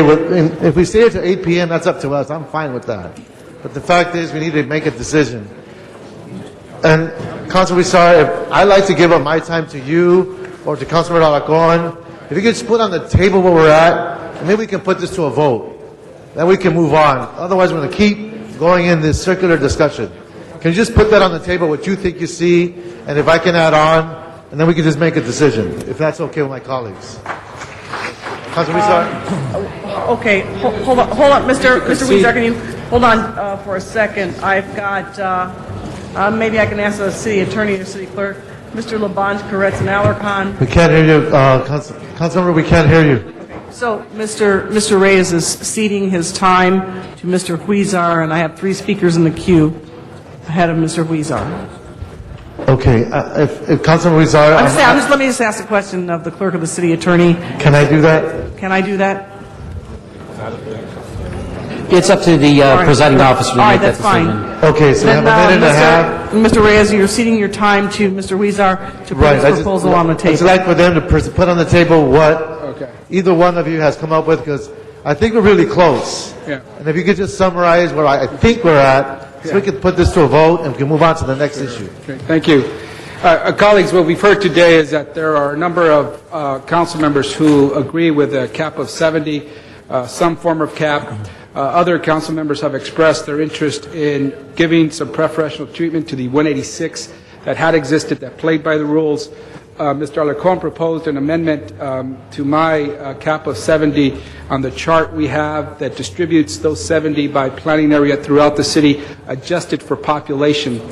The idea is that if we allow the 186 to be grandfathered in and allow Prioritized so that they meet the criteria. that they meet the criteria, that they are prioritized, they give an intent to continue operating under the new regulations, that would give our planning department a sense of the total number of new dispensaries that we would possibly have in this city, and they would come in with a new chart. Let's say it's 130, they would distribute those according to planning area and adjust it for population. But we would still have the cap of 70, just in case those 130 ever dwindle down below 70, that we would keep the 70. And again, who knows, if the demand is greater than that, and we said we're going to review this in the future, we may come back and lift that cap. But at least we allow the 186, and those that want to continue to operate, they can continue operating if they follow the new regulations. That's what's on the table right now. Right, so colleagues, I'd like to put that on the table. We are honoring the 186 that follow the rules. Reality is we're down to 137, whatever that number is. Our target is 70, but we allow for the formula to be adjusted based on the distribution, given up community plan proportions to population. But what's very clear here is that you're not being grandfathered in. You need to meet the criteria set by this ordinance, and you're being given priority. So I don't want to mislead anybody and someone say, look, I'm going to sue you because I'm grandfathered in. Grandfathered is not the word. It's priority based on you meeting the criteria. How much time? Yes, Mr. Reyes, if I could add that people should, within 30 days of the effective date of this ordinance, to provide their intent to continue operating. That was your motion. The motion that I had, Mr. Smith seconded, was a motion to allow for notification within 7 days of the passage of the ordinance, and then 30 days thereafter they would submit their plan to building and safety, and 2 months after that they would be ready for implementation under the new ordinance. In essence, they would be allowed to operate for some 97 days under the old rules. Okay, if I could just intervene here. Mr. Reyes ceded his time to Mr. Huizar. We still have Mr. Labange Koretz and Mr. Alarcon in the queue, and Mr. Zine for a third time. So if you're done, Mr. Huizar, I will go to the next speaker. And then we'll circle back and take a vote on what you've put on the table. I think it's important to note, however, that the planning department will look at those intents to continue operating and adjust and advise these operators as to our guidelines as to the distribution by planning area, so that they know where they can and cannot operate from what area. All right, Mr. Labange? Question on the application of the marijuana and smoking it. Would they apply to the same ways that we restrict cigarettes? Could we just have a general thing? Because today in committee, we dealt with the issue of public health and cigarette smoking at restaurants. So to make it square, you can't smoke it in a park, you can't smoke it in an elevator, you can't smoke it at a restaurant. So I just asked that to the city attorney, and I stand down. Thank you. Did you want an answer to your question? I did, but I wanted to be fair to Mr. Reyes, who's worked so hard, but I'll get an answer. That language is included, and language allowing for smoking also within residential care facilities is also provided. But yes, it's the same restrictions as cigarettes apply. Mr. Koretz? Yeah, I'm not a fan of this proposed revision, although I'm not sure it actually will have any practical implications either. because we'll start at 137 according to the main motion by Mr. Zine. In 6 months, we'll review this with my friendly amendment and see where the appropriate level is. I don't see that we'll get down to 70 by then, so I think we'll probably reassess. The part I don't like is just that we set a goal of 70 when I think we're setting a goal that's far too low and will never serve the city of Los Angeles and the people in need appropriately. So, even though I don't think it will actually have a practical implication, I would rather not do it. I'd rather just do the 137 and let it reduce as it does, and over 6 months from now, assess whether we're too high or too low. I suspect we'll find that we're still too low. A couple other points I would make. I wanted to clarify Ms. Perry's motion. I thought I heard that we were asking that we do this 500 feet from residential.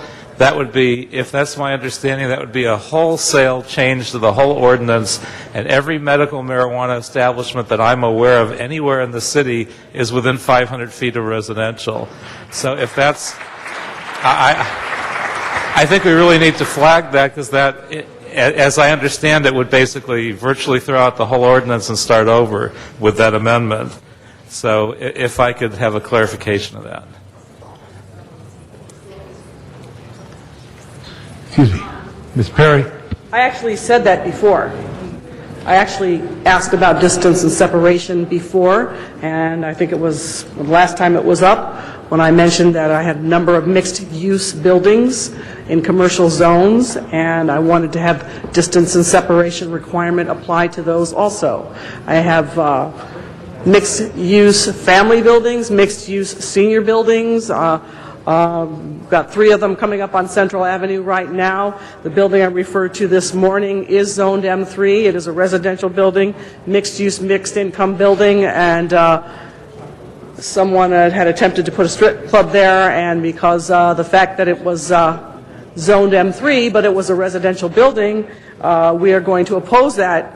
So I need to give some recognition to people who are actually living in buildings where they were not before, whether it's through some aberrant historical zoning issues of the past, or the fact that we've adaptively reused buildings all over the district, both downtown and South LA and in Skid Row. I just need to give recognition to that.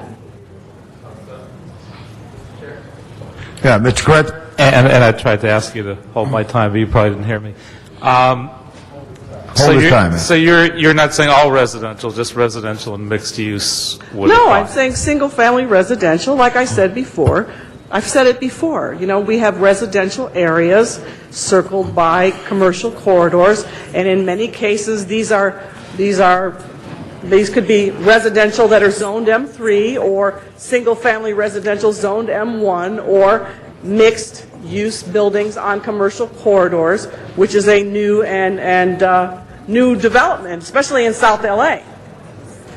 So if I could, I would point out, if we're talking about, as I think I'm still understanding, a 500-foot distance from single-family residences, that is a huge wholesale change and would eliminate. It's not a wholesale change. It is ideologically very much in conformance with everything that we do when we're putting something close to a sensitive receptor, whether it's a fast food outlet, whether it's a car shop for painting cars, whether it is a convenience store. We always do a minimum of 500 feet. I mean, I'd actually like to make a greater distance, but I'm trying to be consistent with what we've done throughout, particularly the southern part of the city, in making that distance and separation so we don't have an over-proliferation or over-concentration of a use. Mr. Miller wants to say something.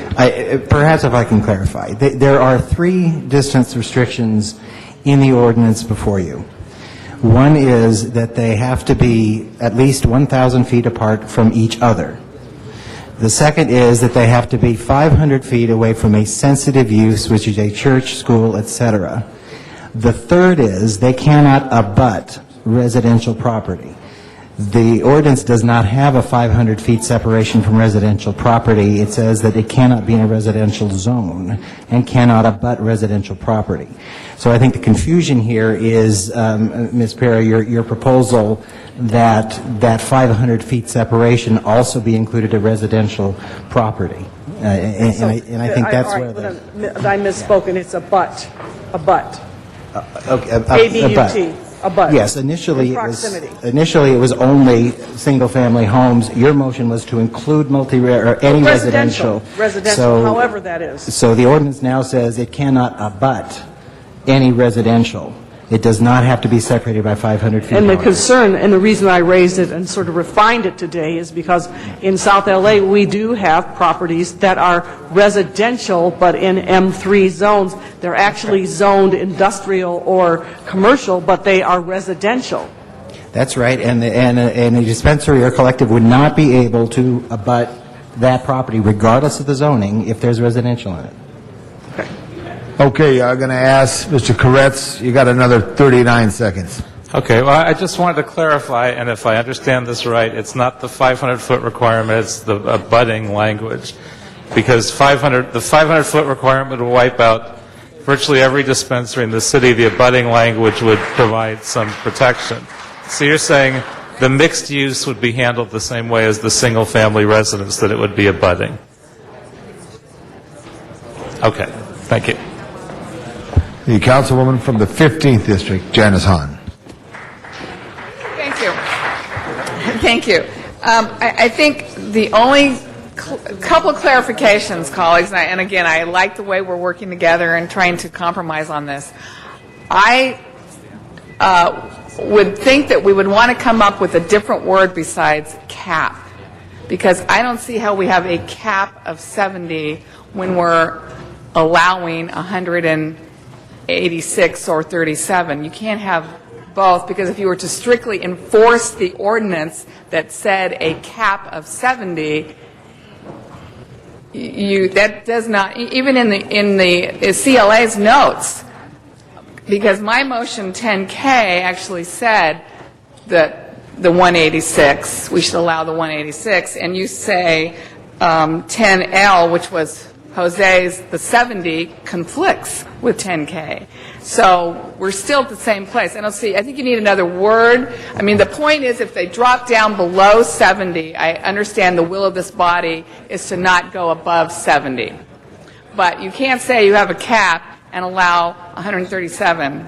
Well, I'd like them to explain it, because I'm wondering, if you were to say enforce the ordinance and that there's a cap, how does that work with the ones that we're hoping to grandfather in, which I think we're all in support of? And the other thing I would say, colleagues, I would still think, since all of them are probably going to, many of them are going to, the majority of them are going to need to move, I think 6 months is more realistic to get out of a lease, enter into a lease.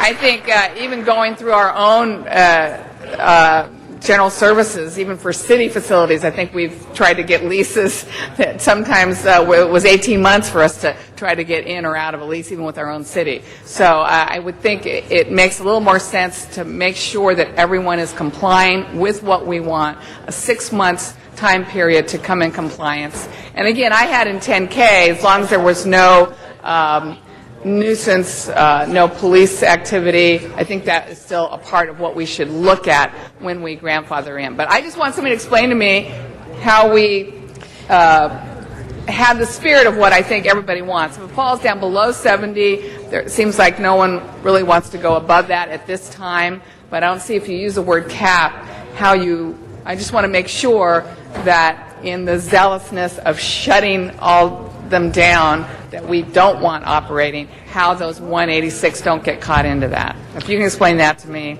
very good. I'm good. Councilwoman Hahn, Jane Usher, also Sharon Cardenas is here.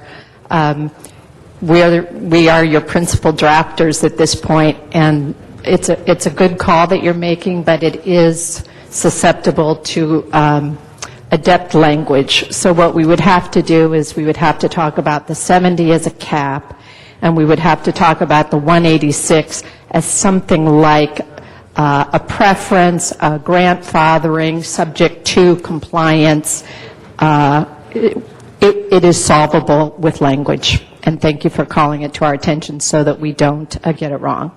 Right, I just want to make sure a strict enforcement of that cap does not include the ones that we're attempting to grab. If you can come up with language, I think that's great. And colleagues, again, I would like to have a friendly amendment that we allow 6 months for them to come into compliance. Do we have a second for Ms. Han's? Thank you. That also includes police activity. Yes. All right, Ms. Han, would you repeat it one more time, please? Actually, it's 10K. It's before it. It says 180 days with no, and also should be considered nuisance calls, police activity. Yes. Okay. All right, great. We have a second on that then? Okay, I think I heard Mr. Chris. Not necessary. It's already incorporated. All right, Mr. Wesson. The discussion between you and Paul kind of confused me, so I'd like to get some clarification. We had some language that was previously in this that dealt with alleys and catty corner across the street, these things locating from there, and that language was eliminated. I want to understand, why that happened and how come we can't keep that language in. If you could hold my time. Do you remember the issue on the gap?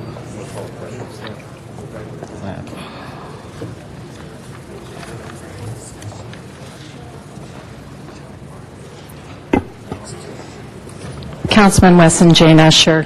Council members, I'll take you to the provision that we're talking about. It's part of the pre-inspection language, and it's section 4519.6.3A2. And the version that you're looking at, A2, on mine, it's page 6 toward the bottom. Councilman, we left that language in so that you could still see it, and we struck it through so you could understand the choices that are being made. At the last session, it was there was a motion made to take that language out that we put the strike through, and that motion was successful. We simply left those passages so that council members who weren't participating could see what had transpired. Okay, so what makes, with the elimination of the recommendations that we had, what's the difference now? Yes, the language changed from abutting, which would mean touching property line.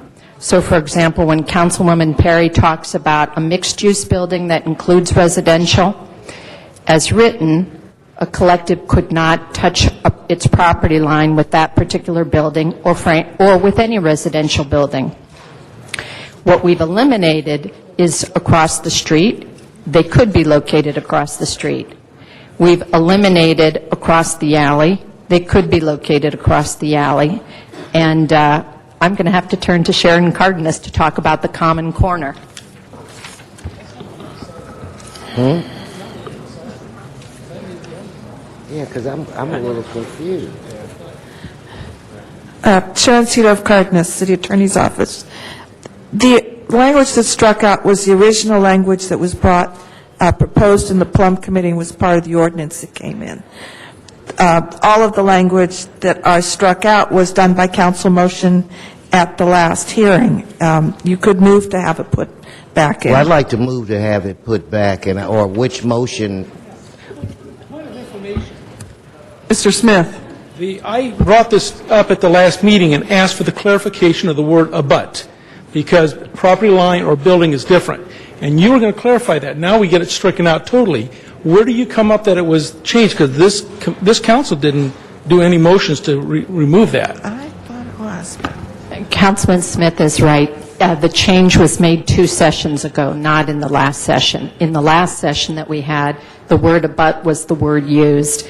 And the clarification that we've done for you, Councilman, is abut and touching share the same dictionary definition. We're using abut because it's used liberally throughout the LA Municipal Code. But the question was abut the building or abut the property line? Touches the property line. The property line. It okay. is. So that Now, then the question is, you say in a previous meeting the word residential was removed, and we didn't discuss that last week. So if we go back 2 sessions ago, Councilman Wesson, what was removed was this passage about across the street, across the alley, or sharing a common corner. Those dropped out 2 sessions ago. And last session, when we talked about a but, we also made changes, not only clarifying what a but means, but adding residential or mixed use with residential. Well, I'd like to reinsert the language that was there. Very good. I'll second that. So, all right, we have a second from Mr. Smith. Thank you very much, Mr. For Smith. clarification, could we get that language restated? Mr. Wesson, would you like to restate? Yes. Let's have it restated for the record so there's no further concern about deletion of language. It's, across the street or alley from or having common corner with. That was section, for the record, that's section 46.19.6.3A sub 2. So the strikeout should be removed. That means the language should be reinstated as before. All right, Mr. Alarcon.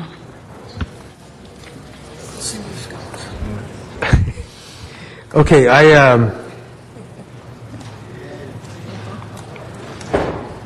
I guess my concern is, in the meantime, between the passage of this ordinance and the 6 months, even the 186 would be able to continue selling marijuana. I'm using that word because that's what they're doing, and that's not what I'm suggesting we do. I'm saying that's what they're doing. So if we do it for, if we allow them to apply for 6 months, would they be allowed to continue sales? And that's not what I want to see out there. No, but that,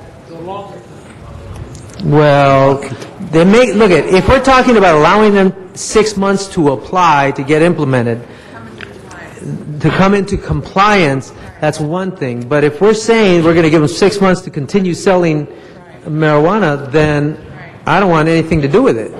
So are we saying that they have, when this ordinance passes, they have to stop selling marijuana immediately? Well, that's what the law said last year. I mean, so...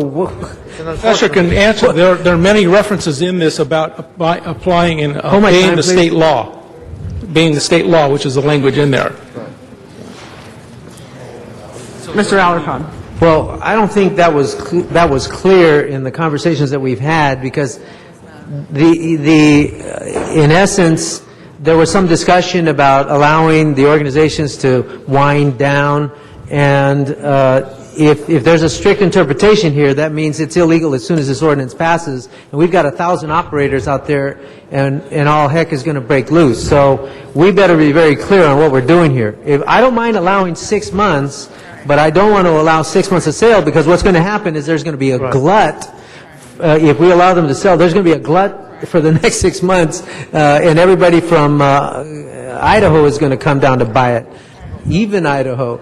And so, no offense to my friends from Idaho, but so that's a concern. Also, in the ordinance, I noticed that there was a change from 1,000 feet from sensitive uses to 500 feet. Where did that come from? Please hold my time.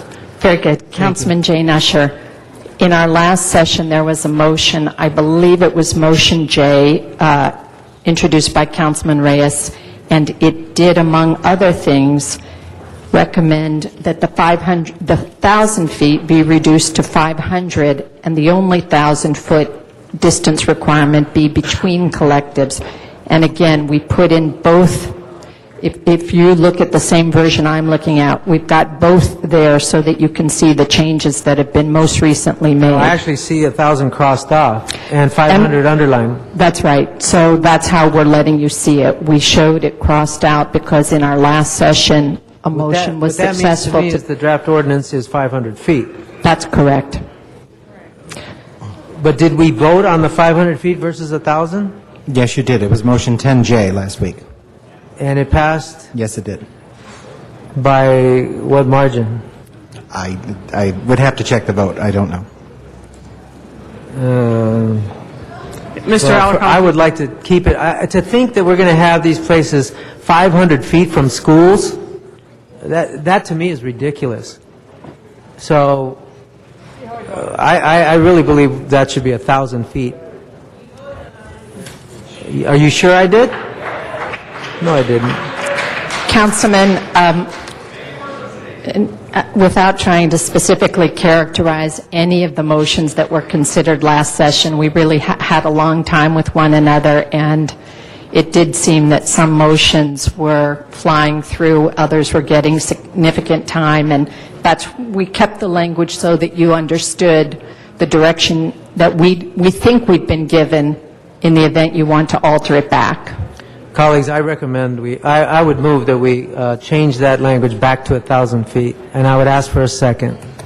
Is there a second for Mr. Alarcon? Mr. Smith seconds Mr. Alarcon's motion to move back to 1,000 feet. All right, Mr. Huizar? I was under the impression we were going to first deal with the cap issue and the related 186, have that discussion, vote on that, and move on. So I just want to clarify that. And I know, Mr. Reyes, was that your intent? Maybe we might want to do that before we start getting rumbling in different issues here and there. Again, folks, if we stay within a structure and revisit everything we voted, you can always change those policies later. We're never going to get out of this place. Right. We should vote on the cap, then talk about the next issue, which was on-site, and the discussion of on-site, which was the second one. And there's 6 that were essentially left. Now, Councilman Alarcon has every right to go back and change anything he wants in any part of this ordinance, but let's move forward, because we're going to get stuck in this perpetual circle, and this discussion will never finish. So, colleagues, if we can, again, I don't want to take away Councilman Alarcon's right to do what he wants to do, but the fact is, we're trying to create some structure as to how we make decisions. And what was left were 6 items, and again, I'll stop there because. Okay. I spoke already, so I can't call the question. But I would hope that we move the previous questions on the items of the cap, whatever motions we have before us on the cap issue. Mr. Zine, for the third time. I move to vote on this matter. The matter that's before us on the numbers, the cap. To move on the cap. So I move that we vote on the cap. That's already in there. The 186 with the 70, I understand that's where we're at? Let's have the clerk clarify. Mr. Zine has called to the question, and let us have the city clerk clarify what is before us narrowly stated with respect to the cap. The cap. And that will not end the overall discussion. It is just one part of the It'll resolve this discussion. part. Madam President, a council member may, by the rules, separate a piece out of the question called, so they can call the question just on the cap. That's what I'm doing. All right? No? So again, if That's you not could what I'm doing. restate the proposal. Separate out any element. I believe Ms. Hahn. Sorry? You sure you want to separate that element out? Separate the cap out. No. Right. That's why we can't move the previous question. That's why, Mr. Zine, I suggested. Okay, we have a lot of cross conversation and people Can I just who are make a not parliamentary point? Yes. Madam President?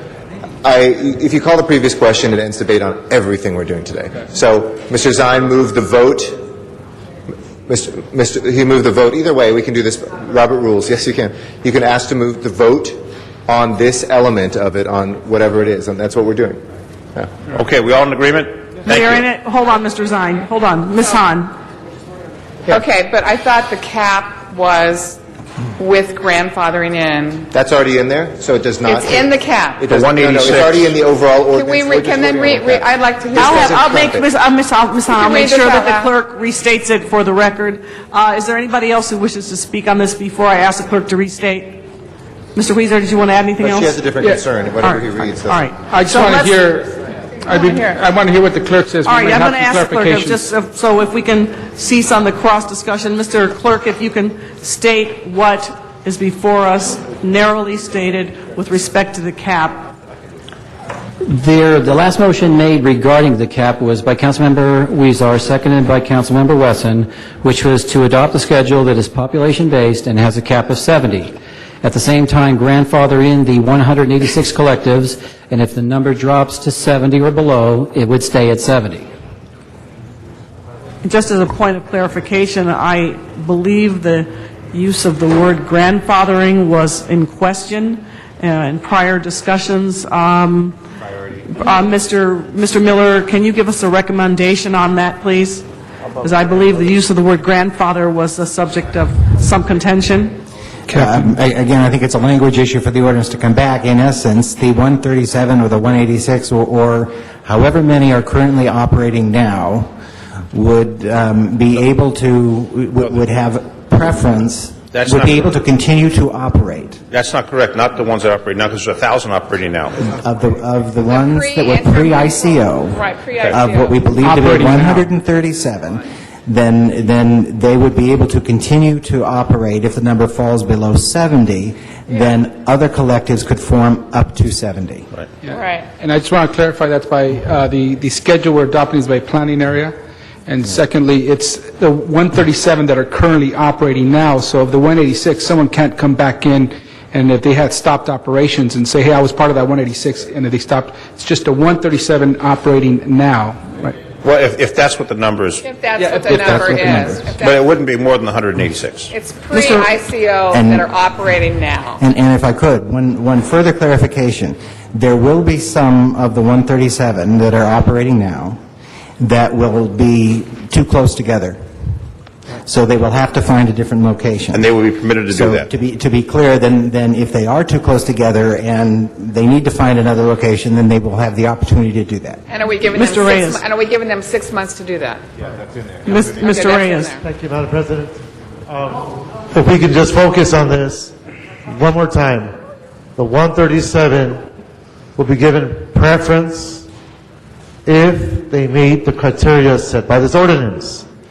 If they do not meet the criteria, they'll be given an option to move based on the formula asserted by the community plan area, so that they're given that first blush as to that preference. And how long are you giving them to do that? 6 Now, we did say 6 months. Okay.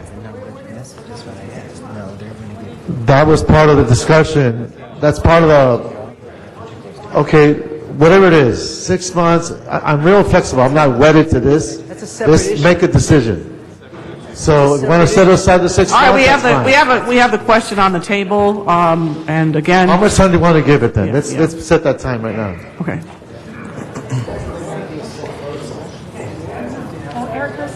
I thought Well, we have the motion on the table now. we were Okay, let's have going the to vote. vote Are we on ready the to cap. vote? I'm ready On to the vote. cap. We're voting on the cap. All right, we're voting on the cap. Mr. Clarification on Allen. that, because I don't believe that there was any 6-month provision in the motion.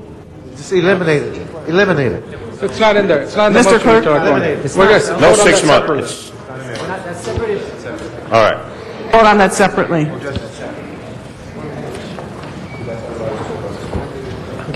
All right, so we want to open the roll. You ready to vote?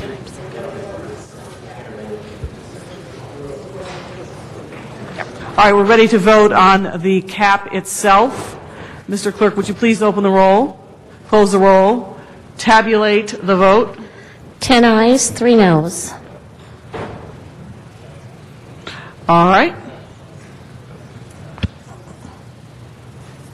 Next, all right, Mr. Clerk, let's, we still have 2 more people in the queue, so we can, all right, let me, well, Madam President, can I move on the next section of this ordinance that still needs to be made a decision, where there's a motion I can put on the floor? Great. We can have that discussion. This speaks to, it will speak to the whole process of what's going to be allowed on site. And so now we have a cap number. There was a discussion. We got a report back. And Mr. Miller, can you go to the next phase of the discussion?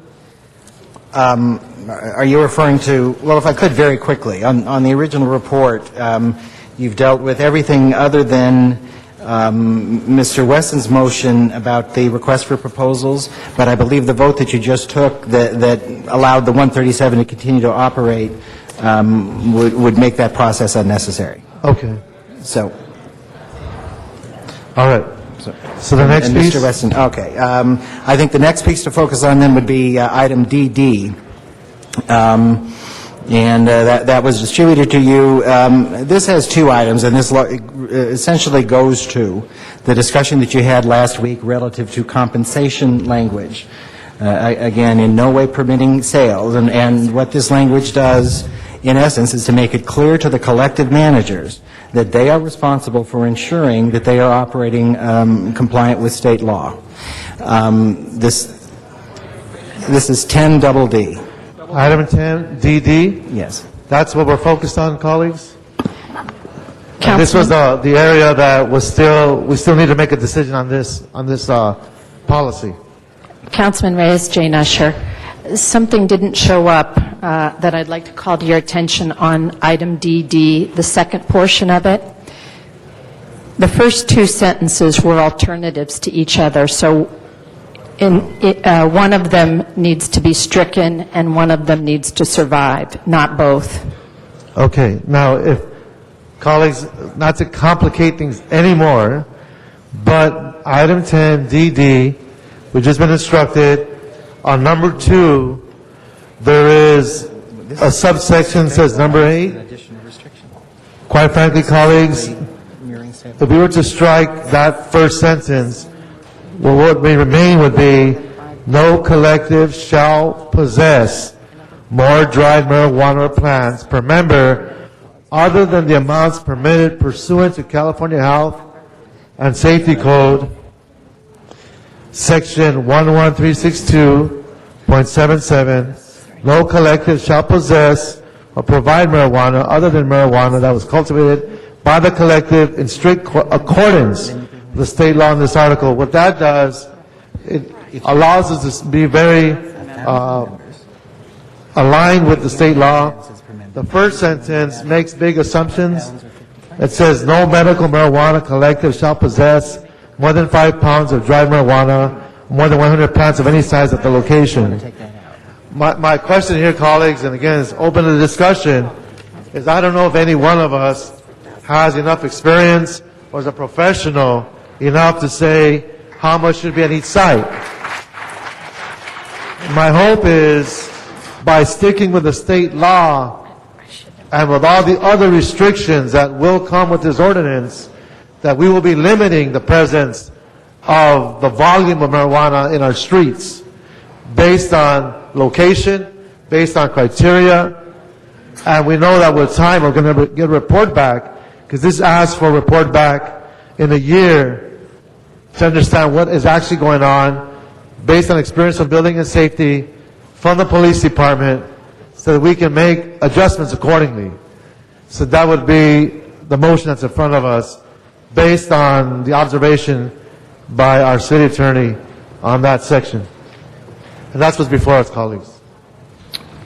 Thank you. Mr. Koretz is next. Yeah, I certainly support that. I think it makes a lot of sense, especially as we reduce the number of collectives, that we don't allow those smaller number of collectives to be so restricted that they can't function. Mr. Chair, I don't know if I could speak on a couple other items because I was in the queue before the vote and was never given the opportunity. Is it on items of a general nature or specific ones that we're going to be voting on later, I think? Specific ones that I'm afraid, based on direction, could have just been written into the ordinance as accepted when it wasn't. Can I give you priority on that when we, basically I think Mr. Reyes wanted to address the motions that are before us, and then as soon as we vote on the ones that are before us, you could have priority to address things of a general nature? Okay, because there were two very significant, again, amendments that people may not be aware of the significance. Why don't we do this then? You mean the amendments that have already been included? I saw the city attorney writing them in, so I'm fearful that they would have been assumed to be Why don't generally we finish accepted. DD, and we'll go to you next to address those of a general nature before we go to anything specifically. Mr. Weezer. Thank you. And we had this discussion at the previous meeting. It's practically the same motion. And on the first item, I just want to make it clear for everyone that when it says no collective shall possess more dried marijuana or plants per member other than the amounts permitted pursuant to California Health and Safety Code Section 11362.77. Now, a question for the City Attorney's Office. State law allows 8 ounces per patient in terms of how long in time? Please hold my time. Does it specify a time?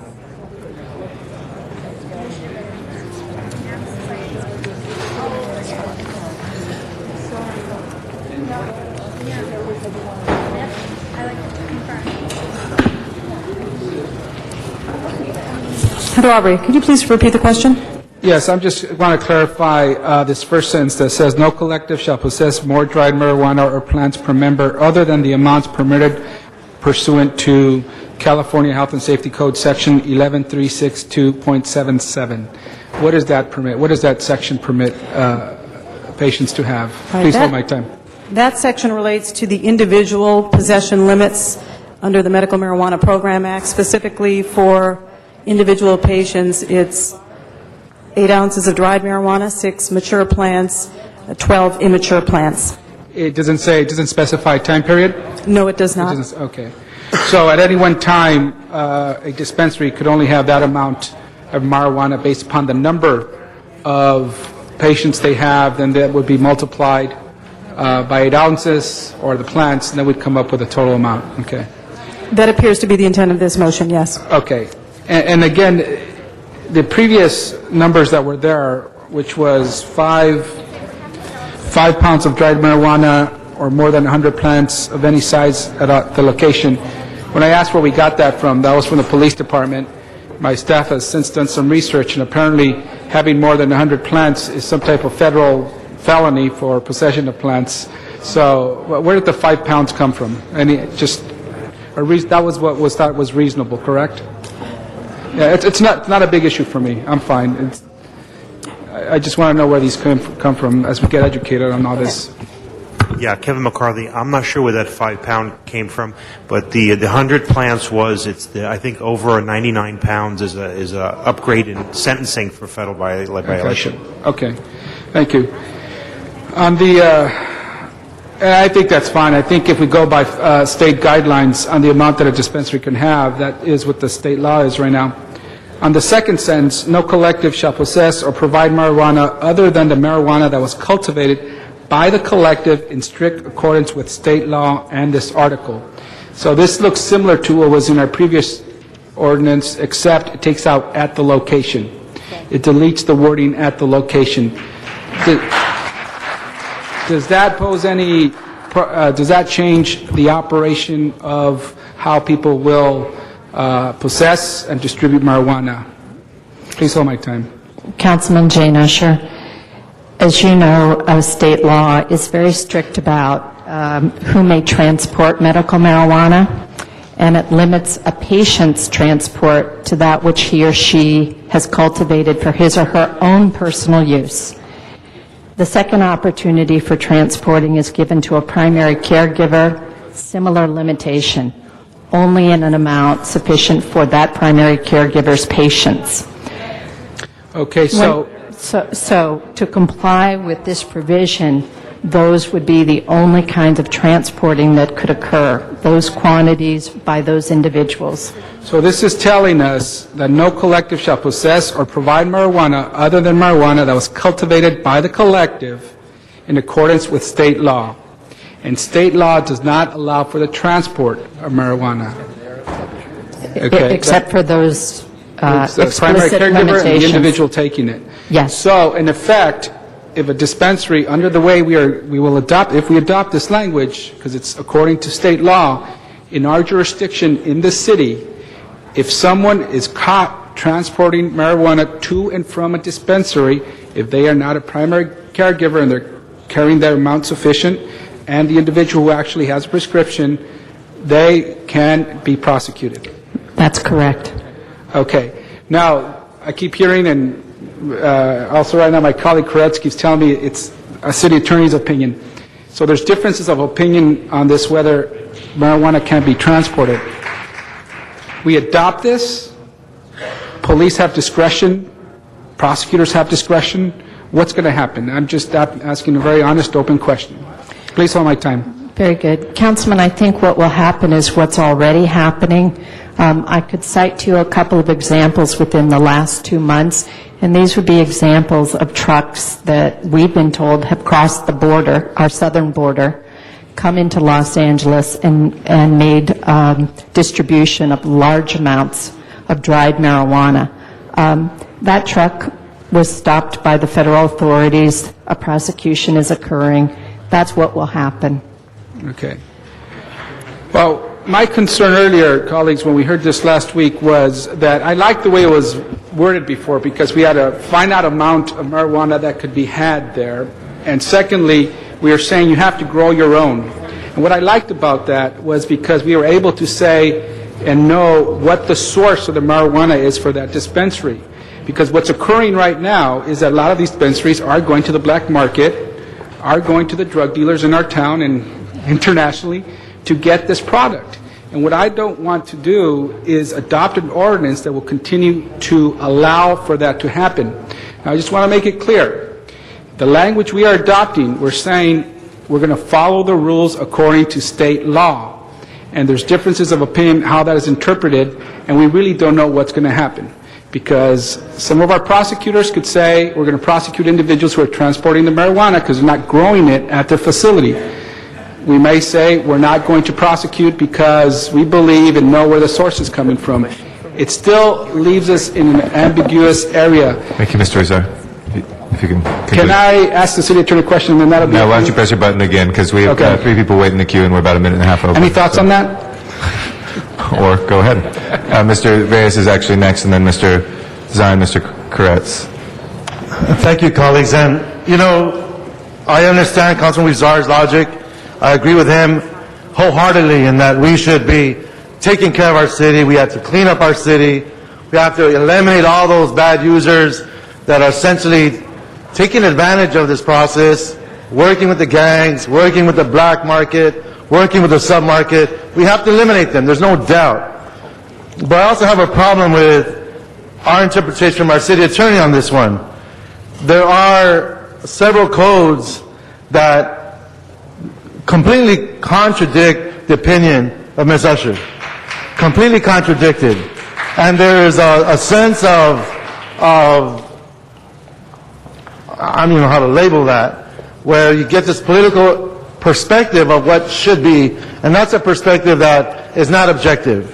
When you look at the Health and Safety Code, and I'm not an attorney, 11362.775, you look at references to SB 420, you look at page 7 of the Attorney General's guidelines, look at page 10 of the Attorney General's guidelines, it does not reflect the posture that's being taken right now.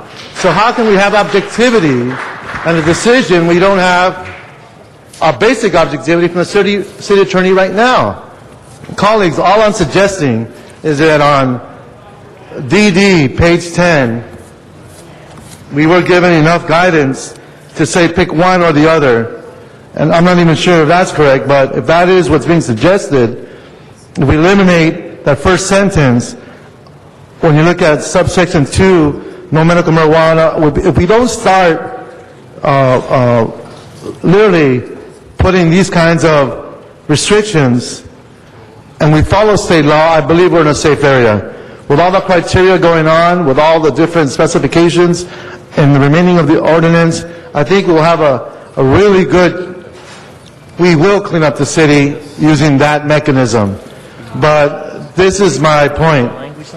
If we support DD, eliminate that first sentence where it says 8, no medical, and we follow with, okay, look at item 10DD, look at subsection 2, and there, right underneath there's number 8. We eliminate that one sentence and start with no collective shall possess more dry marijuana plants per member other than the amounts permitted pursuant to California Health and Safety Code, Section 11362, and the next sentence will be allowed as well. We just strike the first one.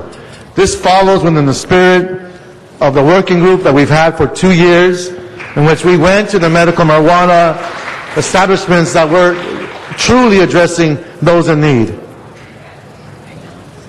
If that doesn't work, we'll get a report back in a year, and we'll come back and we'll further restrict this. But at least it gives us the flexibility to address and be legal within the state code. Mr. Zine. Thank you, Mr. President. I'd like to have the police department come forward on this issue regarding the process. And we're going to show that video once again for the viewers at home.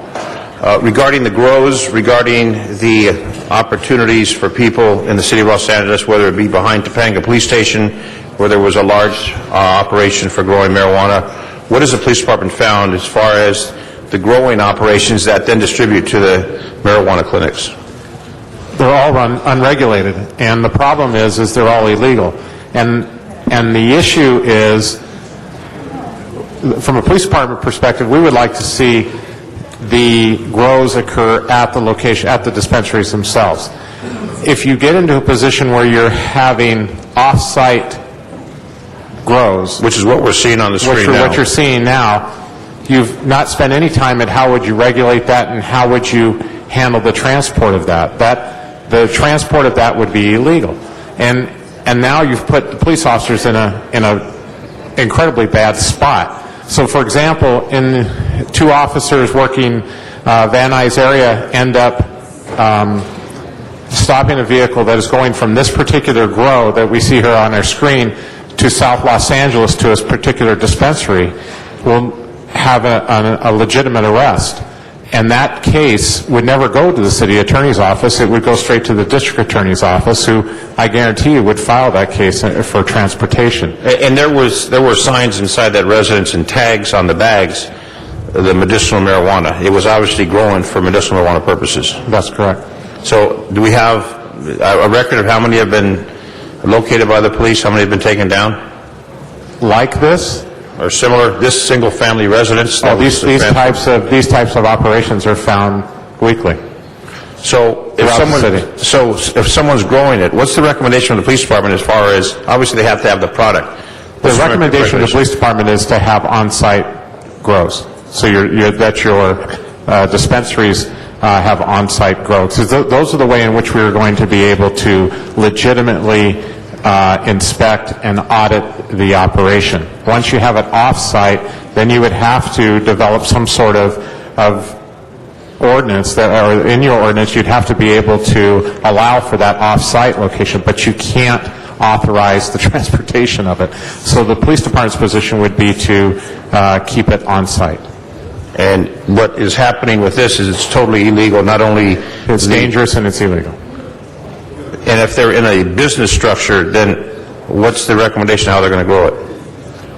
Well, in a storefront. In a storefront or in a legitimate storefront, then they would have to comply, and I would refer to building and safety as to the proper coding and codes that would have to be followed in order to ensure that you had appropriate amounts of electricity and it was safe and it was ventilated properly and all the things that go along with that. Let me add on this. It wasn't only unsafe from the fire hazard, but they tapped into the power lines and they were stealing the electricity from the city. Water and Power came out. I mean, that's the first time I'd been to one of these locations. I understand there's a number of them that have been taken down, but that's where the marijuana, some of the locations, is coming from.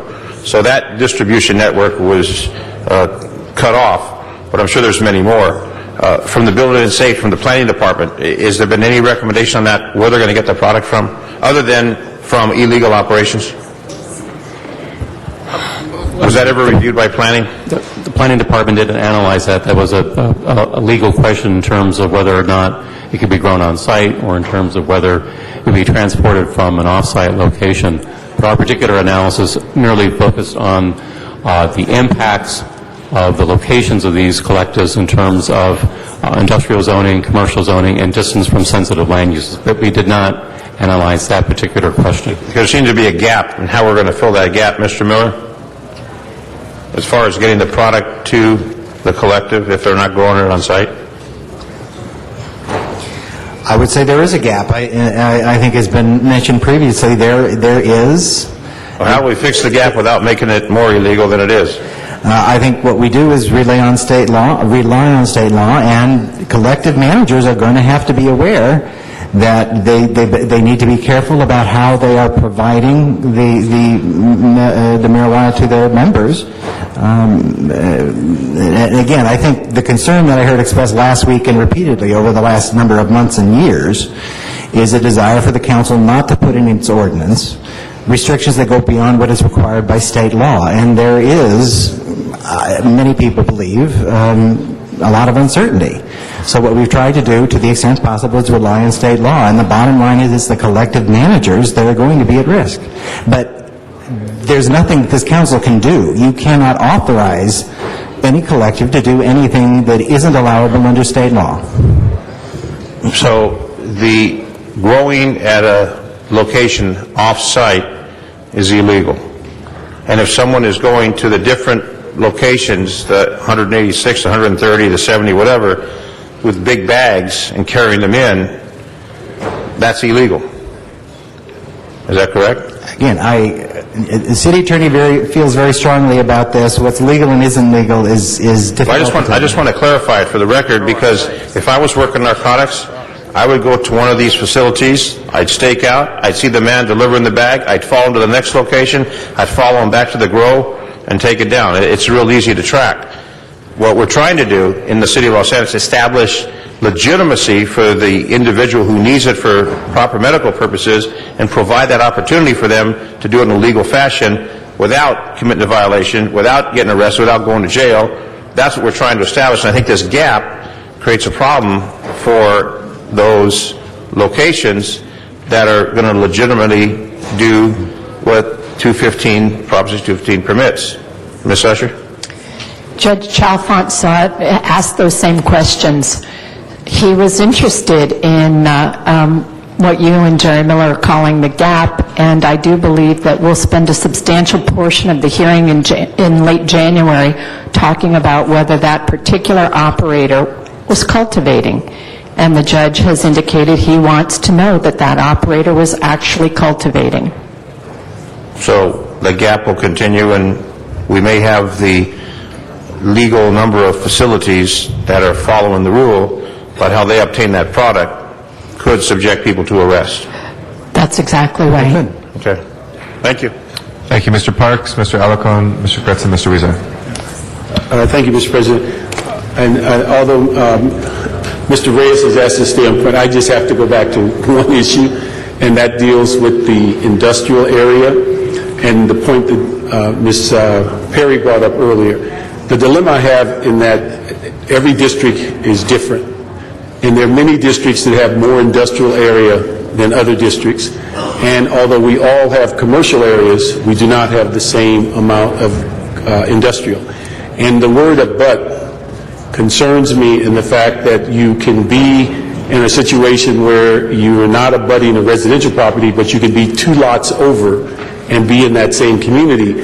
And we also know that there are communities that are in industrial areas that we have used the area of mixed use and adaptive reuse far greater than any other parts of the city. So we are putting in line a situation that districts without industrial areas have less acreage to talk about. It's a very similar argument that we have on inclusionary zoning, where we say build your market rate in my neighborhood and then do the inclusionary across the way or across the tracks. My concern is that we have to have more protection in industrial areas that have residential property, that have mixed use, adaptive reuse, and that those industrial areas have to be given special sensitive kinds of language so that we don't reverse the current chart that shows an abundance of collectives in areas of the city that currently do not have industrial areas, that we create an ordinance and all of a sudden it flips and it goes to the areas where there's industrial, who may not have the same warm feeling of having these collectors in their community. So we do need to get back to that language of how do we protect industrial areas, the commercial areas. We all have them, we all have to deal with them, but we can't ignore districts. And I think if we look at the older part of the cities, CD 6, 7, 1, 14, 15, 9, 10, probably part of 10, 8 for sure. When you start looking at those areas, you're going to flop this process with that ordinance if we don't have protective language, and it's got to be more than just a but. It's got to be something to where we treat it as sensitive as a school or any other kinds of areas, because we can't survive in those areas if we just leave it with a but, because all we're doing is moving it two lots down as opposed to this particular resident. And we know all we have to do is drive our thoroughfares and drive our residential areas, and they're in poor and older communities, they're unlike other communities, because adaptive reuse has been a principle in those communities well before we created that term as a city planning process. So I just can't get off of that till we get some language that protects industrial areas, mixed use, adaptive reuse, residential, and it's got to be broader and more sensitive than just the word "but." And I have a motion that we'd ask that you create some language for that protection, particularly in communities that have large allocations of industrial areas. Need a second on that? Yes, again? please. All right, I'd like to offer my second to Mr. Parks. Okay, I'm going to ask that we then bring that up as after Mr. Kretz speaks, after we do DD, and let's just finish up DD while we're on that right now, but we'll keep that on the table. Yes, absolutely. Thank you, Mr. Parks. Mr. Alarcon is next. So you're just going to tell me.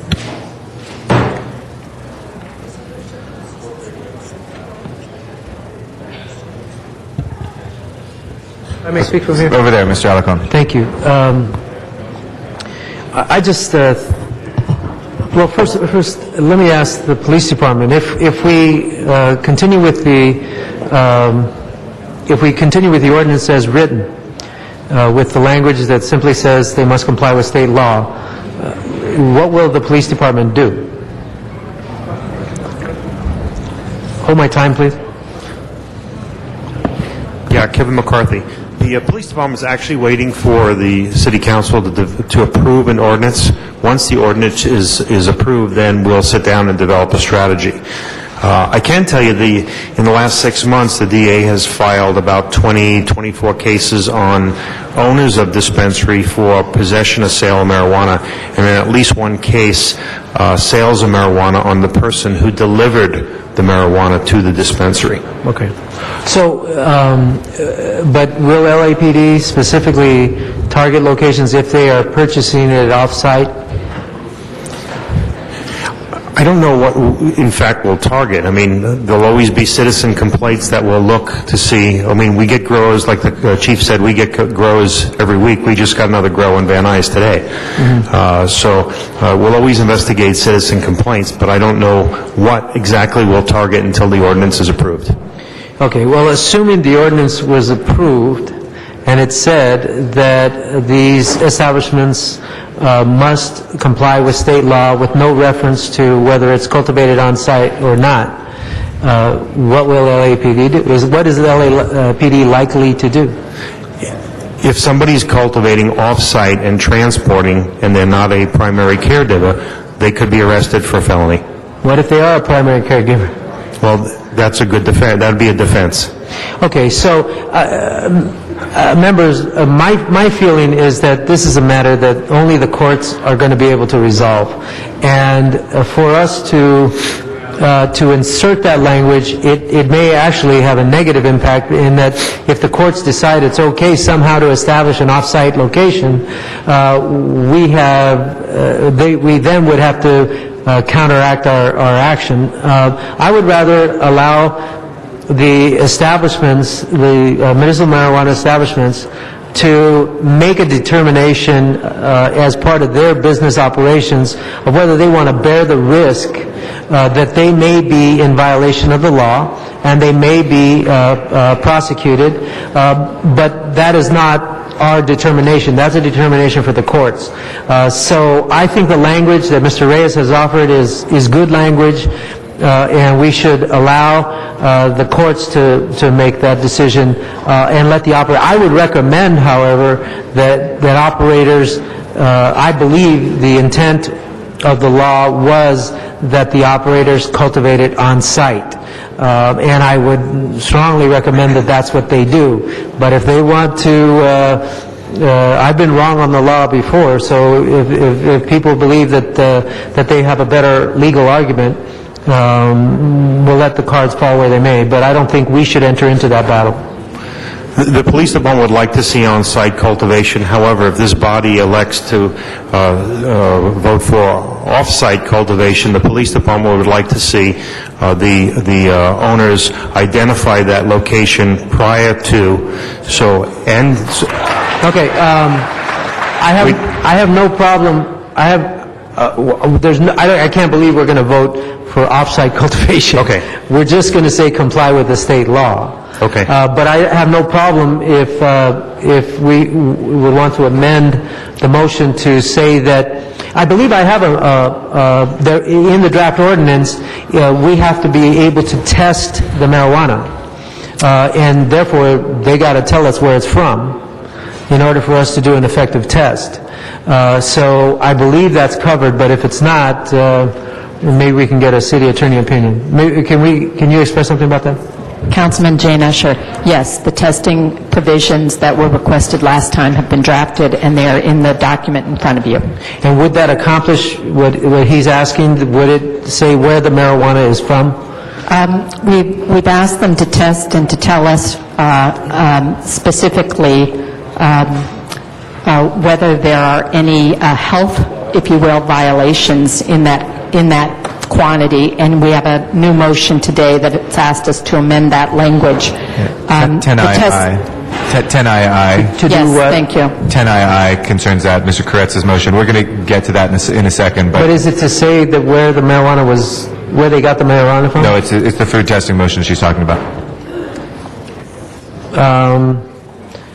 Would you be interested in an amendment to suggest that the operators say where they're getting their marijuana from? Councilman, I should take you Or is that also. in the ordinance? Yes, there is another provision of the ordinance, and it's in the books and records that are maintained by the collective.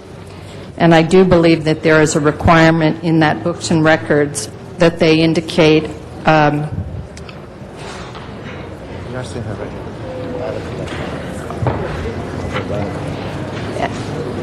I'm now reading an inventory record documenting the dates, amounts, and content testing results of marijuana.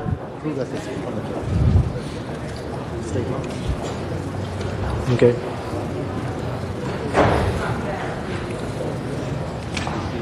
And also, Mr. Alacon, Mr. Reyes' motion does say that the collective has to cultivate. So the example of somebody buying marijuana from a truck that's coming up from Mexico would not apply. They have to cultivate, and and those records and where they're cultivating would have to be available for inspection. Okay, thank you. Thank you. We have two more speakers on DD, Mr. Koretz and Mr. Huizar. And then, colleagues, I think I'll play the role that Mr. Miller did just with the time last time with these other motions. I've gone through them, and people can decide to put them to the side, but I think there's 4 or 5 that are not controversial that should be able to be quick votes, get rid of them, and there's 2 or 3 that would probably require a little bit more discussion. Then that we can give direction. The game plan today was to give direction on any of these remaining issues. Really, the cap and the cash issue was the only ones we didn't resolve last time round. There's the new ones here. Resolve those and then give the city attorney this next 24 hours to, or not even 24 hours, but try to incorporate them in so we could take a vote tomorrow. That was a plan. Potentially till Friday, we'll work with the city attorney. Mr. Koretz. Thank you, Mr. Chair. First, I would agree with Mr. Reyes that whether one can transport, whether one can cultivate off-site, I think those are issues where there are legal opinions on both sides.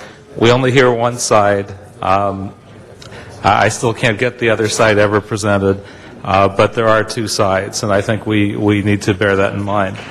I'm a little concerned because we've talked about a few things. A couple of them really might appropriately come up under the item, but I think in context, if we did everything that's impractical that's on the table, we would, number one, do all our cultivation on site, but limit our number to 70 locations with a demand of as many as 250,000 patients. That would create, I don't know, stadium-size dispensaries. Every single one would have to move, because right now these are little retail operations. Imagine a place large enough to serve 1/70th of the need at a dispensary. If we do decide that we're in that boat, it's not going to work at 70 dispensaries. It's just not going to be a possibility. The other two things we're talking about, which we eliminated before, again because of practicality, and I'm surprised they're back on the table, is going from 500 to 1,000 feet, which would dramatically reduce the number of dispensaries, make many of them move, and adding the fact that most commercial is right across the alley. I think if you did both of those, you might move every single dispensary that exists in the city, unless there are a couple hiding in a commercial area. I think we need to look at all these in context and say, we're just adding a couple of these amendments here and there, but if you did all of this, you might well wipe out the whole system again and have to start over. So I'd say be very careful looking at each of these elements, or with all the hard work we've done, we still will make the whole process impractical. Thank you, Mr. Huizar.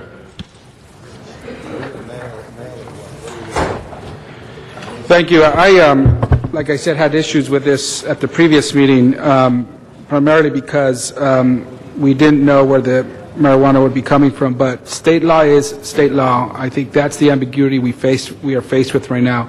We did have the opportunity to go a stricter way to say we're going to grow or let the collectives grow their own at the location.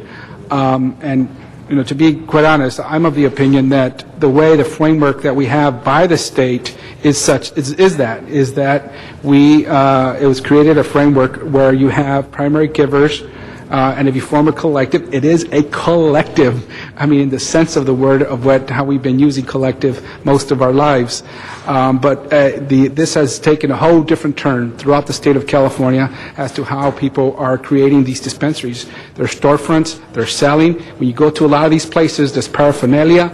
If you're a patient and you're sick, you're going to take your medicine. You're not going to take all this other paraphernalia with you. And so I think this thing has gone in a total different direction. But I understand this. I'm not going to fight it. I think the state law is the state law. Let the courts figure it out. At this point, we got to do the best with what we can. And whether they grow it at their location or buy it from the black market, I think there's going to be a lot of court cases that we see coming down. Now, Mr. Miller, one issue that I did have is previously we had a definite amount that could be at any one location, and now we're saying we're going to leave it up to state law. Did your office come up with any opinion any which way as to whether we should be more precise or leave it up to state law? Please hold my time. Well, it really ultimately is a policy decision. I think, as you heard from LAPD, the 100 plants relates to, I think, the breaking point that becomes a federal crime at 100 plants. So that's where that 100 plant limit came from. I'm sorry, but nobody seems to recall exactly where the 5-pound number came from. Now, there are the requirements in state law. And again, it's 8 ounces of dried marijuana, 12, in any case, as City Attorney explained. Now, quite frankly, these two sentences, depending upon the size of the cooperative, the first sentence that is proposed to be struck could actually be more restrictive than the second sentence, because if you have a very large number of members of the cooperative and you apply the 8 ounce, et cetera, to each member, you could in fact exceed 100 plants or 5 pounds. So that's the implication of eliminating that first sentence. So what we are doing here, if we adopt the language as proposed in this motion, is that we could have some facilities that are large and we're not controlling for the amount of marijuana they have, the plants they have on site. That will be dictated by the number of members they have, It could be a lot of members, it could be little members, and I'm just kind of describing the scenario. I'm not trying to make a point or anything. And on the second issue, like I said, I would prefer at the location, to grow it at the location. I'm not sure there's the votes on council to do that, but I do think if we had put at the location, we would take this as a city in the direction that I believe the original state law was intended to be, which was a collective, and you know where your source is. And here we're going to continue to see the black market into some of these dispensaries, but I hope with the other guidelines we could, and the audits that we will have, that we will be able to better track where the source of this marijuana is coming from. Thank you. Thank you. Councilman Huizar? Yes. I feel like I should alert the council that this sentence that refers to the amounts provided in California Health and Safety Code Section 11362.77, those amounts, it seems quite likely that those amounts may be stricken and done soon. There's a case pending before the California Supreme Court, People versus Kelly, and both sides argued to the Supreme Court that those amounts were not lawful. So I'm a little reluctant to have this city rely only on that sentence, because I have the expectation that those amounts are going to be held unlawful. And were they challenged based upon that being too little, too much? They were challenged based on it being inconsistent with the Compassionate Use Act. The Compassionate Use Act did not contain specific limits. The Compassionate Use Act said meet the medical need. Okay. Thank you. Thank you. So we have DD before us, as struck by Mr. Reyes, the first sentence in 2-8. With that, let's go ahead and take a vote on that. Please open the roll, close the roll, and tabulate the vote. 13 ayes. Okay, colleagues, that is included now. I'd ask everybody to look at the following ones. EE, which is that bids should be notified when there's a dispensary locating within a business improvement district. FF, which is Mr. Parks asking the city attorney to report back on the People versus Hemp Factory 5 et al. GG, which instructs the Department of Building and Safety and PD to report personnel resources and impact. And II, which is that there be an independent certified laboratory to test for pesticides of any pot. Is there any of those that people want to pull out to discuss? My stab was at least the first three, maybe not the fourth, but at least the first three are non-controversial. We could vote on those. I'm sorry, can you go through them again? EE. EE, that bids should be notified. FF, that we get a report back from the city attorney on the People versus Hemp Factory 5 case.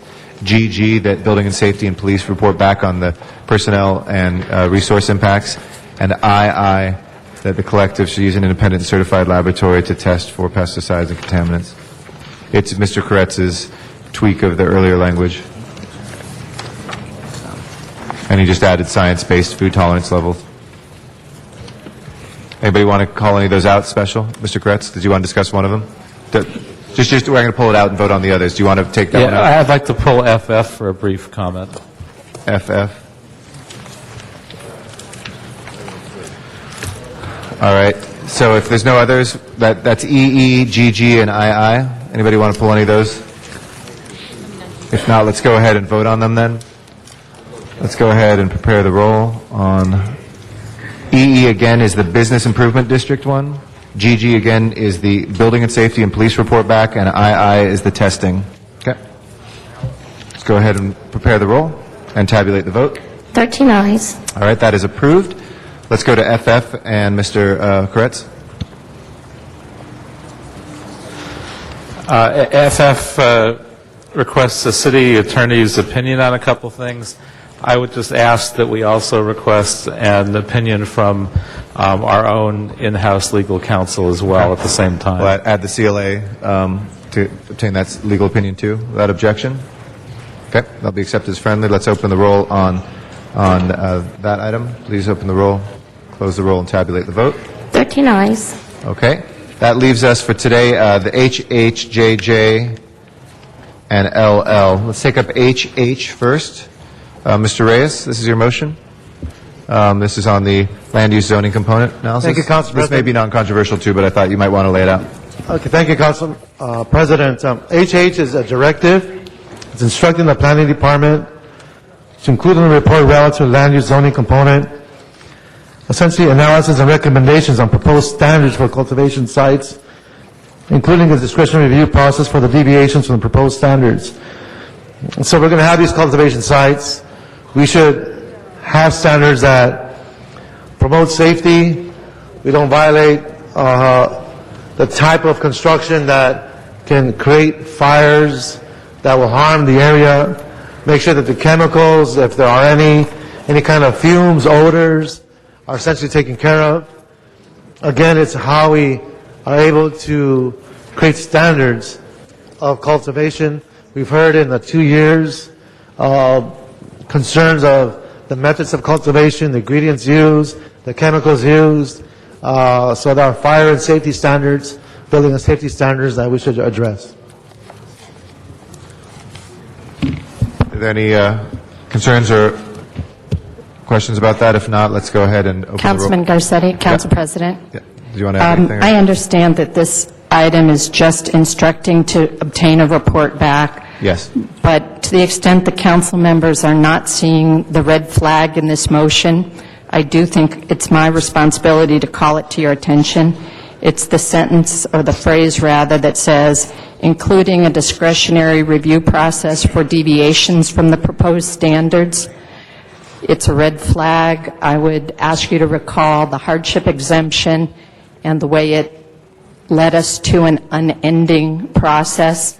I do think the same thing would be true here of a discretionary process. I think we can work closely with the planning department to make sure we don't get there. It's just a report back recommendations, and we rely on the planning department to make sure that we don't fall into that trap again, but thank you for noting that.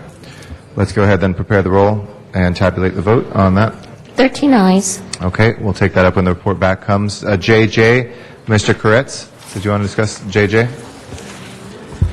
Yes, this is again a slight tweak dealing with expenses to make it clear that all of the actual overhead costs and operating expenses, all the things that we're directing these places to do, like having security and people to take 24-hour calls and all that, that all those expenses are expenses and are covered by the ordinance.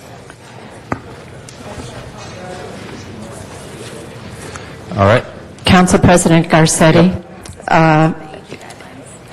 Jane Usher, the ordinance, the state law is quite specific. This goes considerably on what state law permits. State law talks about actual costs. It does not use the word overhead. Judge Chalfant took great exception to overhead. I do think that we have to be very judicious and follow what is provided for in state law.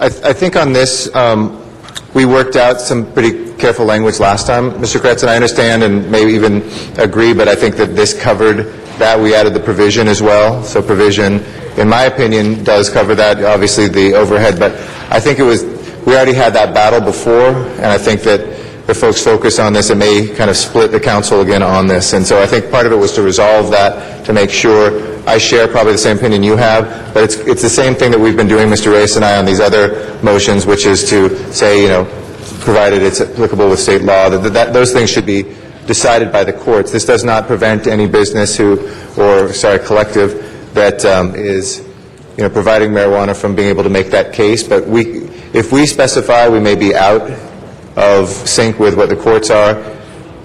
What we did is not prohibit that, but then that's something that has to be decided by the courts. I just think the more that we put something out there that we're trying to decide what that law is, and even if we agree that that opinion is out there, where there's anything that's up in the air in the courts, puts us in a place where the entire ordinance can get thrown out.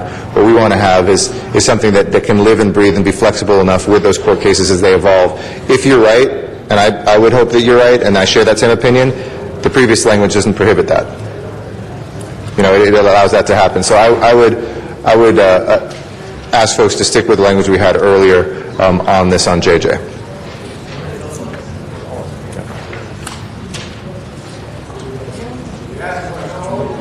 Yes, on this one.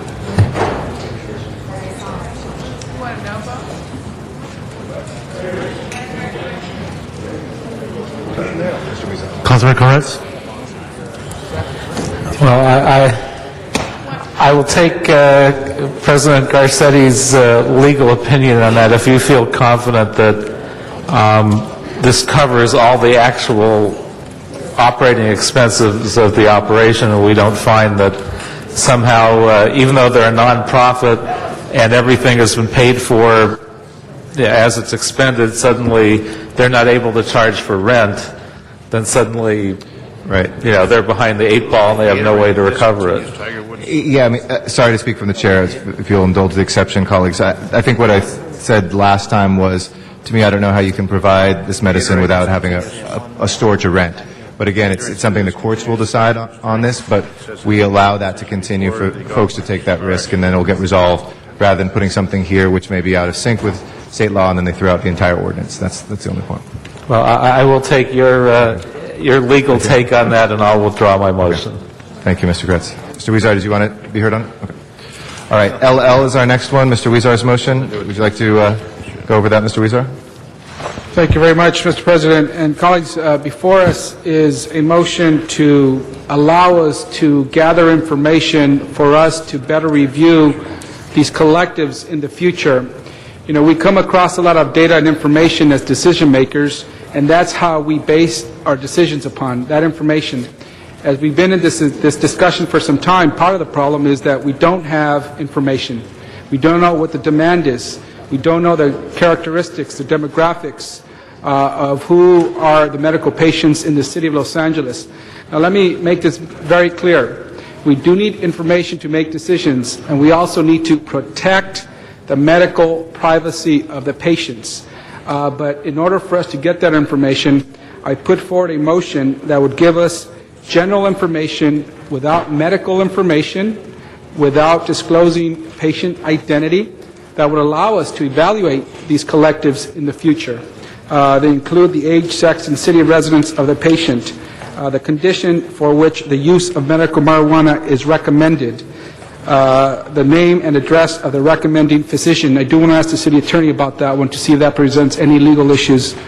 If the patient has designated a primary caregiver, the age, sex, and city of residence of the primary caregiver. I think this will allow us to start making an informed decision in the future as to how we move forward with our ordinance and whether we have to adjust it or not. I want to thank the Eagle Rock Neighborhood Council for helping and giving us some ideas on this as we talked about how we move forward to get the information we need. Now, with that, let me ask the city attorney, and please hold my time, would any of these compromise the patient's privacy, medical or identity, or the physician's privacy, or any legal issues with that? Councilman Huizar, Jane Usher. Perhaps in number 1 you want to say the age, sex, city, but not the name. In other words, it wasn't clear to me until you articulated the motion that you were looking for data but not the name. Yeah, okay. So we could delete of the patient, really we're looking at, we're trying to figure out if in fact the patients are City of Los Angeles patients or neighboring cities or regional city residents. City of residence, but not the name should come after the word residence. Okay, we could do that. But not the name of the patient. Mm-hmm. Let's come back to 2, 3, 4, and 5. I don't have any legal problem to report to you. Okay. When we come back to 2, and I'm going to turn to Heather Aubrey, I do have a concern that even without the name, there will be an argument made that this is a private medical record because of number 2. Yes. Okay.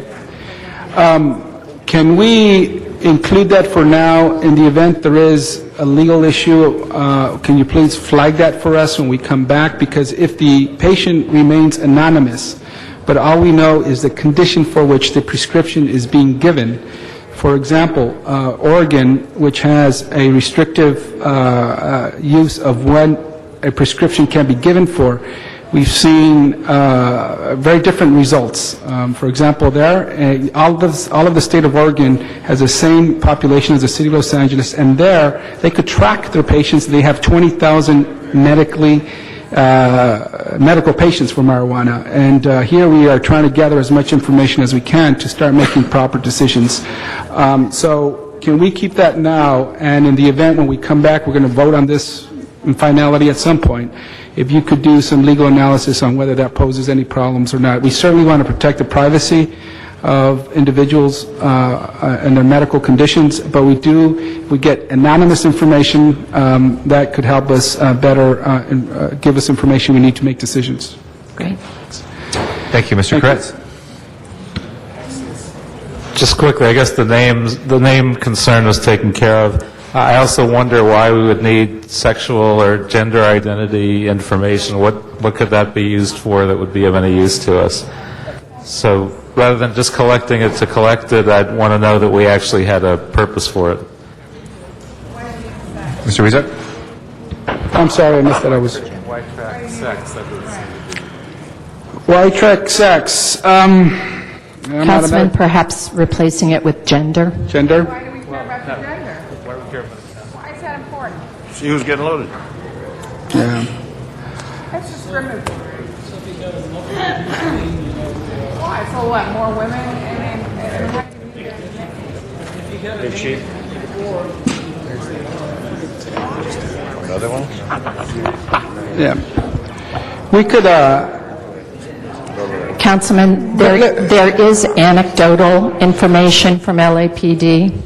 The anecdotal information is that our dispensaries are dispensing to men, primarily, predominantly, and to men of ages 16, 15, 14 to 30. That's the anecdotal information, so if that's what you're trying to get at. I think, and we heard some grunts in the audience, but that's exactly it. If we get the information, we will know. And that's why we need this information. If people disagree with something somebody says, if we get the real information, and you did say it was anecdotal, thank you for clarifying that. I think at the end of the day, and I read somewhere, there was mostly young white males that mostly visit these dispensaries. I don't know if it's true. I read it, okay? So, in either way, whatever information we get, it would help us understand what issues we are voting upon and making decisions. This information is used all the time in various ways. I'm open to deleting that, but if we could keep that in there for now and perhaps come back and delete it before we vote on the final thing. I think we'll start in this direction. I think we all agree that we need some information. What information? That's what I put on the table. So we can remove that later on if you find that we don't need that information for making these types of decisions. Okay.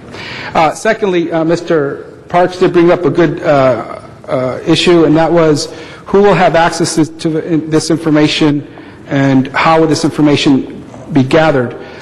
The way we would hopefully gather this information is through the audit. It says that in the motion, that when they provide all the information we put in there last time, the financials, et cetera, that's the way we will get it. But if you could work with our group, Ms. City Attorney, and see what is the most proper, convenient, and method to gather this information that keeps intact the information as to how we use it and for what purposes. Councilman, the audits is currently written, go to the city controller. So to the extent this information is provided as part of the audit, as drafted, that would be the recipient. Thank you. Okay. Any other comments on this? If not, we have this before us. Ms. Hahn? Under state law, is it legal for young people, for women, for men, is it legal under state law for them to have safe access, if prescribed, to medical cannabis? Of course.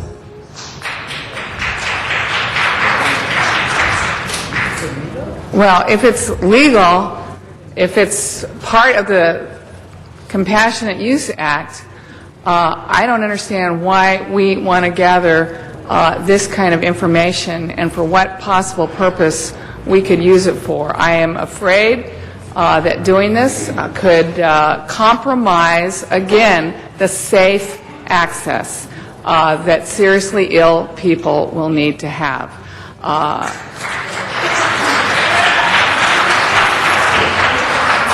I think everything we do needs to be played against safe, dignified access for seriously ill people, whether they're young or old or male or female.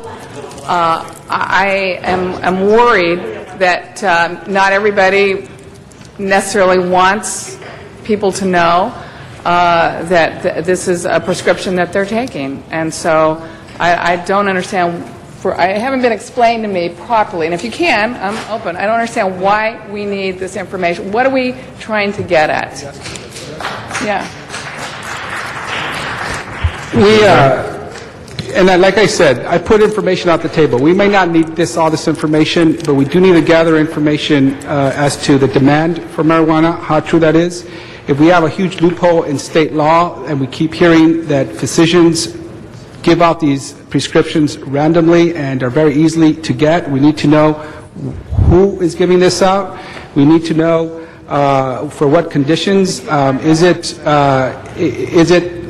what people are accusing people getting this for just a backache when they don't really need it, a headache when they don't really need it? What are these conditions so that we could better know what is the true demand out there, and whether we know that people are chronically ill, and whether we are basing our decisions on that type of information. Now, granted, you're right. If we don't need the sex information, the gender information. I don't know now. This is something that occurred to us today, but I do know that if we're going to know that, if we're going to come back in the future to reevaluate where we are and to make better decisions, we need additional information.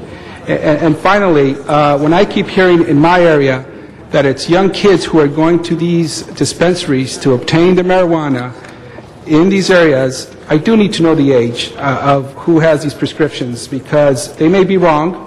These might just be kids, people who look young, but I do need to know whether, when in my district people are telling me that it's one dispensary that you see a lot of young kids going in there, we could have those documents later on to verify whether or not these are the patients, they are actually receiving the medicinal marijuana. Again, that is not going to tell you anything. Hold on, we have Mr. Wesson and Mr. Alarcon next. Mr. Wesson? I'm not going to give you the information you want. Mr. Wesson? Say there's a bunch of young kids going. It doesn't tell you. One reason or one question that I have, it would appear that in the poorer or the economically challenged areas, there are fewer of these facilities. I would like to know, why is that? Is it because Latinos or African Americans don't have the ability to go to a doctor and to get I'm just curious, why is that the case? Whereas when you look at some of the other council districts, you have a larger number. Or is it that it costs so much that it's cheaper to get it on the street? I don't know. But I want to make sure that individuals that live in Bernard's district that need it have the opportunity to go get something that they know that legally has the proper ingredients. So, I do think that there are some legitimate questions that could prove to be useful later on. That's all that I wanted to say on it. And I don't know if everything Mr. Weezar asked gets to that, but that's a very interesting question to me. Mr. Alarcon is next, and then Mr. Zahn. I think it's a Mr. good Alarcon. question. Yeah, this is, I just want to say this. We have apparently or allegedly 1,000 of these establishments, and I have to say I don't see reefer madness on the streets of Los Angeles. So I don't think that trimming that number of 1,000 down to about 100 is going to create some of the problems that that people are saying. In fact, I believe we're going to be able to manage it very effectively with the 100. It's the other 10,000 locations that they can purchase marijuana that I'm concerned about. And so I'm not exactly clear about why we need all of this language. First of all, let me say, we just passed a motion that said you have to cultivate it on site, so why do we need to know where? We didn't? It said the motion that we passed said pursuant to state law, it has to be provided by the collective. And for those who believe that, like you do, sir, that it should be done only on site, it allows for the courts to decide that. And for somebody who says that but we didn't say cultivate it on site. No, it said that from the collective pursuant to state law. From the collective, okay. But Councilman Aller, you raise a good point, because we weren't trying to provide the ambiguity that now item 5 in this motion provides. We weren't trying to be ambiguous. We were trying to follow state law, and it's not at all clear to any of us that there could be a grow site off-site, except in very limited circumstances. Yeah, it just presents ambiguity that adds to the confusion out there, and I'm not sure we need to include that term grow site. I have a problem with that specifically. I don't understand why I'm trying to struggle with, Mr. Weiser, I want to support your motion. I'm trying to struggle with why we need to know the gender of the client.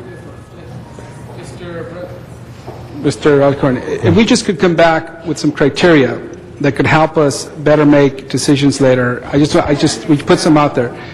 For example, the one as to whether they are City of Los Angeles residents or not is helpful, because there are a number of cities around us who completely banned marijuana. So if we could just make a general motion to say, direct the CLA, come back with the final recommendations as to what type of information will help us evaluate these dispensaries in our whatever month, if we're coming back 6 months later, whatever it is. Okay. If that, as amended, do you still want to say anything on this, Mr. Zion? He amended it just to say for CLA to report back on what qualities may be useful. So that's fine. That's okay? All right. Let's go ahead and then prepare the roll and tabulate the vote. 10 ayes, 3 noes. Okay. That is approved.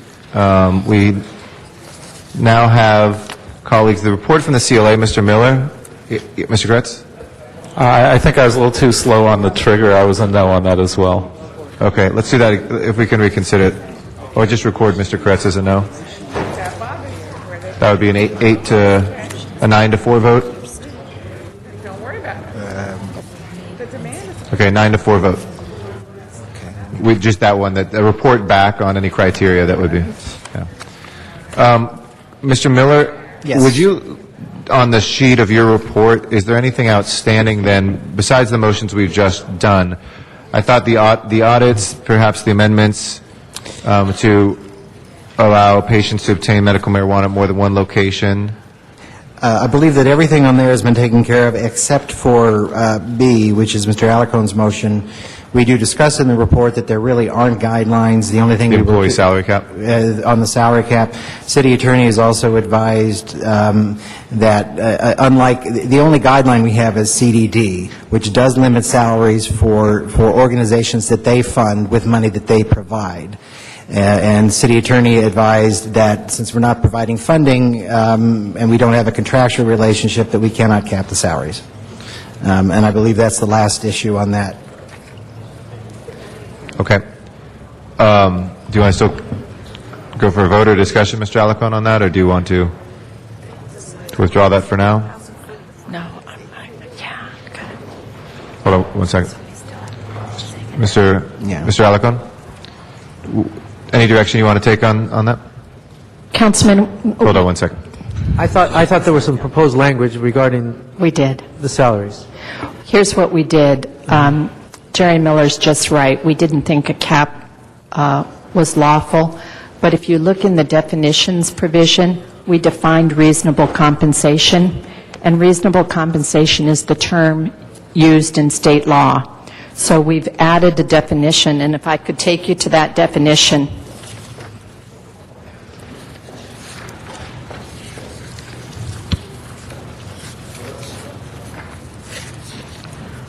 Councilman, on my draft, the definition is at the midpoint of page 3, and it defines reasonable compensation, and it says as follows: compensation commensurate with wages, and I know we need to insert the term, and benefits.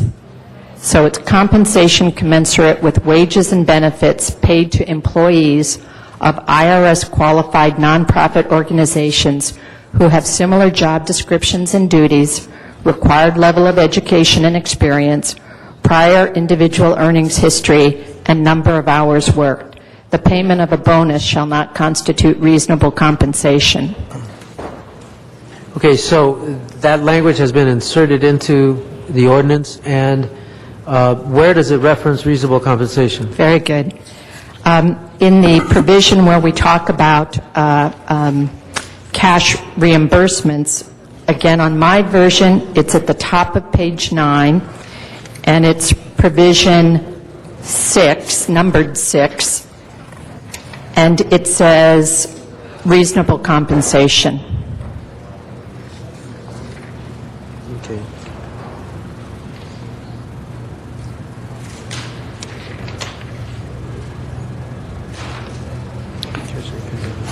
So, Councilman, it's conditions of operation number 6, the first full sentence.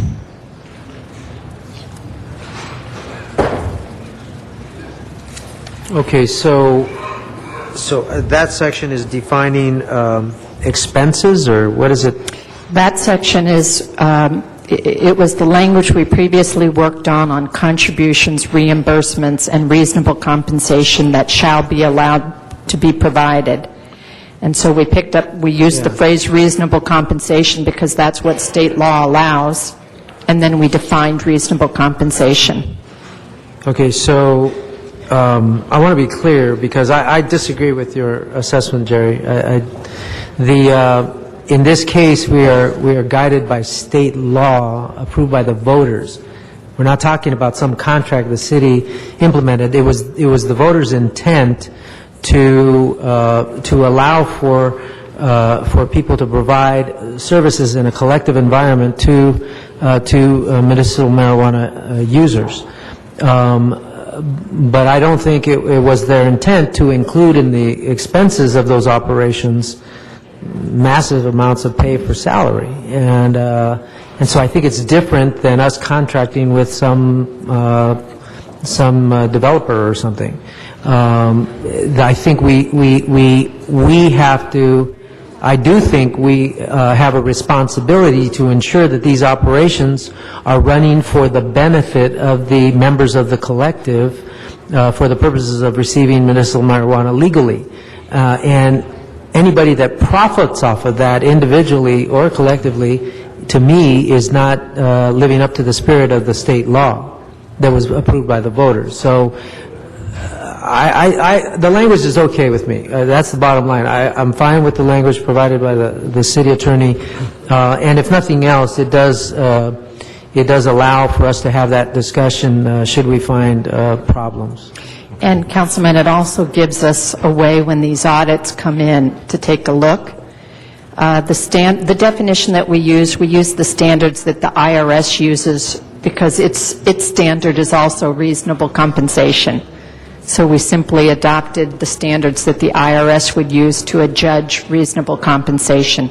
Right. My fear is that some of these organizations might simply raise their salaries and say that they're typical expenses, and that doesn't really. I don't think that's what the intent of the voters was. Okay. Thank you, colleagues. We have, if there's no objection, then we'll adopt that language. Does anybody want to talk on that language? Are you on the queue for this or for other things? I just have a question regarding the bonus. Regarding what, Mr. Zine? Regarding the bonus. You mentioned the bonus. Mr. Zine, then Mr. Weezer, then Mr. Kretz. The bonus could be on this specifically. The bonus could be thousands of dollars. They are not included as reasonable compensation. I know they're not included. Right. They're prohibited? Yes. Also, there cannot be a bonus.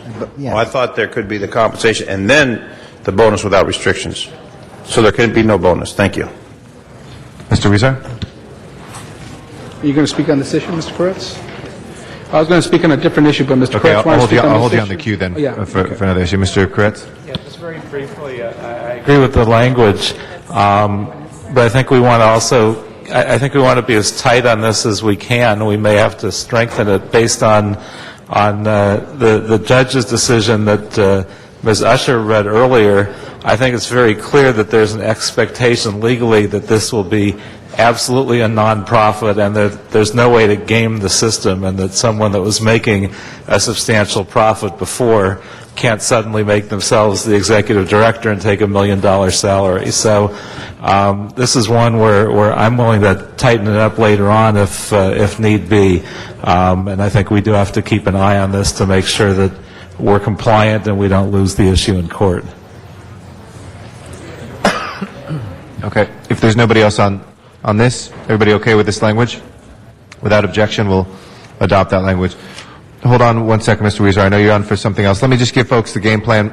It's about 10 of 4 right now. There are 5 oral motions that were made that I'd like to take up next. And then if there's any outstanding issues, I'll put you first on the queue. Mr. Koretz also, I think, had. So if anything of a general nature after those oral motions are taken, we can just dispense with all the motions, see if there's anything outstanding. Okay? So, folks, listen up because these are oral motions. So I'm going to have the city clerk and myself read what they are so people know. There was Mr. Zine had a motion on a cap of 186, but I think that's been made moot by the earlier one. So, Mr. Zine, is it okay to withdraw that? Okay. We had an oral motion on which was the equivalent of, we still have KK as well, which we'll take up in a second. There was also an oral motion on that. Why don't we do that first? Mr. Alarcon, you had this motion on KK. Yeah, it's okay. We have on KK. This was the notification of DBS within 1 week of an intent to register new facilities. To submit to DBS within 30 days after submitting intent to register the collective's operating plan and organizational structure, and 3, to subsequently allow medical marijuana facilities that have successfully completed 1 and 2 above 60 days to complete all outstanding pre-inspection and B&S permits to operate in a medical marijuana facility.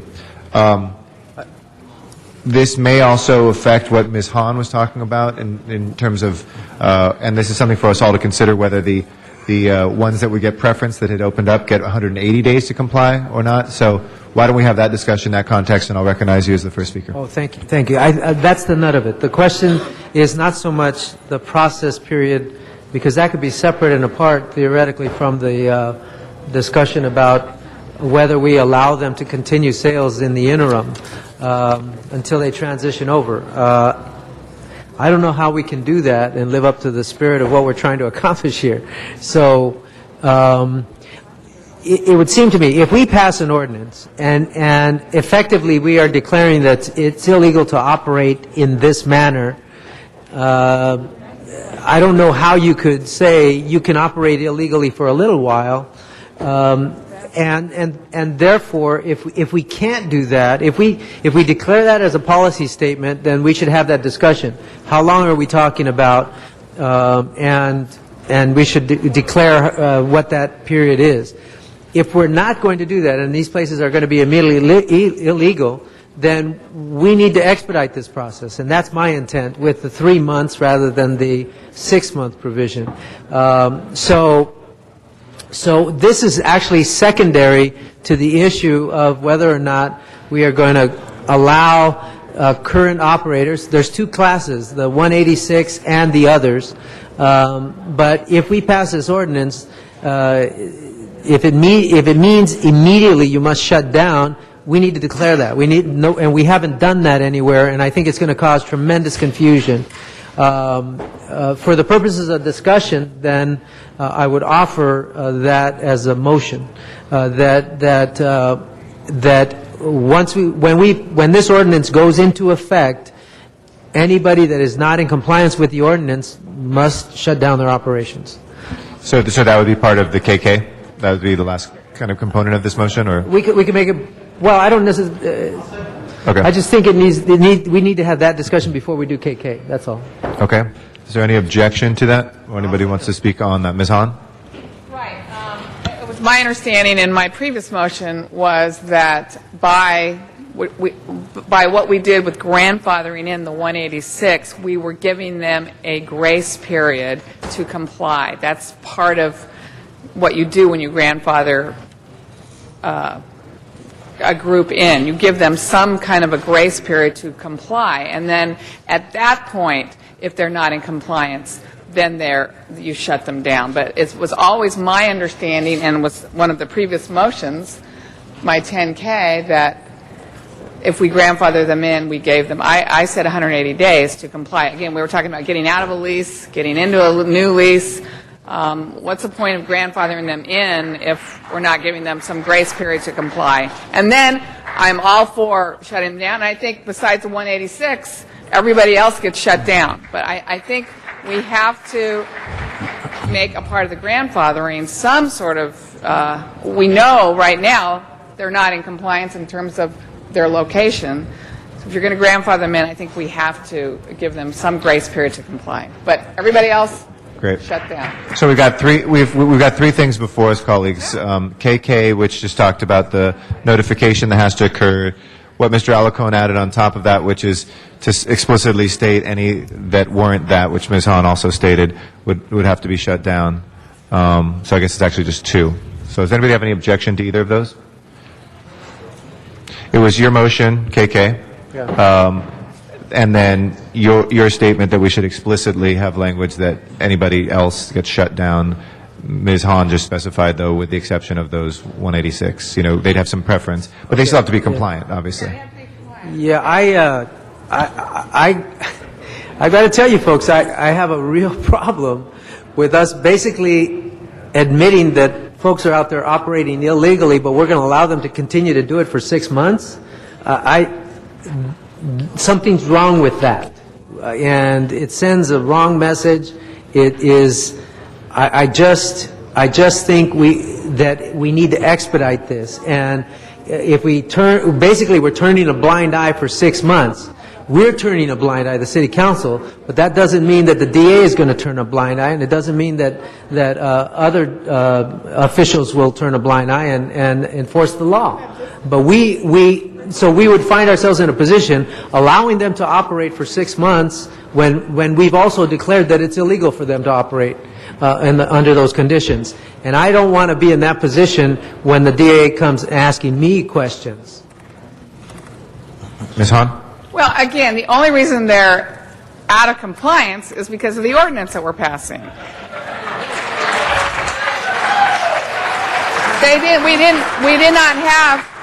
We didn't have the distance. We didn't have the sensitive use issues. We didn't have all these, how many amendments do we have to this ordinance? I mean, when we pass this ordinance today, or whenever we pass it, they will be out of compliance, because when they registered, however long ago, we did not have these regulations. So that's all I'm saying. If you're going to grandfather them in, you have to admit that they're going to be out of compliance, because there was no ordinance on the books when they registered. Councilwoman, a compromise that would satisfy both of you would be one where all operators shut down immediately except for what we're euphemistically calling the 186, who shall have a grace period to comply, right, but they shall immediately cease all unlawful sales. Yes, that's fine. I mean, that's what Richard said. Oh, Mr. Smith? Yeah, the point, Ms. Hahn, is technically they will be out of compliance the day we pass our ordinance. But the state law has been clear. That is the state law. We are out of compliance, actually, because we haven't made our ordinance match the state law. So they're already out of compliance with the state law today. Mr. Alarcon wants to say we're not going to recognize them and give them some rights that the state law doesn't give them. That would put us in a jeopardy, really, to saying we've written a law, but we're going to give you some time to operate illegally under the state law as defined by the judges. So we're not going to put ourselves in that risk. They need to be in compliance with the state law, and that's the point. Okay. And just a point of information, Ms. Hahn, right. you asked how many motions. There's been 43 so far, and Right, counting. how many? 43. 43. What I was saying was give them the 6 months to come in compliance with the building and safety, all those issues that we have also drafted. Okay. Not the Right. To separate those out. Is that an acceptable compromise, Mr. Alacon? Yeah, that's fine. I want to point out that when we pass this, everybody's going to see this coming. They're going to have at least 30 days to unload their product, or whatever you want to call it. They are going to have 30 days to get in compliance with the law. And frankly, if I were writing the California law, it wouldn't have been written like this. But and I agree with you that it's a terrible irony and a horrible position we put these people in. But nevertheless, I can't bring myself to allowing people to operate, particularly selling marijuana illegally.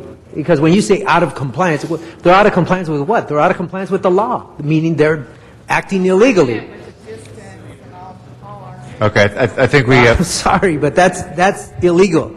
And so I have a serious problem with having to sign off on allowing people to act illegally. Now, if I did it blindly before, that's one thing. But for me to do it with full knowledge, that runs counter to my conscience. So I think we have agreement in terms of that what Ms. Hahn's intent was on the building and safety procedures, the new zoning requirements, the 500 feet or the 1,000 feet or whatever. So if there's no objection to that, then is there any objection to including KK, the 180 window for things having to do with city compliance, not the legality or illegality of any sales? If so, we'll adopt that. Okay. Colleagues, we also have Mr. Wesson's. Yep. Question on KK? So Sure. you're saying with the 180 days, that will allow us the opportunity to go back and deal with the issues of compliance? It was Is that what you're saying? it was not all issues of compliance for state law. I think what I heard the intent was that compliance has to happen immediately, but for registering or moving, because we have these new zoning requirements, there's 180 days given to those 186 previous operators. Okay. Mr. Wesson had a motion that I didn't hear any objection to reinsert some original language that was struck. Mr. City Clerk, do you want to tell us what section that applied to? Yes, that was to reinstate the original language in section 45.19.6.3, A.2 on page 6 of the draft ordinance that unstrikes the language Across the street or alley from. across the street or alley from or having common corner with. Okay. Is there anybody want to speak on that? I have a bunch of people on the queue for different things. So on that, Mr. Kretz, you want to speak to that motion? Yeah, I just point out again, as I did earlier, that many of these locations are across the alley from residential. It's just the way commercial and residential are located in this town, and you'll wind up knowingly putting a lot of these places out for no truly good reason. Most business and residential are close to each other. It makes it very difficult to continue to operate and to find new locations if you add back this element. Okay. On this, anybody else? On this? Okay. So let's open the roll. This also is, just so you guys know, there's also the two other motions, or the three other that are outstanding are the two different Parks Perry and Perry Reyes Parks motions on industrial and mixed use. So that also affects this, so we might want to take them up together. Do people want to take them up together and just further discuss a little bit? And then the last one is the Alacon Smith motion to move from 500 to 1,000 feet. That's a little bit different. It would obviously affects this as well, though, because that would then, if we move that from 500 to 1,000 feet, presumably Ms. Perry's and Mr. Parks' motion would also move your requirement to 1,000 as well from any residential areas. Is that, I'm just clarifying. Okay. So Mr. Reyes, I'll recognize you first. Maybe what we should do in terms of order then is actually take up the Alacon Smith motion first on should we move it from 500 to 1,000. then we can come back and address the Wesson and Parks and Perry motions. Okay? So, Mr. Reyes. Thank you. Thank you, colleagues. This is a very tough situation for all of us. Part of our harsh reality is that when this city was developing, residents were allowed in industrial zones. And that was very prevalent in 4 to 5 districts of the city. Now, in other parts of the city, the 8 to 10 other, have some fairly neat spaces between these distinct zones. So the argument from Councilman Koretz, I understand from that point of view. But the burden is then placed on 4 to 5 council districts where, and I'll be real blunt, I mean, Lincoln Heights, and that's a great example. I have great old residential corridors with factories right up against the backyard. You literally have silos. You have house, backyard, fence, and manufacturing silos right there. And it's like that for 3 to 4 of our council districts. I say it's as high as 5 when you look at some of the older parts of San Pedro, especially around the harbor and certain sections that are old rail line corridors. Now, this is the dilemma. If we don't acknowledge that harshness, we literally could have these facilities, which we're going to relegate to industrial, to be in the backyards and next door to residential. They may not be abutting, they could be across the street. They could be literally catty-corner to much of the mixed-use residential facilities that have been evolving since the adaptive reuse. So I'm echoing some of the words that Councilman Parks and Councilman Perry have been sharing with us. So this is the dilemma.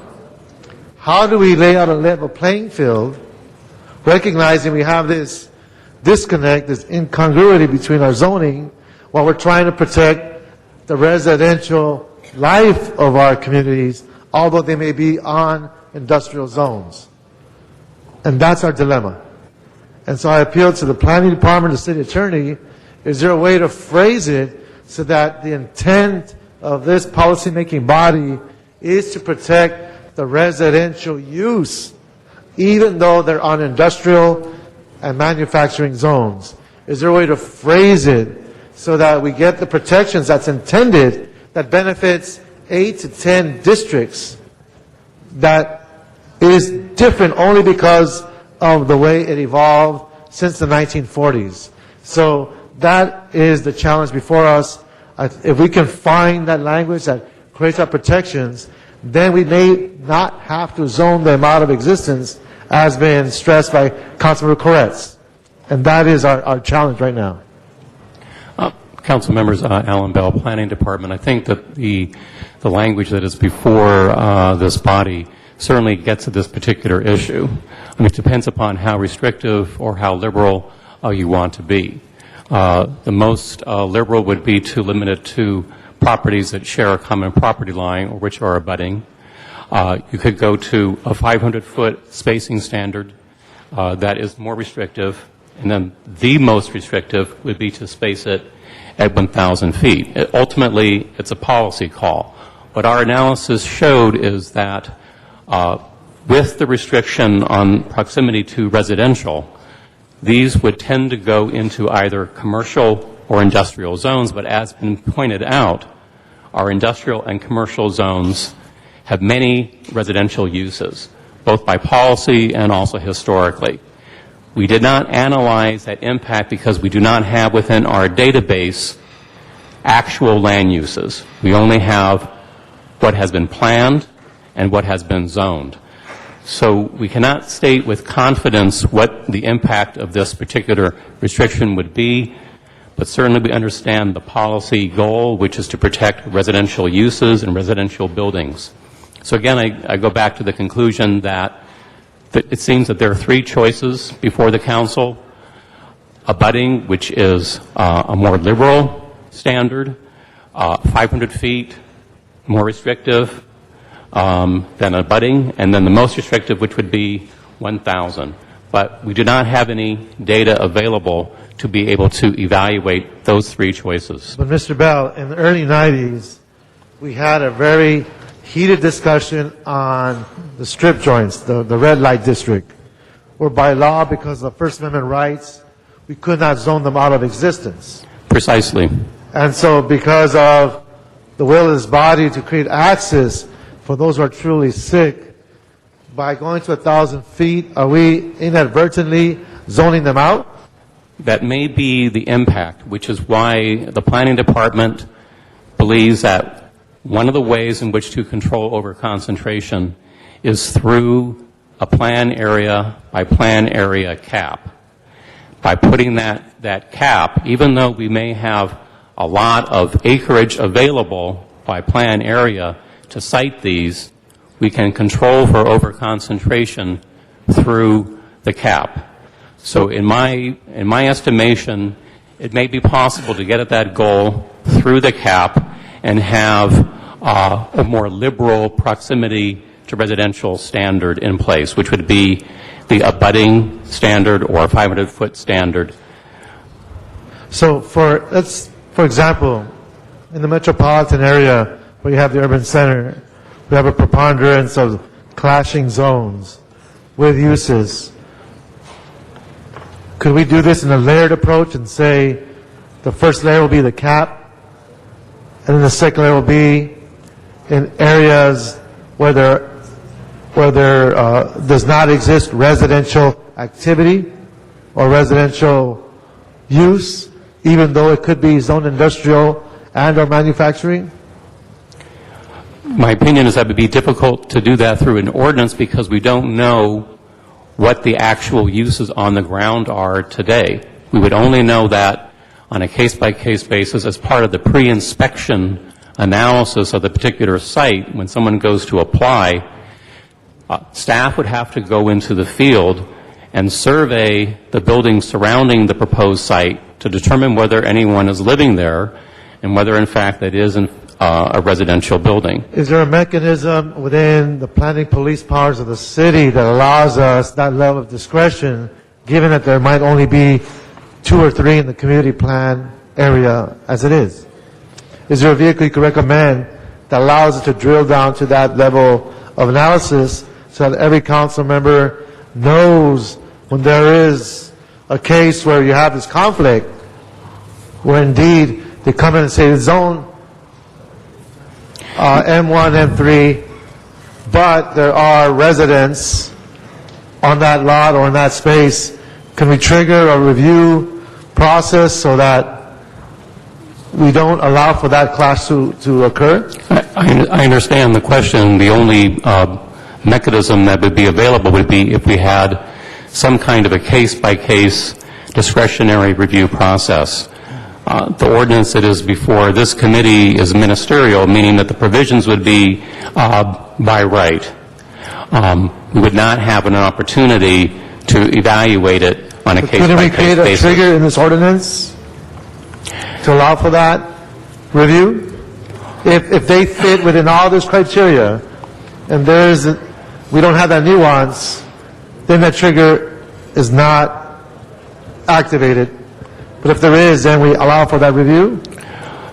I believe that as part of, it would not be able to be included as part of this ordinance, but it could be included as part of a follow-up zoning and land use ordinance that would provide some discretion to a zoning administrator or the director of planning, but that is a very different issue than what is before this council today. And I think we need to be creative and proactive in establishing that, because you're going to have 4 to 5 council districts that will be severely, for lack of a better word, penalized if we don't create this mechanism. Councilman Jane Usher, I'm just going to try this out on Alan Bell and see if it gets us any closer. Alan, if there were a 500-foot sensitive use distance band between residential uses and a collective, just in the ordinance, 500-foot distance separation, which came up several times today, could you do that? Could you repeat the question again? Sure. So instead of layering or triggering, it would simply be a distance separation, 500 feet, between a collective and a residential use. certainly that could be done. But again, we would not be able to answer the question as to whether or not the standard is so restrictive that it precludes having an adequate number of sites on a citywide basis, or whether it would protect residential uses. We just simply do not know because we do not have the data available to answer that question. Mr. Reyes, we're about 6 minutes over. I'm sorry. If I can get Ms. Perry and then come back to you? Okay. Ms. Perry? Right. Okay. Okay, Alan, this isn't any different than what we do with liquor stores or chop shops or swap meets or it's all the same. It's basically the fast food, outdoor, ordering station. It's the same logic, to protect the integrity of the residential community and to allow them not to be adversely impacted. And 500 feet is pretty much the standard. And like Mr. Reyes, I understand what Mr. Koretz is saying, but I think if you think about each one of your districts, I know that you can go on any commercial corridor and you can find some commercial streets that do not have alleys behind them but have more commercial or more light industrial. I was just having a conversation with the council president about 20 minutes ago about the border between the 13th and the 5th district, and where there is commercial behind commercial on some of the major corridors. I know that is the case with my district. If there's a place to be found, I think I could find it. I don't think it's that difficult. I don't think 500 is really too much to ask for, and actually 1,000 provides us with that measure of protection that we need. I already have one sprouting up at 49th and Central, across the street from a senior citizens tower, which is and across the street from a liquor store, which is exactly what I don't want. It's right across the street. It's right across the street, and seniors aren't going to like it. They're already complaining, and on the other corner is a chop shop. Now, these are all the kinds of things that I'm working hard, to rebuild the community and rehabilitate on the commercial corridors. So I'm not sure why planning would have a problem with that. We don't have a problem with that. Certainly a residential building or a mixed-use building could be treated as a sensitive land use for policy purposes, just like a school or a park or a playground. The way the ordinance has been structured is that a different standard has been applied to residential or mixed-use buildings, different than the policy on sensitive land uses. Certainly, a residential building or a mixed-use building could be considered the same as another sensitive land use. And that I don't want to be vague and ambiguous. That would make it actually very clear. It would simply treat it as in the first part of the ordinance that talks about distance requirements from sensitive land uses like schools or parks or playgrounds.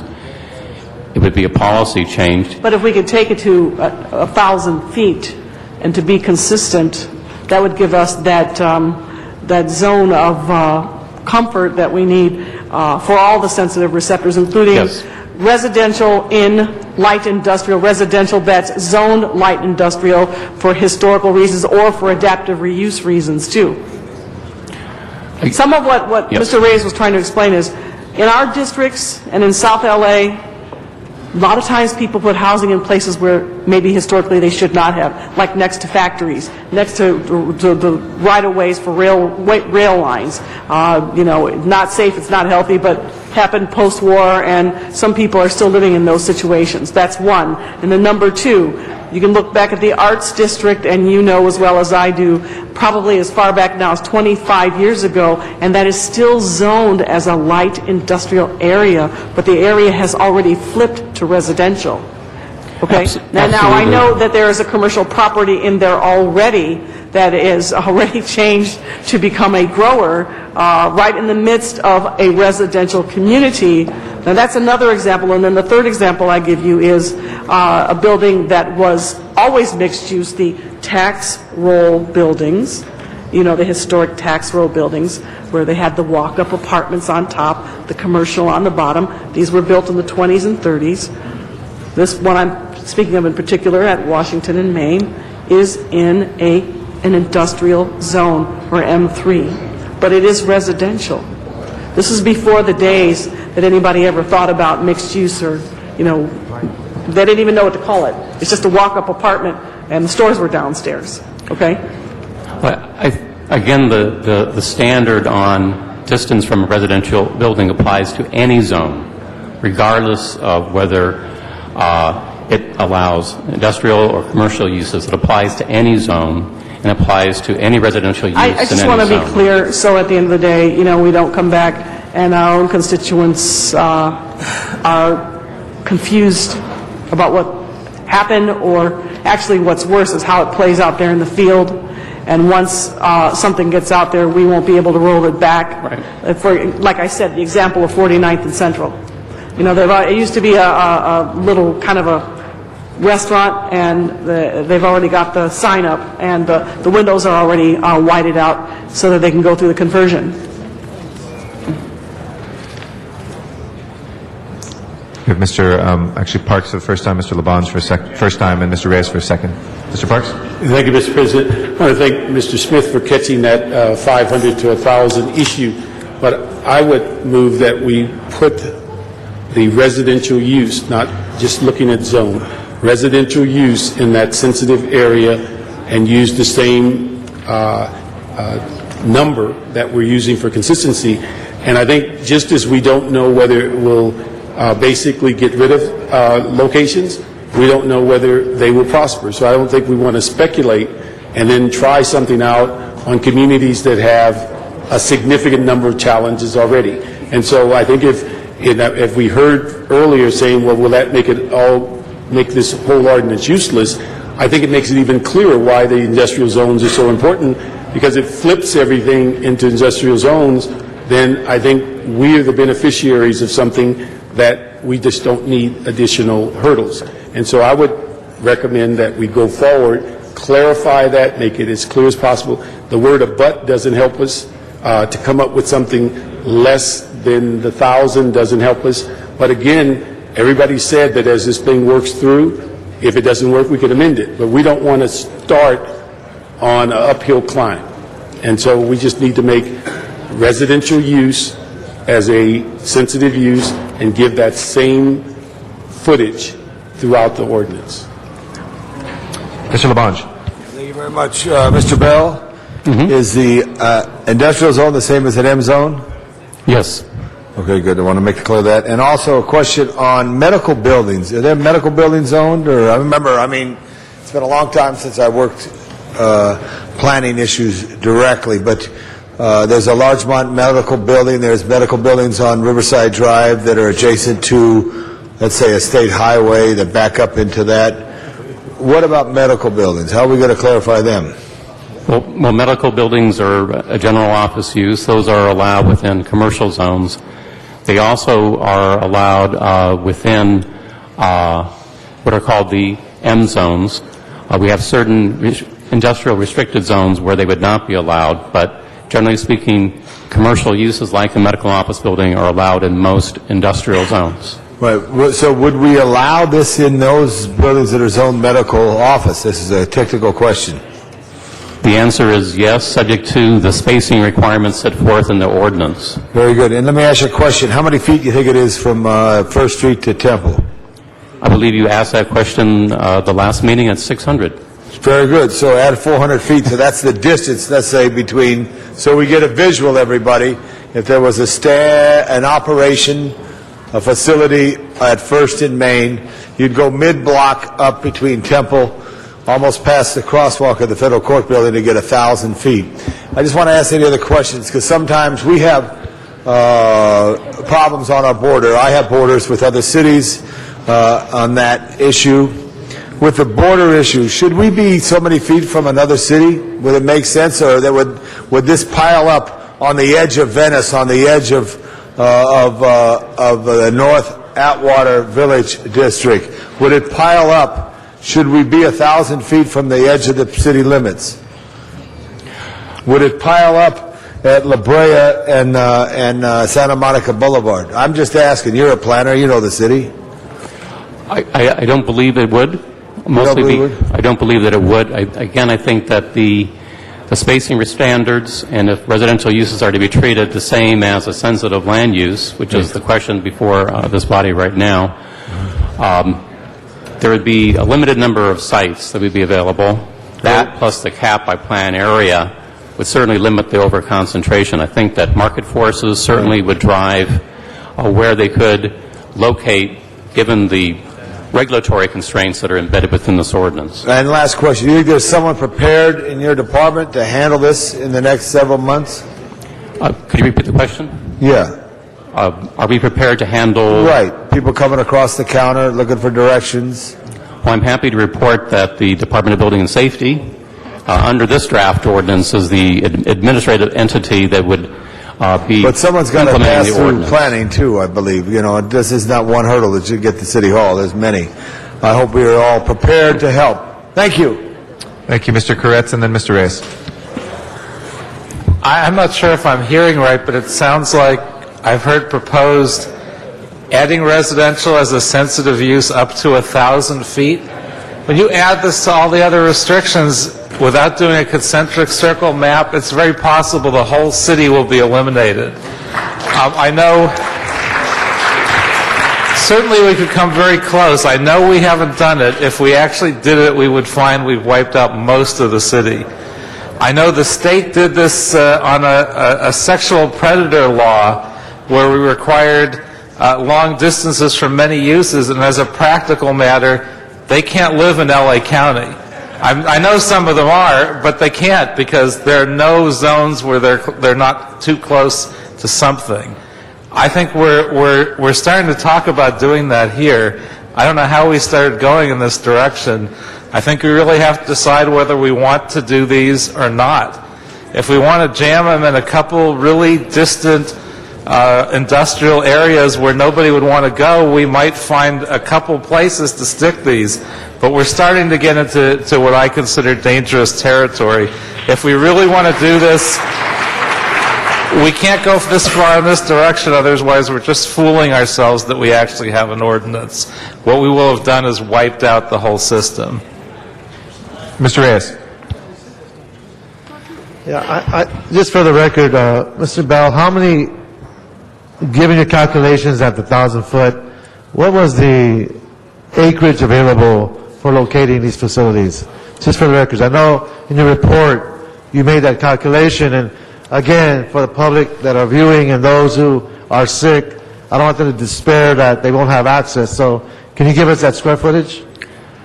We did our estimates based upon Please have my time. 500, based upon a 500-foot distance standard and 1,000 feet, and our estimate was that 70% of the commercial and industrial acreage on a citywide basis would be available if a 500-foot standard is adopted, and 46% would be available if a 1,000-foot distance requirement is adopted. But I do want to provide a caveat to that information. Those estimates did not take into consideration the location within those zones of residential buildings or mixed-use buildings. Fair enough. So at least half of industrial commercial at 1,000 feet would still be available, with the caveat that there could be residential uses, especially in the older parts of town, where you could not locate.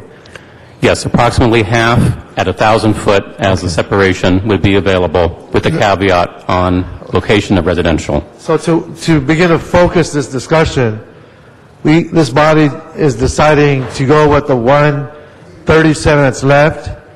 We're capping it at 70.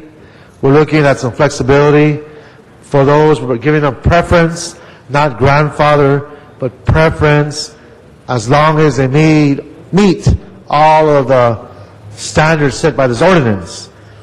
So that in of itself will begin redistribution of sites based on the community plan areas.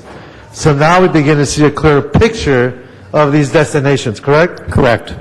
So, colleagues, I understand what you're saying, Councilman Koretz.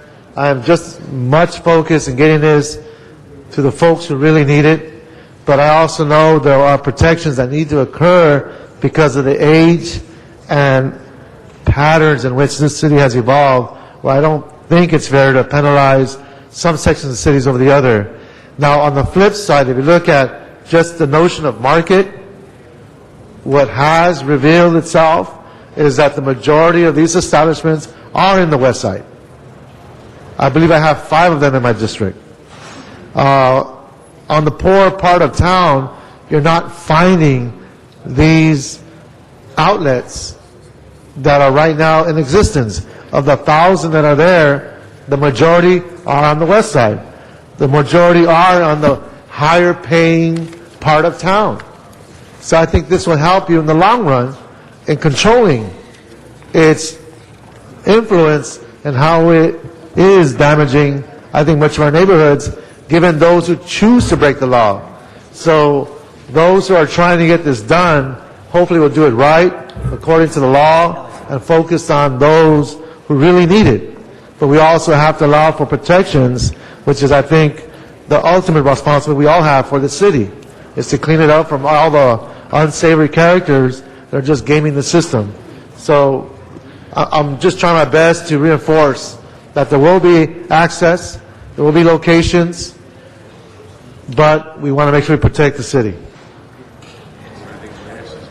Thank you. Mr. Smith is next, then Mr. Wesson, then Ms. Perry, Mr. Koretz. Just a time check, folks. I'm going to run the clock just straight out on each speaker. We're going to try to wrap this up, and I think we can by a little bit after 5, so I'll continue to aim for that as our chair. Go ahead. Thank you. And I never speak my full time, so just Mr. Reyes, I totally agree with your concept of the city of LA. This 465 square mile city, there is no resemblance between my district and his district. There are parts of the city have different problems altogether, and I know what he's talking about. The congregation of uses in one block in his district are totally different than we find in other parts of the city. But the planning department has very clearly said, Mr. Koretz, that close to 50% of the city under the 1,000 square foot rule would still work. And if you calculate that out, it's over 150 miles actually, if it's just square miles. Or if you just look at the commercial portions of the city, you can have close to 100 square miles in which you can find locations. And so I do not share your concerns about that. There are going to be plenty of opportunities, particularly if we're looking at the 180 or less, or 70, the baseline. You'll find locations in this city in most parts of the area. What I think we need to take into account is what Mr. Reyes has portrayed as his district problems, and that is I would like to find a way that in those 186 or whatever's left of them, that if they fall into that category in which you have a mixed use, where you cannot find a place in a neighborhood where they want to locate and they're currently operating, that we should have a land use approval through the zoning administrator's office, a tabletop review process, not a full EIR, not a full zone case, not a variance, nothing. That's a simple letter by the ZA where they can approve those uses. In those very rare cases, I think they're going to be very rare. I don't think we're going to see more than a dozen of these in the entire city. I would like to see that kind of system that help Mr. Reyes' problem and really protect the neighborhoods of the other 10 or 12 districts that don't have the problems that he has. That's the way we resolve this, Mr. Koretz, not just saying, oh, the roof is falling in and we're not going to find a place for that anywhere in the city. That is not the case. Mr. Wesson. Yes, Mr. President, I just want to get some kind of clarification. Did Mr. Parks or Mr. Reyes or Ms. Perry make a motion for the 1,000 feet? I mean, is there an actual? Okay, so there is a motion that has been seconded, and I would definitely support that. And what I want to say to not just my dear friend, Mr. Koretz, but all of us, we don't know. Now, maybe you have a crystal ball. I don't think you do. If so, can I come and look at it sometime? But anyway, the point is, in the event that you are right, and you may very well be right, within 6 months or so we can make adjustments. So it's not as if that once this thing is done, it is done. And I think that it's great that we sit up and we discuss and debate these things. But it comes a time when you just have to call for the vote, and you vote it up or you vote it down. And I think we're to the point where we vote it up or we vote it down. Or we could be here, but I do think sometimes we're not going to find that middle ground. And sometimes we have to vote yay or we have to vote nay. So, Ms. Perry, I would support your motion on 1,000 feet. Yay! Thank you. Mr. Rosendahl.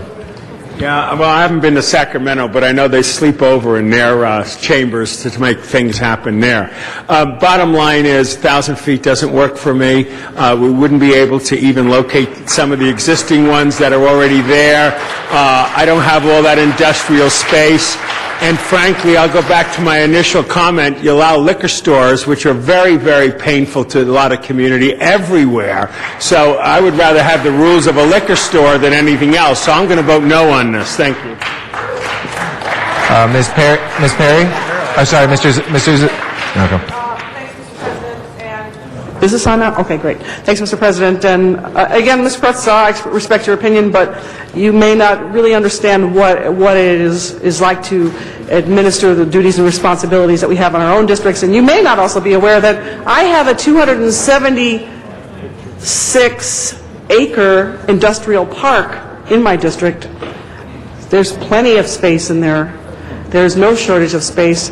And it is not next to or abutting any residential area.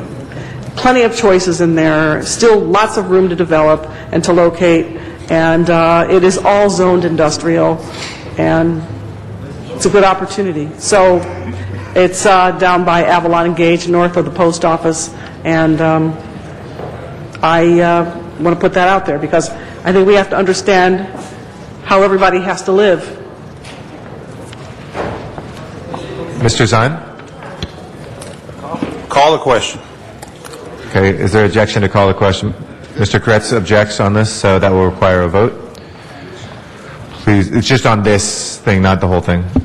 This is just standard rules. I know you've objected. We can talk on the motion. We just have to take the vote. So you can ask people to vote against that, Mr. Kretz, but you can't speak on the motion. Once the motion's been made, it's just standard Roberts Rules of Order as well as council rules. When someone calls for the question, we ask if there's an objection. If there's an objection, it requires a vote. So we're going to vote on it. A yes vote is to end debate on this. Point of personal privilege? Is this about the inquiry? You can't discuss the substance of that. It's very strict on that, Mr. Kretz.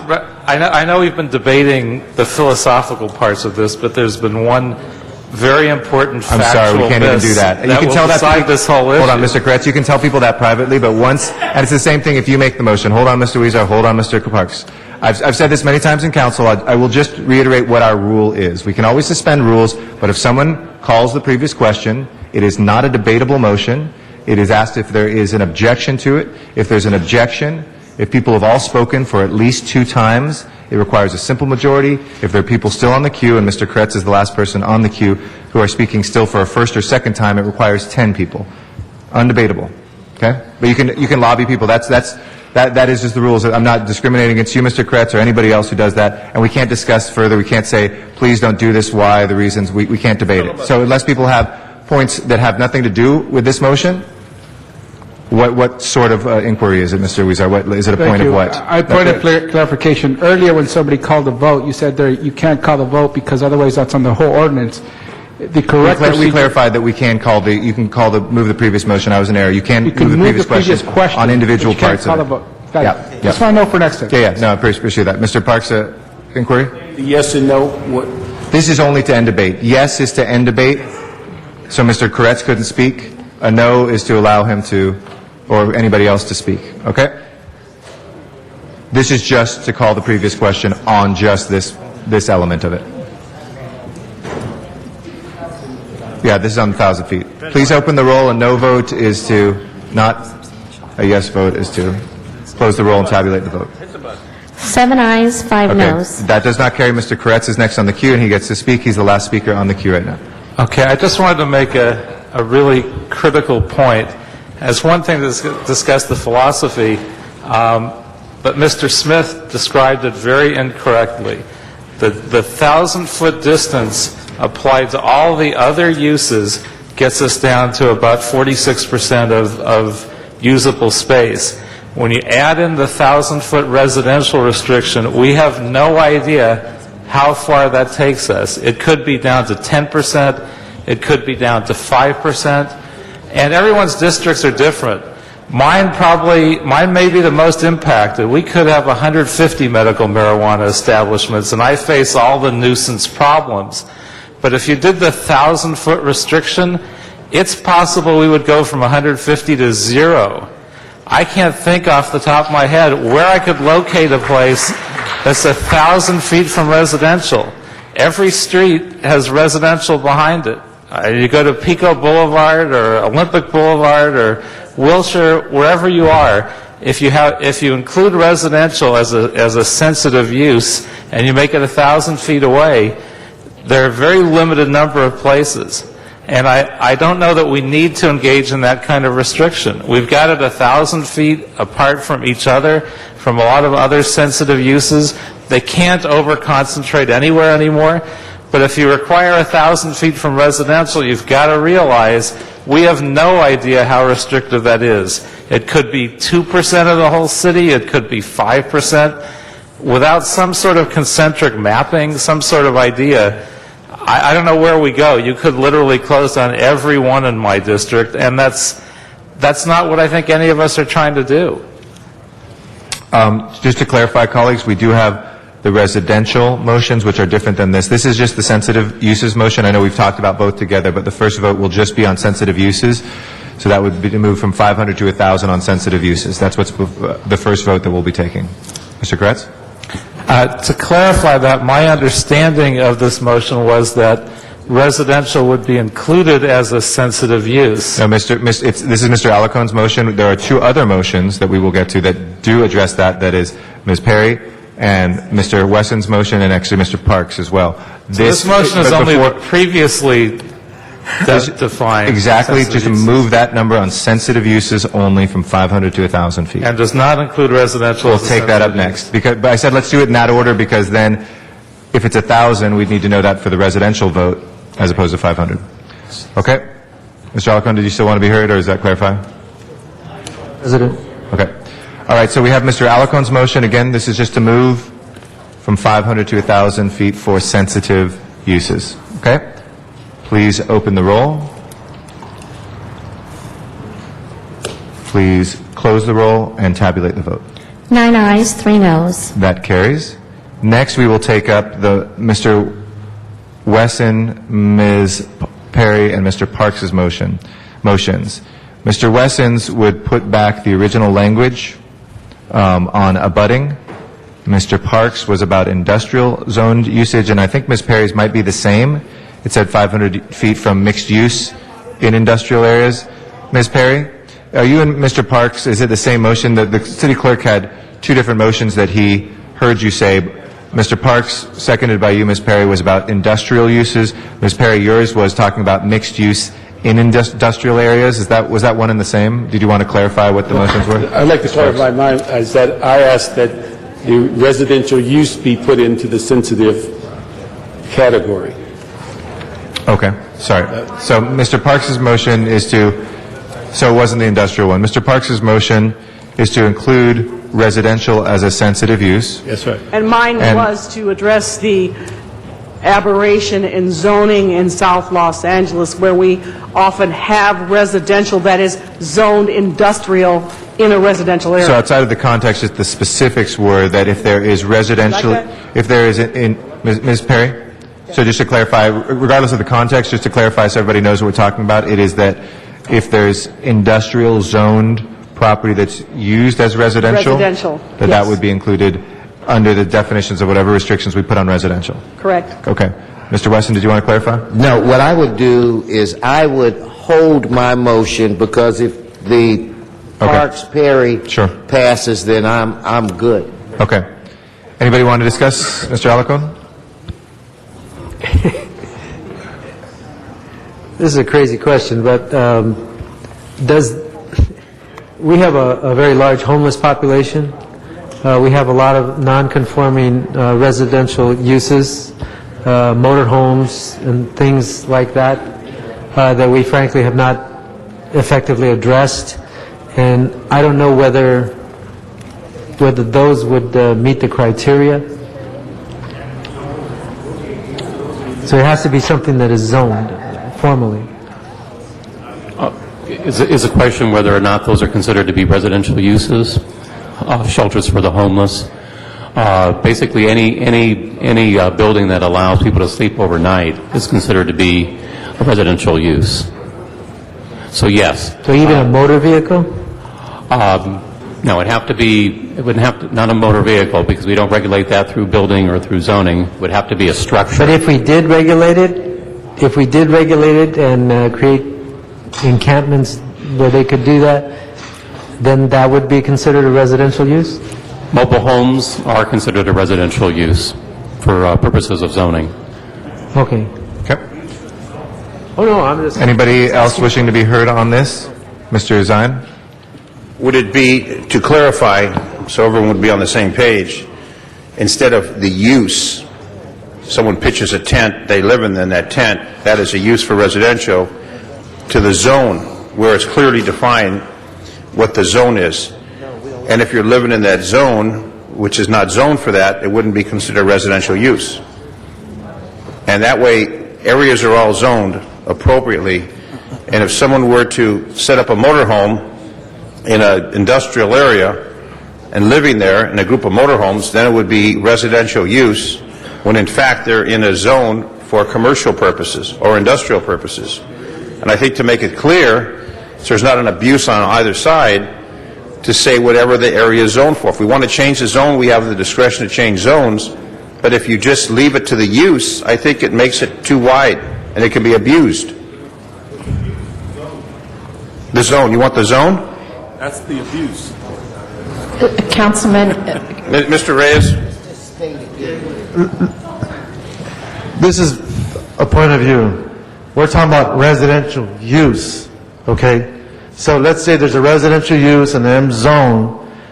Technically, that residential use is non-conforming. Right. But in light of this ordinance, they still would have to be 1,000 feet, regardless of the M zone, because it is a residential use.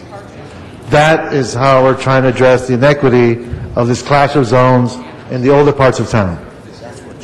So that's what you want? Mr. Koretz? You want it that way? Yeah. I don't want to beat a dead horse, but one more time I want to make it clear. Most of these are located in the areas that you are eliminating with this measure. There's so few places in many parts of town that are 1,000 feet away from residential. So know what you are doing. In Mr. Rosenthal's district, in my district, where most of these are located, you are eliminating virtually all, in fact, all that come to mind, locations where these could possibly be placed. Doing this without any kind of a study, I think, is crazy. I wish there was some way to direct, at least give us the benefit of a reality check. If I'm wrong, I'm wrong. But have staff take a couple weeks and actually study this. I think you will find there are big chunks of the city where we absolutely cannot locate a single dispensary. Any other members wishing to be heard? Okay. We have now before us then including residential as a special use. Mr. Parks' motion. Please open the roll. Please close the roll and tabulate the vote. 9 ayes, 3 noes. That carries. Next we have Ms. Perry's motion to include mixed-use residential industrial properties as part of the areas that would be covered by the residential. Please open the roll, close the roll, and tabulate the vote. 11 ayes, 1 no. All right, that is approved. And Mr. Wesson, then you withdraw yours? Okay. No need for my motion Okay. at this point. All right, colleagues, I think Mr. Alarcon was going to make one clarification on the existing 186. Mr. Alarcon, did you want to clarify on that 186, the 2 to 6 month clarification? Yeah, I don't have the benefit of Ms. Hahn being here, but I would be happy to amend my motion, which is now in the written motion 10KK, to amend number 3 to say that the medical marijuana facilities that have successfully completed the filing and the notification and the filing will have, it says currently 60 days to complete all outstanding pre-inspection and building safety permits to operate a medical marijuana facility. I'd like to change that to 60 to 150 days. Okay. Thank you. Mr. Weezer? You want it? Now, sorry, this Mr. motion, Alcorn. I want to make it clear, this motion is silent on the issue of whether or not they can continue to operate the way they are operating. This is really to give building and safety a time frame of how to work with these folks as they move forward in the process. Do we have to vote on that, or Mr. is this- I Weezer? have a separate issue? No, is there any objection to that? If not, we'll accept that as friendly. Or without objection, we'll accept that amendment. Mr. Weezer? Thank you. I just want to clarify, when we adopted the other motion on the cap that, and the 186, that we also included the language that if there's been a police action or nuisance issues, we're going to put that in there, right? So we'll take care of that. And second, and my other item, when we go back and look at the cash and in-kind contributions, reimbursements, and reasonable compensation, I'm just wondering, we don't have any language that directly says that these facilities can operate, or dispensaries can operate for profit. They cannot operate for profit, but we do not say it anywhere in the ordinance. I'm just wondering if we could, or should we, and I'm asking the opinion of our city attorneys, should we put that more clearly and directly? We're kind of skipping around it by using this language, but we don't say it directly. Please hold my time.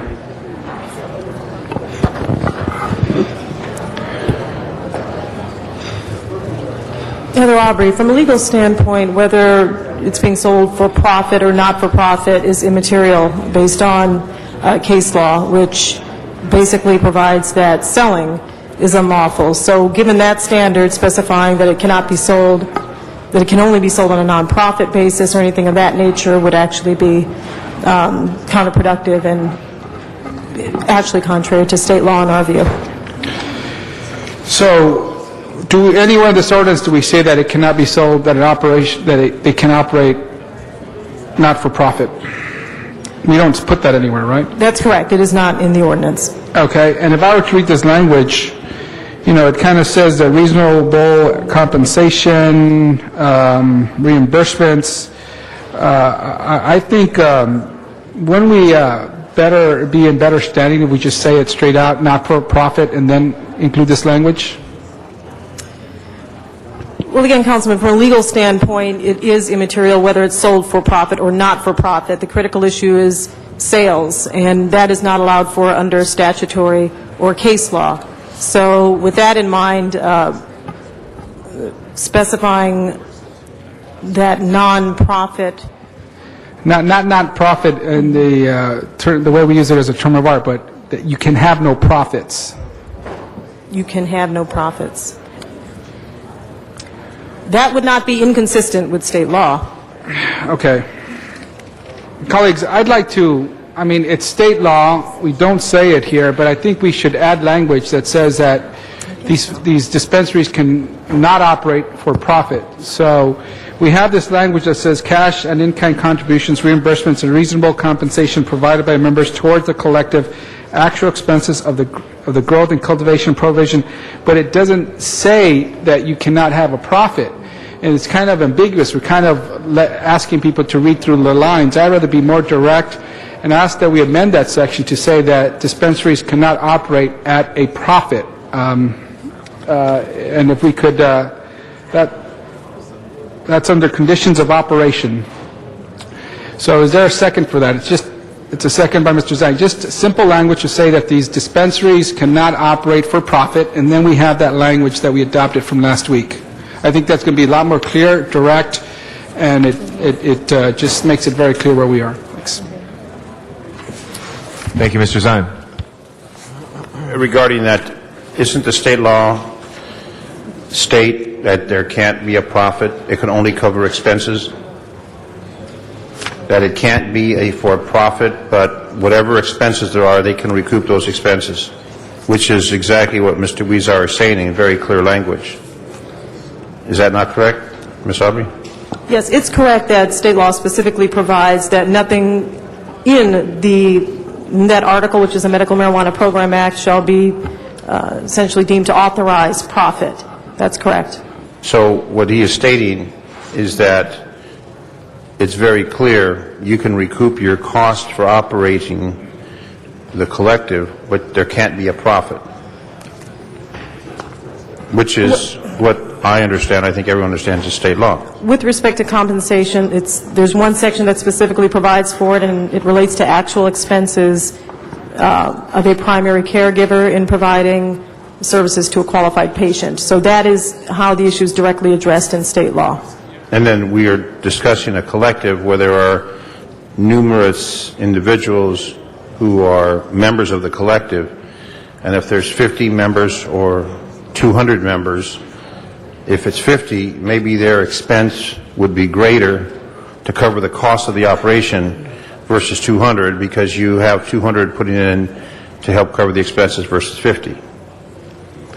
And someone's going to pay for the rent, someone's going to have to pay for utilities, someone's going to have to pay for the clerk at the counter, the security, etc. There's a cost that the collective is absorbing, and that is then compensated by the members of the collective. So if you've got a cost of $1,000 and you have 100 members versus a cost of $1,000 and 500 members, the cost of the 500 members obviously will be less than to the 100 members because they got to cover the cost.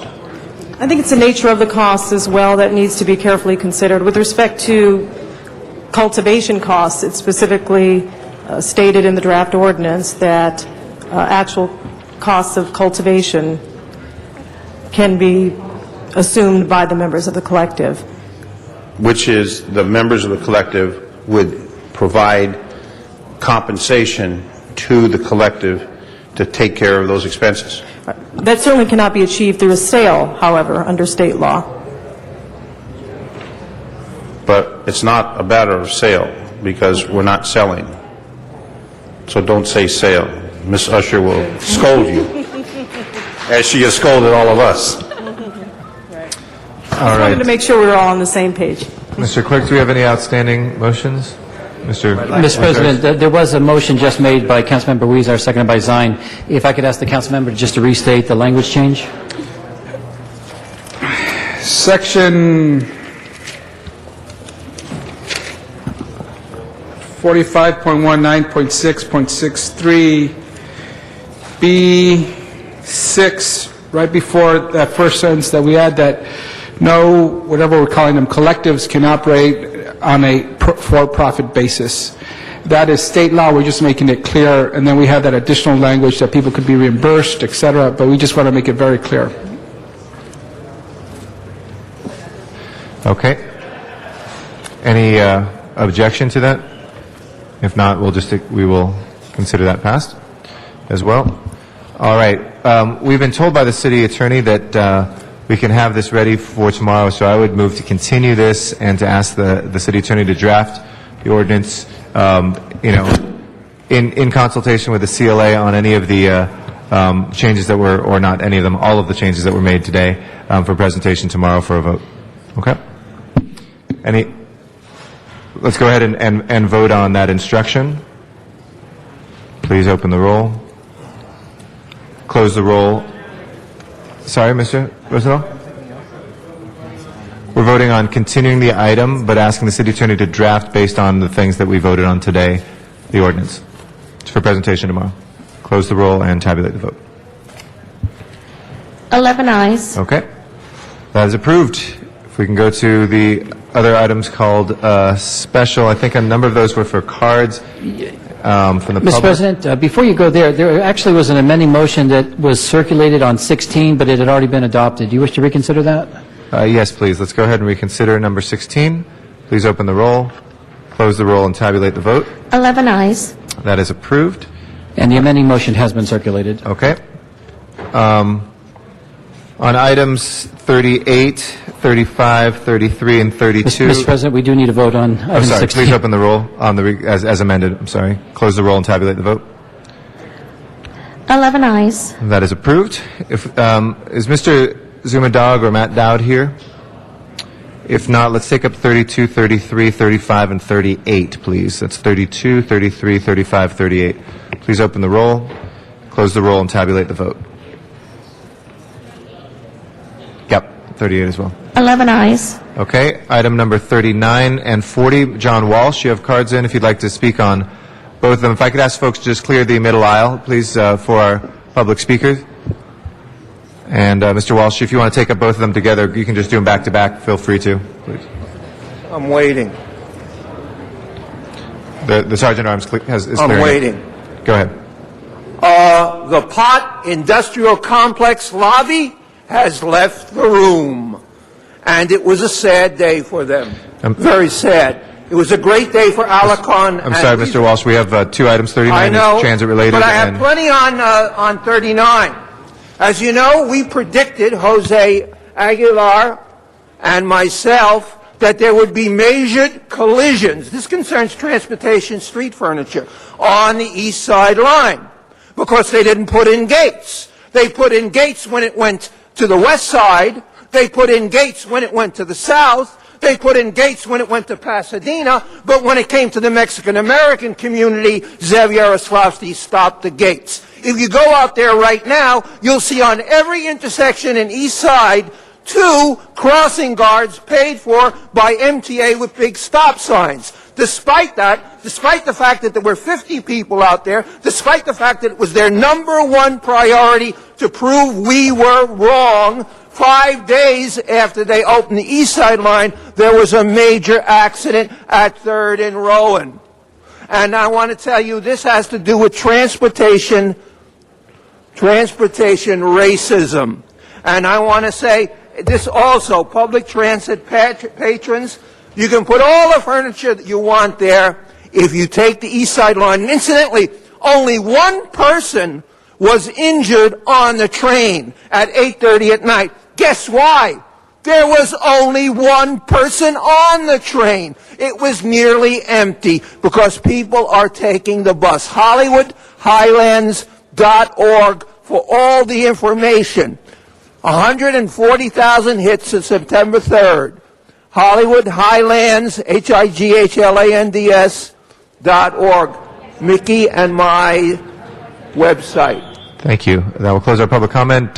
Stay close for number 40. For 40, Mr. Walsh.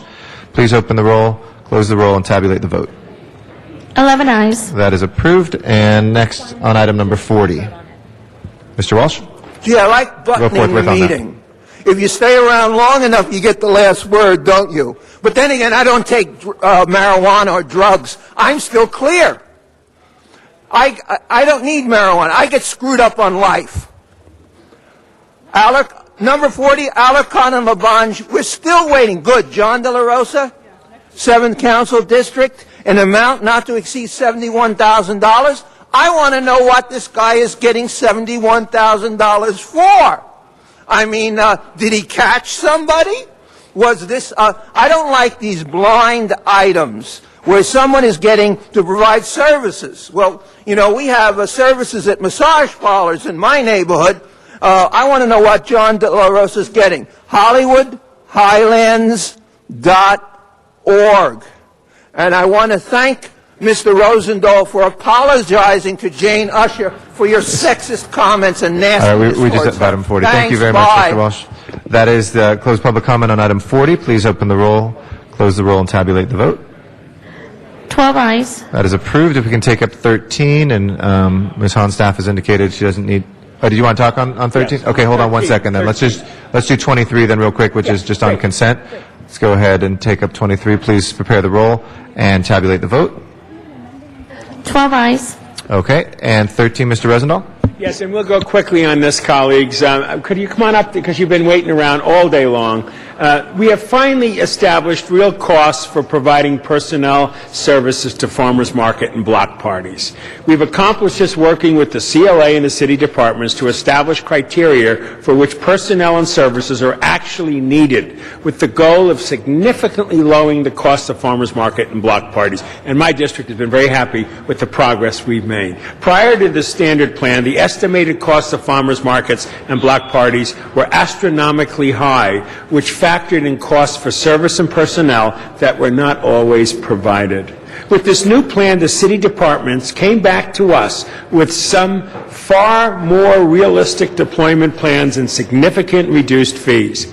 One of the significant recurring expenses this new plan eliminates is the need for DOT to go out and post temporary no parking signage at farmers markets on a weekly basis. This new standard plan calls for farmers market sponsor to pay a one-time upfront fee for posting a permanent signage, which will result in significant savings. The new plan recommends that this body determine in our upcoming budget deliberations whether farmers markets that attract people from 3 or more CDs be considered for inclusion in the citywide special list. That's basically what it does, colleagues. And if I could ask you to give a quick description of it, and again, I want to thank the city departments for all getting together and figuring this out to the benefit of all of our constituents. Please. Mr. President, Paul Smith in the CLA's office. As you described, the city departments got together at the request of the Budget and Finance Committee. We worked a number of meetings. It was a collaborative process. Everybody wanted to get together and try to analyze their costs, hone them down to the minimum that we thought we could get away with without injuring public safety, without having the whole notion of the delivery of a public safety function to be reduced. So in doing so, we took a look at fire department, DOT, building and safety, Bureau of Street Services. All these came together. Like one of the significant steps we took was on farmers markets. They now have an annual permit. The annual permit will be range from about $800 to $1,400 a year, plus the DOT services that will be provided for those temporary signages for both block parties and for farmers markets. Well, we're going to go to permanent signage, and then we don't have to do it all the time. For farmers markets, That's yes. right. And I might say about block parties, and I'd like to hear a little line or two on that. It's great. You reduce the cost down to cost that makes sense to the block party people, and when they hear about it up front, they then can figure out how to pay for it, or the council office can work with them as well. Because I know in my district, we're talking about block parties that now will cost between $312 and $624, based on what they're doing. If they want to add canopies, it might even cost more. Could you make just a quick comment about the block parties, which is very important in my district? Alan, you could do it, or yeah. Just a quick... Typically, DOT hasn't provided any services to block parties. We just sort of let them happen. But the thing is that what we pointed out is if, in fact, you want to restrict parking on the street, then we have to post temporary parking signs, all right? If you can live without that and you can operate safely with vehicles inside the area where people are mingling around, then you don't need the signs. Right. But one thing we were concerned about is that as a result of the lawsuit over the Santa Monica's Farmers Market, the one thing that the city was found at fault for was that there was no standard drawing that showed how the street should be closed with proper signage. And so we developed a standard drawing showing how you place the barricades, what signs you need as a minimum to warn people that the road is in fact closed. And that's something that they would have to do as a one-time expense, but that could also be something that the neighborhood council could buy those barricades, buy those signs, and just loan them to the block party wherever the block party is occurring in their neighborhood council area. What I'd like to see us do is put this out in some kind of a statement that maybe my office could give to my 8 neighborhood councils, and we could give to other neighborhood councils and homeowner groups and others, so they know what we're doing and how they can work within the framework of that. That's a great suggestion. We've even thought about how we're going to better communicate the goals and the processes of this new ordinance. Communication we have found is vital, not only within the city family, but on the outside, working down to the individual who's delivering the product to the event. Very good. I want to do a shout out to Lynn Asau over there, who played a major role in making this happen. And of course, my colleague, Mr. Parks, and Mr. Smith, who has been very strong on this issue. And I really appreciate the coordinated efforts that everybody did. And council colleagues, I think this is now a no-brainer for us to approve and go forward with. Thank you. Thank you. Mr. Parks. I want to thank Mr. Smith and DOT and Street Services for, I think this is our last installment on a 7-year odyssey of special events. And I'd like to, one of the things I think we can't forget about is that part of that plan is this, the council put together a citywide plan and a fund. They also put it together, each office has a fund for subsidy, and we're getting away from waivers. But I think it's important, and we have a year's worth of funding and for a 9-month period. And one of the things I think we have to keep reminding the community is that for block clubs and for farmers markets, we have the ability to subsidize up to 100%. And so one of the things I was going to ask Mr. Weezer on his amendment, because we're also confronted with less money in block grant and certainly dealing with the reallocation that Herb goes through, is that we ask that that motion go to committee to be evaluated as opposed to implementing it today, because we have a flush fund in our council offices and our citywide funds at this time.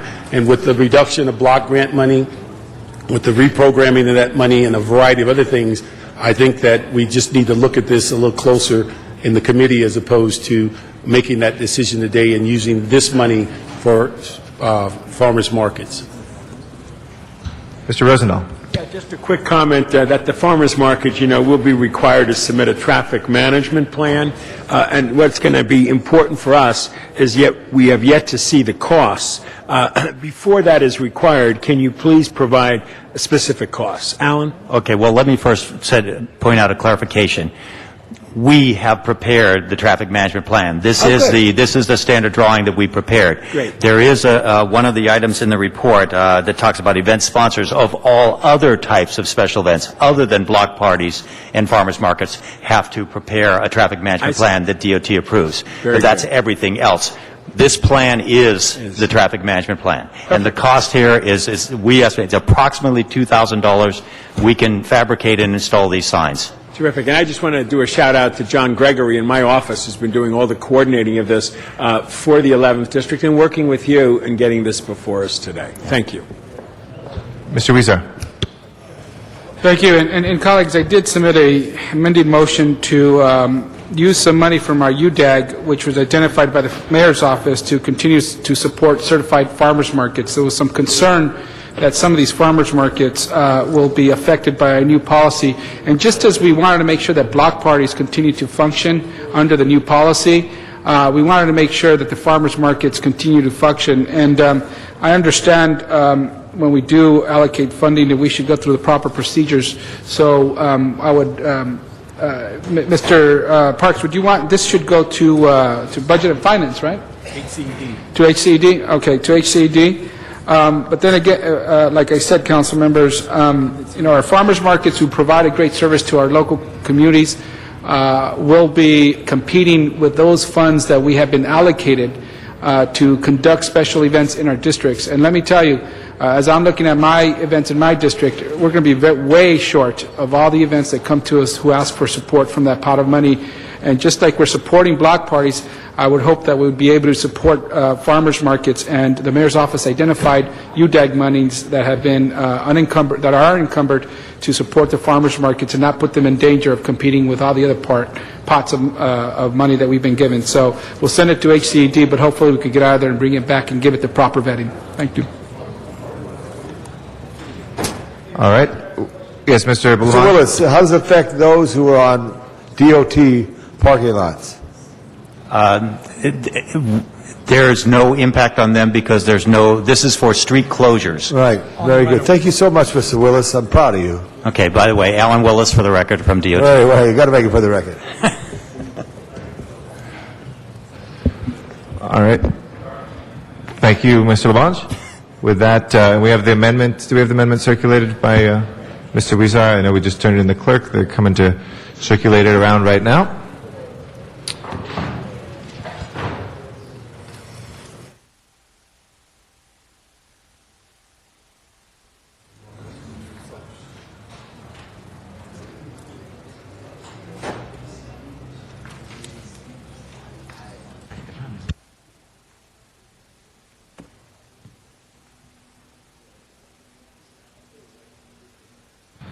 Okay, if there's no objection, we'll accept that as a friendly amendment. And as amended, if we can please open the roll, close the roll and tabulate the vote. 10 ayes. That is approved. Next order of business, please.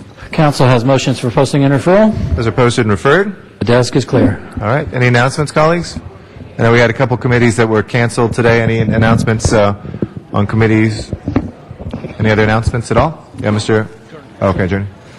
If I could have everybody please rise then for our adjourning motions. Yes.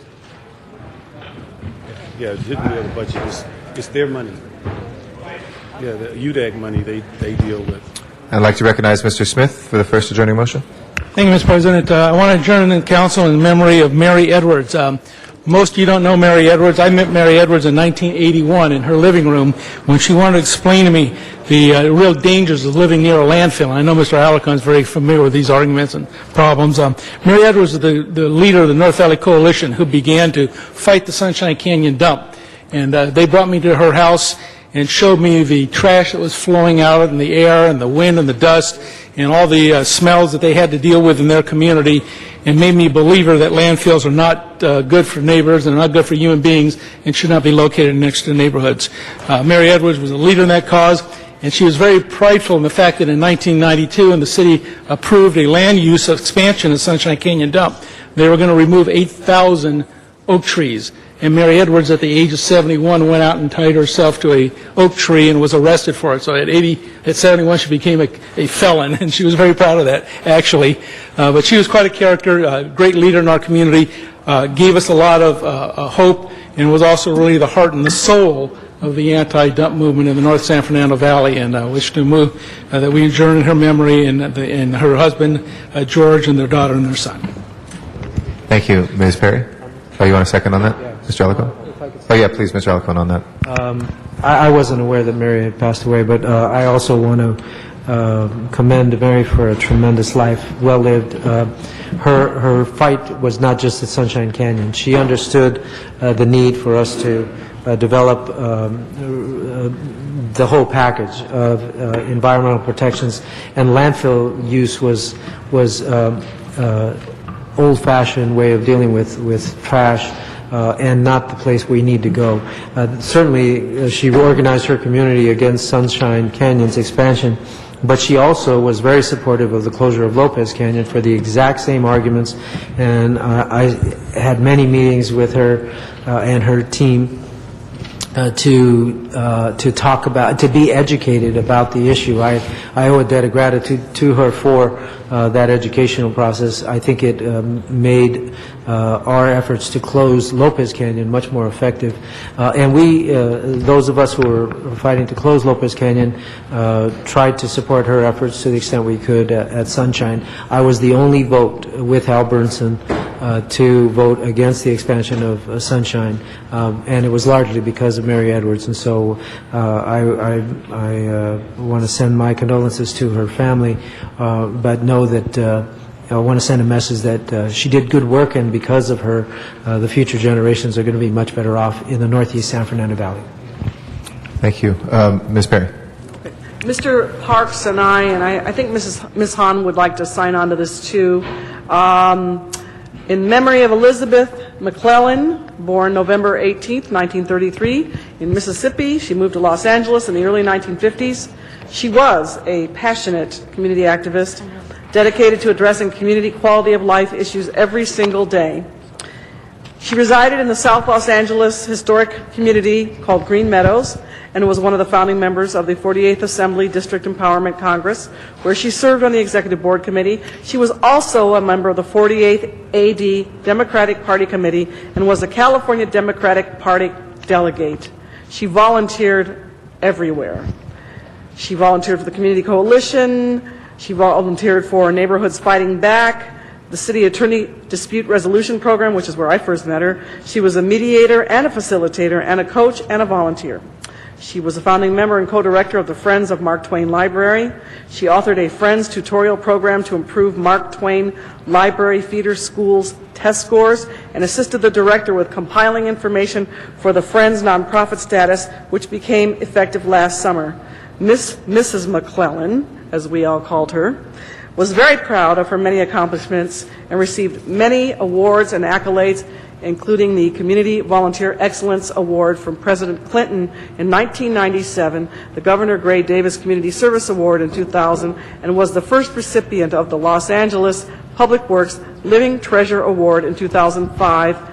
And she's been in this chamber many times, and for those of us who knew and worked with her, I know that we will never forget her, and her legacy will live on. And that, again, is Mr. Parks and Ms. Hahn. Thank you. Mr. Parks? I'd like to comment.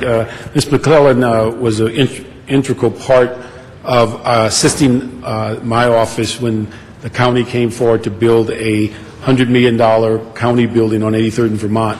And through her efforts in the community, they made a big impact on basically changing the character of the building, making sure that it didn't look like just a concrete mass on the street. They also made sure there was commercial space so the community and the clients and the employees could have access to. And so she made quite an impact on that structure, over a 200,000 square foot building. So we're just pleased that she was able to have that kind of volunteerism, and certainly want that she rest in peace. Thank you. And you had another adjourning motion? Yes. I have two adjourning motions. I'd ask that we adjourn in memory of Patrice Elizabeth Trison, who was born December 1927 in Phoenix. She was one of 8 children. She resided in Watts area for over 60 years. She's survived by her husband, Floyd, of over 60 years, and also her sister Violet and her 7 children. She had her funeral services at Angeles Funeral Home on Monday, December 7th. Also, I'd ask that we adjourn in memory of Garrett Wheeler, a 15-year-old 10th grade Crenshaw High School student who was killed after he was struck by a vehicle while crossing Crenshaw Boulevard in Leimert Park. This occurred on December the 3rd at the intersection of 50th and Crenshaw Boulevard. He and another male student were running across Crenshaw to catch the bus and was struck by a SUV. Garrett was pronounced dead at the scene, and the other student was very seriously injured. Garrett was known by all of the young people in school, and basically their comment about him is that his smile would light up a room. He was a member of the Crenshaw Echo Club, as well as a member of the Gifted Magnet program at Crenshaw High School. A vigil was held at Crenshaw High today between 8:15 and 8:30, and funeral services will be held Monday, December the 14th, 1:30 p.m. at Harrison Ross at 4601 South Crenshaw. He's survived by his mom, Dana Murray, grandmother Dorothy Libet, and a host of other family members. Mr. Zion? Mr. President, this is for retired Los Angeles Airport Police Sergeant Leonard W. Valentine, serial 62001, passed away November 30th. Retired Airport Sergeant Leonard W. Valentine passed away November 30th, the longest-serving airport police member with 45 years of department service. His career with the City of Los Angeles was from 1960 to 2007. He was a Korean War veteran. He will be greatly missed by his family and friends, survived by his son, Scott Valentine. May he rest in peace. Retired Airport Police Sergeant Leonard W. Valentine. Mr. LaBonge. Yeah, members, I ask we adjourn in memory of Lucy V. Giovanelli. Some of us who've been around here a long time remember her. She was the chief clerk of the city clerk's office. She was a very inspirational person who sat right there in the city clerk's chair and ran the council. She was 74 years old. She's survived by members of her family.